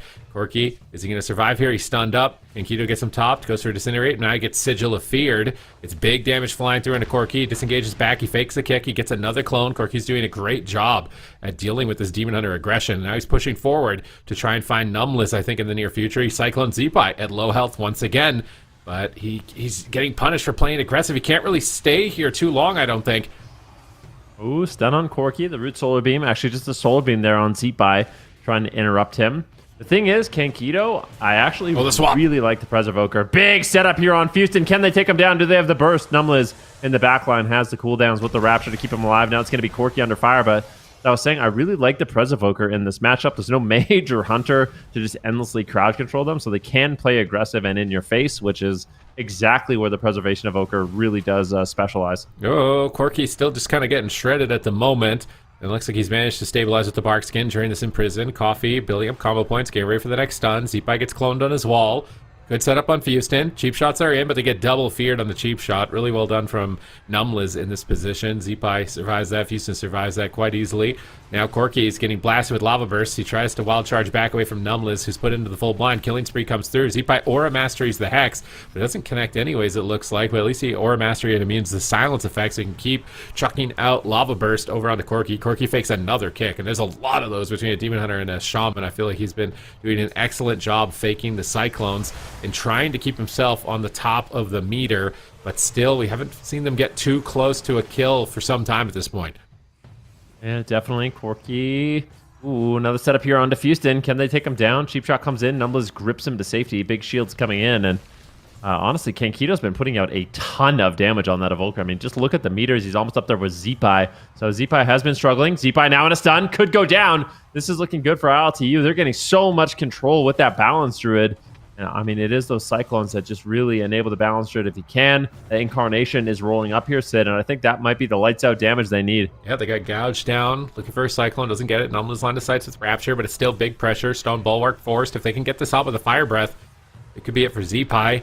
He doesn't have it, it looks like, and maybe he's not running it in the matchup, so that Stone Bulwark gets a big value on absorbs. Rapture shields are massive on Houston. Corky's still looking for Cyclones. They get a Sleepwalk instead. Zeepai's in a clone. Houston's isolated. Probably going to have to use Blur here. He's going to trade the Blur and not greet it alongside that Rapture. Kidney shot on Zeepai, switching their attention. Corky fakes another kick. He's just been faking kick after kick. That forces Astral Shift from Zeepai, and slowly but surely, ILTU are whittling down the defense, but they need to live longer because there's still a lot to get through. Yeah, definitely. Corky gets taken down really low and topped off. His health is looking like a little bit of a yo-yo in this game. Just not the most offensive. Time Dilation trades in here for Kankito. Lands a big Spirit Bloom, but Zeepai under pressure. Cheap shot on Numliz. They have a lot of AoE damage out. Coffee is just shredding them right now with some of that Outlaw Cleave, and Numliz is really struggling to keep Zeepai alive. Interrupt on Hex, full blind into a full gouge, and that is the game. Coffee MVP in this one, making plays in those final moments. Maybe I shouldn't have doubted them, or maybe my doubts, they were like, nah, Subatees, we're going to prove you wrong or something. I don't know, because, yeah, I was not expecting them to look that good. It's mostly coming down to Corky faking kicks. If he's just getting sheared and kicked by the Demon Hunter the entire game, he's not going to be able to do what he did. So it was really well played as far as like a skill front, I think, on his part. And then Kankito also taking the gamble to do as much damage as he's doing, because if he's not adding damage, Demon Hunter Outlaw Rogue damage is kind of like tickle attacks, but the Evoker puts it a little bit over the edge. It makes it a lot more lethal. I think this might have been Phoenix Reborn maybe theory crafting too much, because, you know, typically Demon Hunter is like one of the hardest melee to have attacking you as a boomkin. But this time around, Demon Hunter don't look as strong. He's doing less damage than the Boomkin. Whereas like in Dragonflight, Demon Hunter would have done double the damage of a Boomkin. So I think they just overestimated and kind of like maybe theory crafted too heavily on this composition in this matchup. And if they go back to one of their more standard compositions, that it'll probably look a lot better for them. Yeah, we'll have to wait and see. Like I said, I feel like the Presevoker has been kind of phased out of this meta. Like, I don't know about you, but going to Cup number 1, I was like, all right, it's all about the Presevoker. We're going to see a ton of Presevokers, but then Mages started getting a little bit more popular with comps like RMP, and, you know, Jungle was starting to see more representation, and all of a sudden, you know, the Presevoker was just basically CC'd out of existence. But in a matchup like this, I still feel like it's a really strong. I mean, look at the damage they were able to put out. Almost 50 million damage coming in from Kankito, and that extra offense really does help. And Zeepai and Fusen don't really have much crowd control for him, so he's not going to get spam polyed and stunned, etc. Phoenix Reborn is really going to struggle to, you know, kind of slow down that extra offense from the Presevoker. That's probably why Bleachbones lost to ILTU, because they don't have like the Subtlety Rogue, they don't have the mage compositions that are typically so difficult for it. So yeah, ILTU could take this if Phoenix Reborn don't have something with a little bit more control. I don't think we've seen Numliz on an Evoker, because maybe they could... I don't think you want to go Evoker into a Boomkin, though. So, this is actually a tough matchup, I feel like, for them, for Phoenix Reborn. Like, do you bring in Ellie Shaman Windwalker? Does Windwalker get more pressure on the Boomkin than the Demon Hunter? It still runs into the same problem of you can't really CC the Evoker. Because as soon as they get Nullifying Shroud up, it's just like, that's it. It's 30 seconds where you can't CC them. Do you think we see a Demo Warlock, maybe? What are the possibilities? On this map, no. I don't think they'll do it. Too small. I don't think they'll do this. Unholy Death Knight Beast Mastery Hunter. What about BM Hunter Ellie? I don't have enough experience in that matchup. Actually, yeah. Corky's playing the comp that Trill's team tried to play against F tier on their last game in the upper bracket, and they lost to Windwalker Ellie. Mind you, it was Resto Shaman, not Dragon. Was it Windwalker or BM Hunter? Did they lose to BM Hunter Ellie? They lost to BM Hunter Ellie when they were playing DK Rogue, but in the last game, they brought Samayam in on Boomkin, Trill and Outlaw Rogue, and Cedo and Resto Shaman on their last game against F tier. Yeah, but F tier kept playing the Ellie. Yeah, they played Ellie Windwalker. So Phoenix Reborn can play Ellie Windwalker, is what I'm trying to say. I think Ellie Windwalker could beat it. But I think Kankito being a dragon as opposed to Cedo being a Resto Shaman is also a big difference. I'm very curious to see what Phoenix Reborn does. This might be one of those things where they have so many different comp options, they don't know exactly what they want to run. It'd be a kind of an annoying spot to be in too, because I don't think anyone really prepared for the Balanced Druid. I'm not gonna lie. I think a lot of people have just written them off as not so good. So it's nice to see ILTU actually bringing the Balanced Druid, pick up a win. I think, is that the first Balanced Druid win on stream? No, Corky played Ellie. Did he? I don't know, on broadcast. Maybe he didn't as Ellie Boomkin. That must have won a game, I think. Whoa, that was not my bingo card. Demon Hunter Death Knight. Now this used to be the counter to Boomy Demon Hunter. I don't know about Boomy Rogue though. Death Knight's got a pretty significant nerf. Numliz will be Gnome Priest though, probably, so he'll be completely out of all the solar beams. This is a lot of damage on a Boomkin. I don't hate it. I definitely don't hate this. from Phoenix Reborn, but I think it still runs into the same problem of you don't really have a good tool to deal with Nullifying Shroud. Yeah, that's true. One thing I will say is like the nerf, the DKs did get nerfed, but so did Affliction Warlocks, and Affliction Warlocks still look pretty good. So I'm holding off judgment right now on the strength of Unholy Death Knight until I see it in this game. Okay, we'll hold it in reserves here. Swapsy's coming off the bench for the first time today on broadcast. Going to be great to see how he manages to perform here. I think a lot of Death Knights at home that are watching are probably anticipating like, okay, if Swapsy can't do it, what are my chances of being able to do it here? So it's like basically the entire class player base for Death Knight right now for Swapsy. He's kind of representing it to try and get some performance for his team and all the other Death Knight players out there. So is there hope, or are Death Knights going to be out of the meta? Game number 2, small map, really well set up here. They're going to get nice cleave, nice AoE damage. Typically Unholy DK has also been kind of difficult for Boomkin because you can get through the high armor of the bear form. And it's just all magic damage. Same reason that Demon Hunter has historically been really good into Balanced Druid. So it makes sense on paper. Again, I think this is a really good theory crafted comp from Phoenix Reborn for the matchup. But so was the last one technically on paper, and it didn't work. So I don't think it's guaranteed. Definitely not. And I think that's one of the things that the Presovoker is good into, right? These cleave compositions, you're going to have the Nullifying Shroud, like you mentioned. And it might be enough to keep Corki alive. I'm a little bit afraid maybe they just make swaps on Kankito. I feels like that's a really effective strategy, is actually involving the Evoker in setups, try to knock off his mastery a little bit, pressure him. You know, once you get through the Obsidian Scales, they are kind of susceptible to this kind of cleave damage. So I'll be curious to see if Phoenix Reborn opts to go for that or what exactly they're going to do. But big surprise for me today is seeing the amount of Demon Hunters we are in Europe. It's been very interesting. You know, some of these class changes that are incoming, I still think there's going to be a lot of kind of changes in the meta and what players are running. But it's nice to see some of these different specializations actually get some playtime here and actually pick up some wins. Phoenix Reborn going to be looking to battle it back with the Unholy Death Knight. We haven't seen it yet on broadcast. Like Super T's mentioned, it did get some damage nerf, so we'll see if that's really impactful in this matchup, or if they're going to be able to battle it back with this cleave. It's a matchup we haven't seen at all season, the Boomy Rogue against the Demon Hunter Death Knight. And I think it's been the best part, honestly, about AWC so far, is that it feels like week to week there's more and more specializations, more and more compositions, new players into the tournament scene, really taking good shots at the old guard and the Titans in the roster. So the War Within has been excellent, I would say, so far, at least so much as so to say the AWC, but I feel like as on the whole as well, with all aspects included. So this is going to be a very exciting series to see how this pulls forward. I don't think we've ever seen Demon Hunter Death Knight also with a Disc Priest as its healer. I feel like it's normally been like a Resto Shaman or a Resto Druid.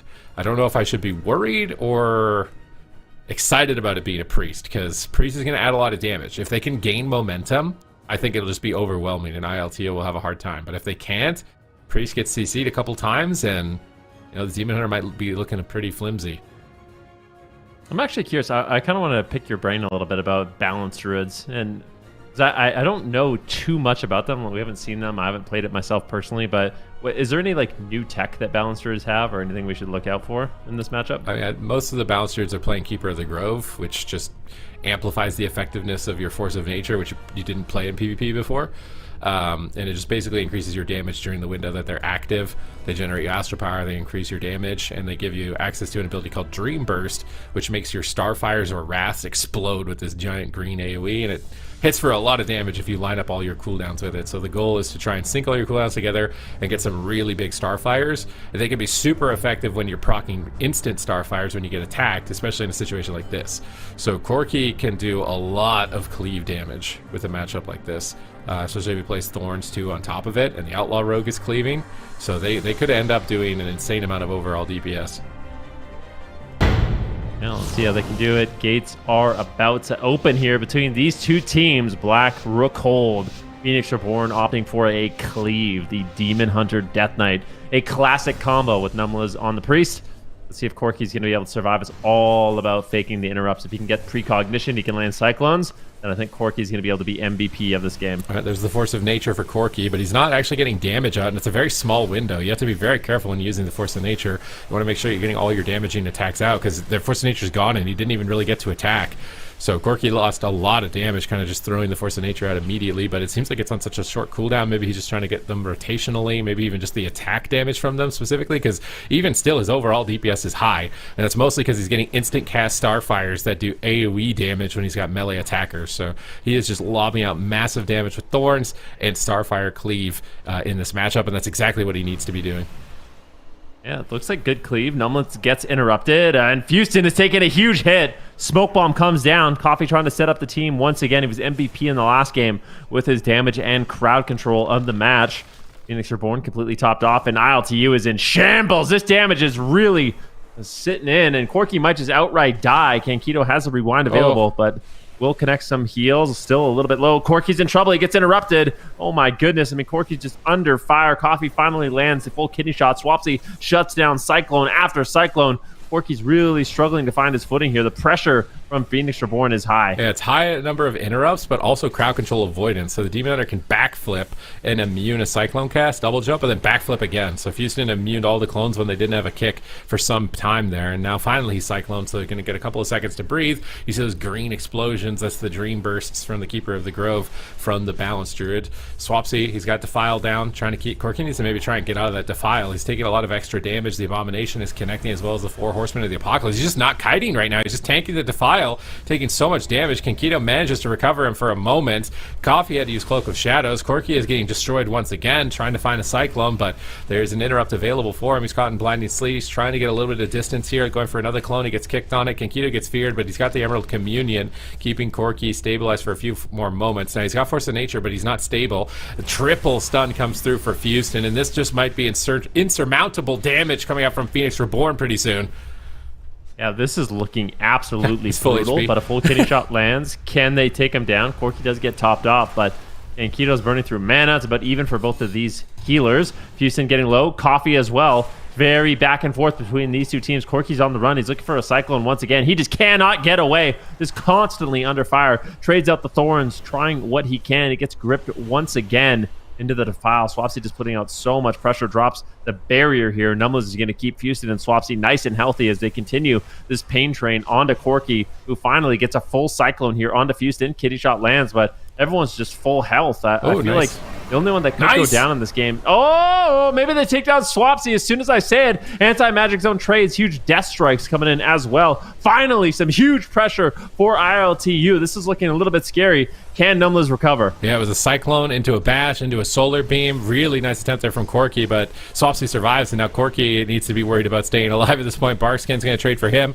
He's got Innervate up as well to try and make sure that Kankito's mana stays ahead of Numless at this point. I think he got a lot of effective spells off during that window. He's got Thorns available. He's likely going to want to activate it as soon as possible. There it goes. Thorns is up. He's trying to get through the kicks once again. There's no kicks actually available, so he should get this for free. Cyclone on Houston. Surprised to not see him trinket. This is a very conservative move by Houston to not trinket here. He doesn't want to get caught in a stun and die, I would imagine, as that's typical case for Demon Hunters. With Corki, man, it's just so much damage thrown his way. Kankito trinket, rewinds, time dilation, so much pressure coming through. They get a cheap shot on Houston. He's baiting him in the room, but they don't have stun DR, so it's not going to do a lot. He tries to jump away. He's gripped back immediately. He's got almost no defense at this point. A fear onto the healer. A double stun comes through from Houston, and Kankito, what are you going to do, man? He rescues Corki, trying to pull him away from their grasp, but they're able to reconnect almost immediately. They're getting no distance. Kick onto Numless. Coffee trying to make some plays here with that kick.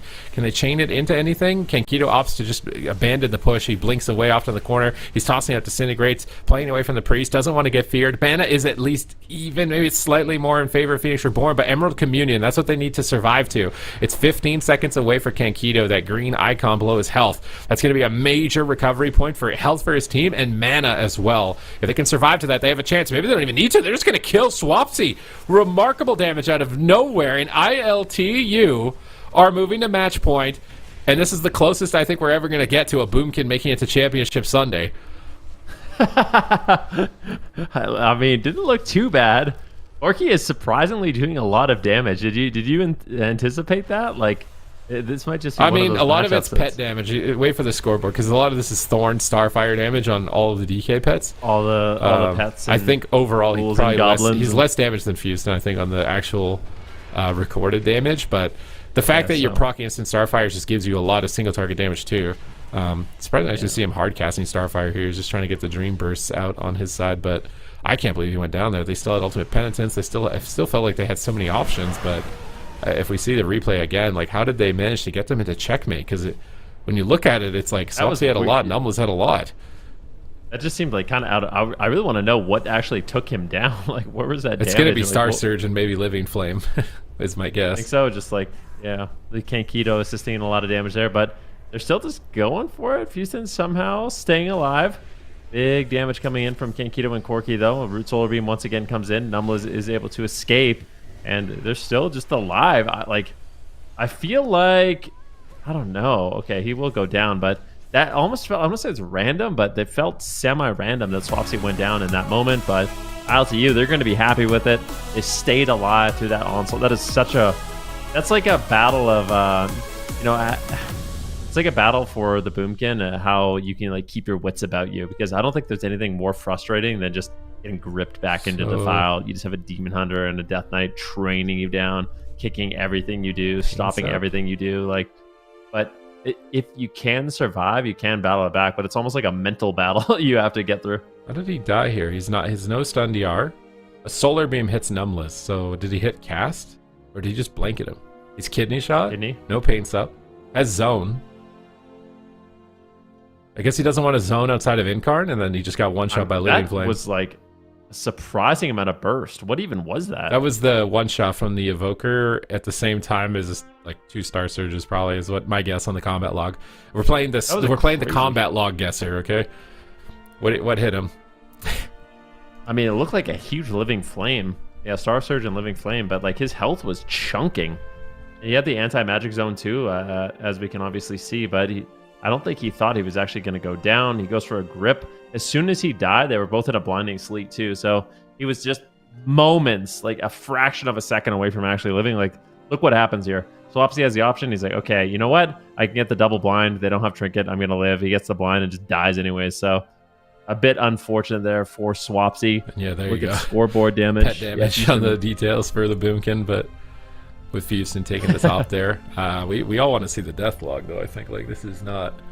although I feel like if a DK can't win this matchup, DKs are in a rough spot.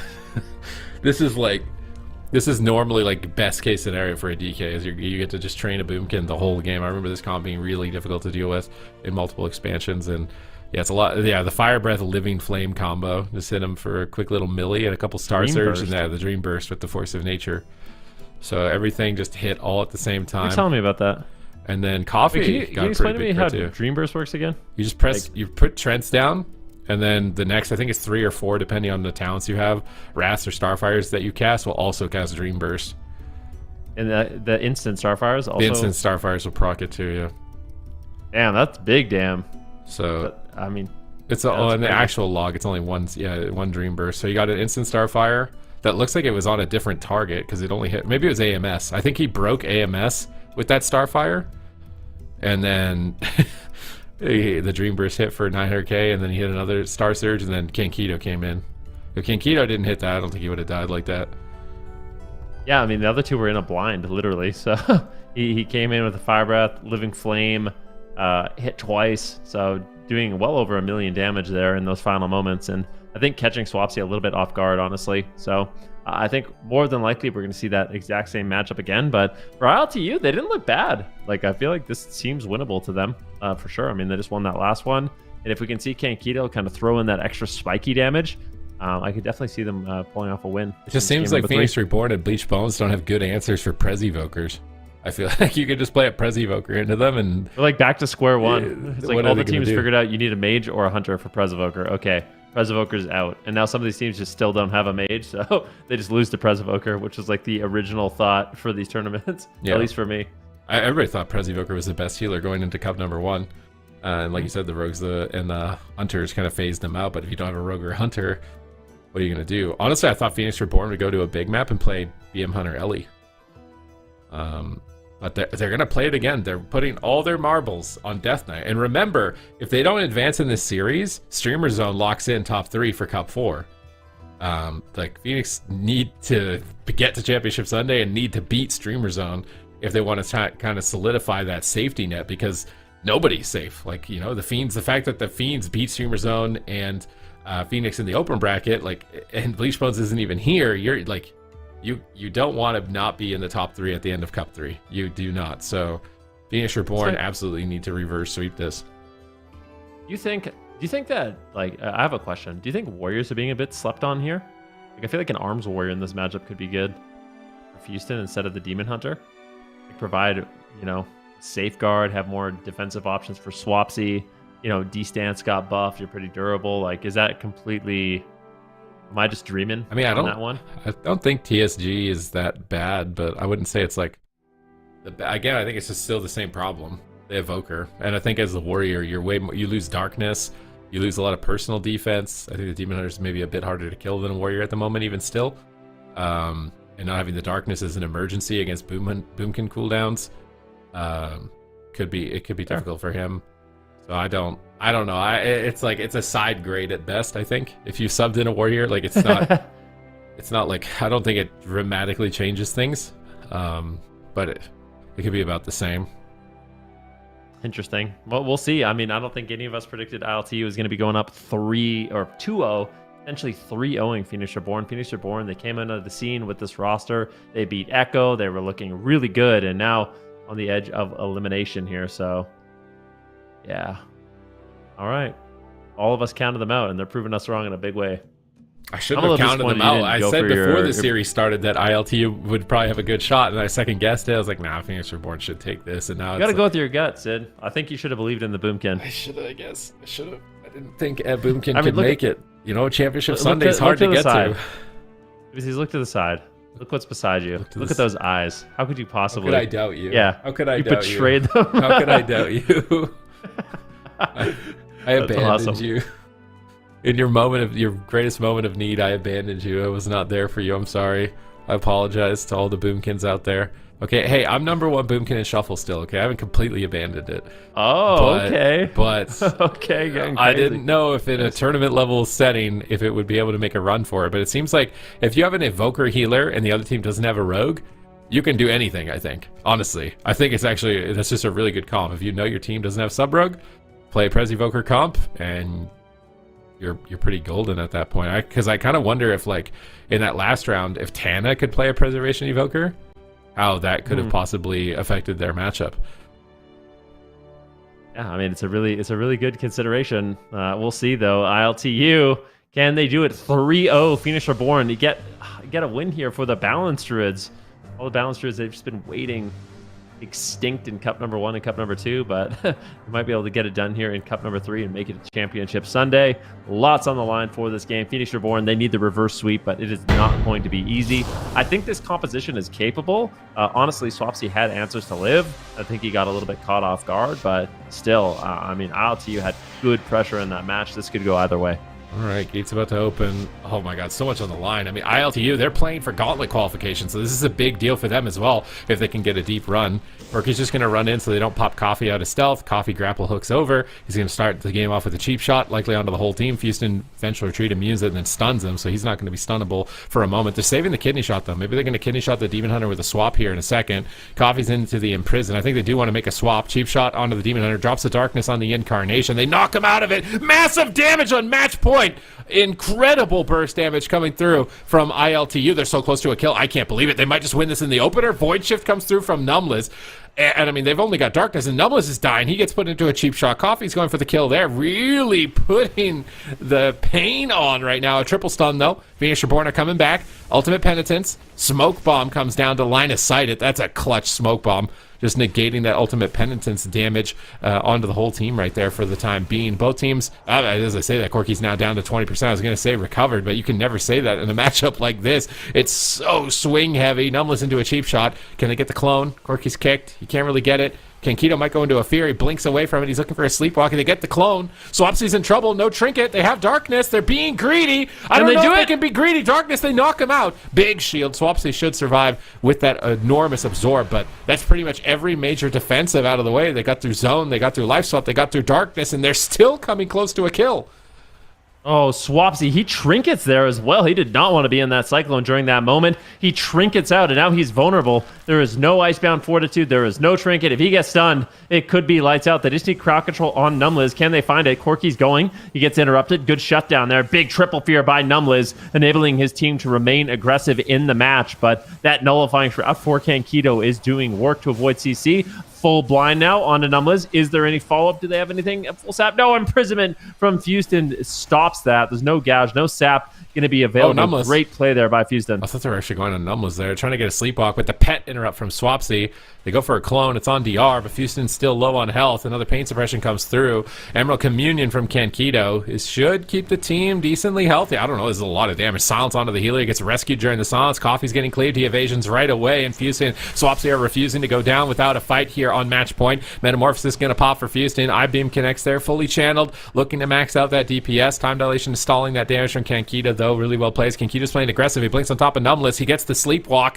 Now they need damage. He's looking for a clone. Is he going to find the clone? Doesn't look like they're going to find the Cyclone. This is the Abomination limb. Swapsy is ramping up. He anti-magic shields. Houston gets cloned. They're crushing him through the anti-magic shield. Incarnation comes up in 12. If he gets knocked out of his anti-magic shield, he could just explode. He's got to be really careful on this next trade on the part of Swapsy to survive and stay alive in this tournament. Yeah, big Spirit Blooms incoming. Looks like Kankito keeps Corky nice and healthy. The gouge now onto Numbliz, and he follow up. A big sleepwalk comes in, and Numbliz is forced to trade the trinket, and that's overlapped with the Icebound Fortitude and Anti-Magic Zone. So Phoenix Reborn, they trade out in a big way. Numbliz is ahead on mana, but there's making a swap. Root Solar Beam as well as a kidney shot. That was really scary, but Swapsy saves the day with his Anti-Magic Shell. Great job there by Swapsy, but he's left himself vulnerable now with no real defense left. The next setup on Swapsy could be enormous. A full blind. Is there any follow-up? There's the sleepwalk. Can they do it? Swapsy could easily fall. Once again, the deep breath comes in. Numbliz grips him to the pillar to keep him alive, but in desperation, he is just hanging on by a thread. Pain suppression comes in. If Corky can land any crowd control, that will be the game. But the anti-magic shell, I think that's going to be enough. I can't believe it. He fakes the clone. He gets the clone on the Demon Hunter. Force of Nature is down. Dream Bursts are going to pop, and Swapsy drops. ILTU are making it to Championship Sunday against all odds. I wonder how many Balance Druids are inspired. How many Prez Evokers as well. Like, is this a composition we're going to see more of? I feel like they keep playing with Shaman, but he just gave up on the Evoker. It's like, if there's no sub-rogue, play Evoker. Yeah. I think it's the best healer if you don't have it a sub-rogue on the other team. Oh my god, it was just so back and forth in these final moments. I love this setup on a Numbliz. So they get the stun on him, the Solar Beam. That forces Swapsy to use his Anti-Magic Shell on his healer. So he uses the Anti-Magic Shell on the healer, and then you see here, it's a full blind on Numbliz. It's followed up by the Sleepwalk. Swapsy's just in such an incredible amount of trouble, but he gets gripped with a Rapture, and Numbliz manages to keep him alive for a little while longer, but they really just can't get too much going. The crowd control comes in, and Corky, feeling very confident, gets a really nice Typhoon there, separating Swapsy and Numbliz. They shred through this Anti-Magic Shell, and this next crowd control onto Numbliz gets interrupted instantly by Kankito, and Numbliz just really doesn't have anything left. Big damage from Kankito, and they're able to just take him down through that Penance cast. So I like this composition. ILTU playing very aggressive. Kankito as well, coming in with nice sleepwalks and interrupts. I just feel like ILTU, they played this composition beautifully, and it still has all the components that used to make it so good, you know? Like, it still has all those tools, the crowd control, the damage. It's just, yeah, they just need to avoid mages, I guess. Mages and rogues, if they can avoid them, they got a mage in the next round. Okay, easier said than done. Immediately there's a mage in the next round, so if Kankito could maybe play something else, maybe that could be the factor for Shaman them. Could be good. What about Ellie Boomkin again into like a Feral Mage? Would you be afraid at all of Ellie Boomkin as Feral Mage? I'm not sure. I don't think so, but maybe. I mean, I didn't expect some of this damage that Corky was able to put out. I know the details isn't exactly right, but seeing those extra million damage procs, 900,000, a million damage procs from those instant Starfires with Trents out, that seems really scary. Like, seems like the burst damage definitely is there for the Balance Druid. Yeah, no doubt. I think into double melee, if you can actually stay stable, you can get out a huge amount of pressure, a huge amount of cleave damage. I really like what Kankito did in this last game. He played super aggressive. He was finding kicks on Numbliz. He's finding sleepwalks on Numbliz. And it felt like ILTU were playing more confidently in this game, and that's why it looked even better for them on Game 3. So hopefully that means that they're going to have confidence moving into Championship Sunday. This is a huge win for them because they were fighting to try and get a gauntlet position. And now that the Fiends 2.0 are out of the competition, they've got a really good chance of possibly getting a truck ton of points and getting into the chance of possibly getting a truck ton of points and getting into the gauntlet. And now Phoenix Reborn, they've got to go back to the drawing board for week number 4. I feel like they just like outpicked themselves. This is like a huge Theorycraft pick on their part. It was like DK's beat Boomkins, but you know, DK's just got nerfed a lot. Demon Hunter's buffs didn't really push them over the edge in terms of competitive viability, it seems, at the tournament level. So I feel like they just theory-crafted, outthought themselves and outpicked themselves, and maybe sticking to some of their main comps could have been better for a matchup like this. How do you feel like that match would have gone like last week before the changes? Before the DK changes? It might have still, well, Demon Hunter wouldn't have been buffed, so it's like it's a little bit offset, right? Like the DK Yeah. nerfs, the Demon, it probably would have been maybe similar result. I guess Outlaw Rogue got a bit stronger though. It still would have probably been close. I don't know. It's way too close in terms of the changes to the comps that these teams are running to make that type of decision. Okay, well, I mean, either way, that's going to be a win for ILTU 3-0. I don't think anyone truly was expecting it to be that much that quick of a series, I should say. Phoenix Reborn not walking away with that one happy, I'm sure. They are now knocked out of the tournament, and now we get that Streamer Zone GG versus ILTU series that I think Zico was hoping for in the lower semifinals. And of course, it's going to be a long and difficult battle up for either of those teams that does win that series. Echo could drop down, Drive Overload could drop down. Any series down there is going to be difficult, Ben. Yeah, there's no doubt about it. I mean, we just look at Echo and Drive Overload. They're evenly matched. Like both of them incredibly good. Drive Overload has put up one of the best fights we've seen against Echo, and they were looking incredibly good with this Feral Mage Priest. So I think that is a matchup that could go either way. Potentially, Drive Overload could just make it into the finals, sending Echo into the lower bracket. We'll have to wait and see. Either way, one of those teams is absolutely deadly. So for Streamer Zone and ILTU, it's a rough road. They have to go through each other first. The winner of that gets the prize of either going into Echo, and then if they win that, they have to go into Drive Overload. It's not going to be an easy day of games, but I'm impressed with their performances so far today, and we'll see if they can do it. It'll be really interesting if they can. Yeah, totally agree. Once we have those standings updated, we can take a look at those also. There they are. We've got, of course, Echo in first place, and then second, Drive Overload, Streamer Zone GG at 180 points in third. But ILTU, they're still in it. They're at 92 points. They've still got some chances to make even more points as well. They've kind of leaped up from the depths of hell here in these standings, Super Ts, and they've got a chance to sort of really shake things up in the European standings. Yeah, it's a big opportunity for them, but I think their hardest competition is ahead of them. This is all the mage-focused teams, mages and rogue-focused teams, so this is their kryptonite. They're going to have to go head-to-head with their kryptonite. If they can somehow come out on top of that, then they're going to be in the best position possible, I think, coming into Cup number 4 for themselves. Yeah, I think so as well. Well, excited to see how that kind of plays out on the EU side. But tomorrow we're going into Saturday. We're heading into North America. Here's that North American bracket. We've got some powerful teams down in the lower bracket. We've got Power Toes, winner of the first cup, Team Liquid down there in the lower bracket, Unitas, and then Silk Tigers. So a lot of interesting situations could play out up there. And then Ben, we've got some upper bracket series that look pretty exciting as well. Yeah, the move has had some setbacks in Cup number 1 and Cup number 2. I know Absurd is dealing with some, sickness in Cup number 2. They were, week after on some week. Trips in Cup number 1. But they're looking good. Like, I watched their games on Wednesday. They're looking really, really strong as a team. Shadow Priest just got buffed. They're playing Rogue Shadow Priest. Like, I feel like the sky is the limit for this roster, but they're going up against one of the most formidable teams in North America right now. That's Welcome to the Jung. So I think that's going to be a power matchup in the upper bracket. Then, of course, you have F tier versus the Abjured. The Abjured, new kids on the block. They're coming in, playing some Demonology Warlock, Shadow Priest. Really curious to see how far they can take it. You can see right now they have 52 points. So if they could have a deep run, they could solidify themselves in that top 8. If they make it really far, maybe top 3 is going to be a difficult one for them. They're going to have like a back-to-back win, but solidifying yourself in that top 8 at this point would be an incredible performance for them. Yeah, certainly would be. So looking forward to those series as well. So tune in tomorrow, root for your favorite North American team. But that is going to wrap things up for us over here for day number 1 of the AWC. Thank you guys so much for watching and watching along with us for the European games. And we'll see you guys tomorrow for North America. Same time, same place, twitch.tv/Warcraft. We're on YouTube as well. Follow us on Twitter @WoW Esports. And we'll see you all tomorrow, 10 a.m. Pacific or 7 p.m. CEST.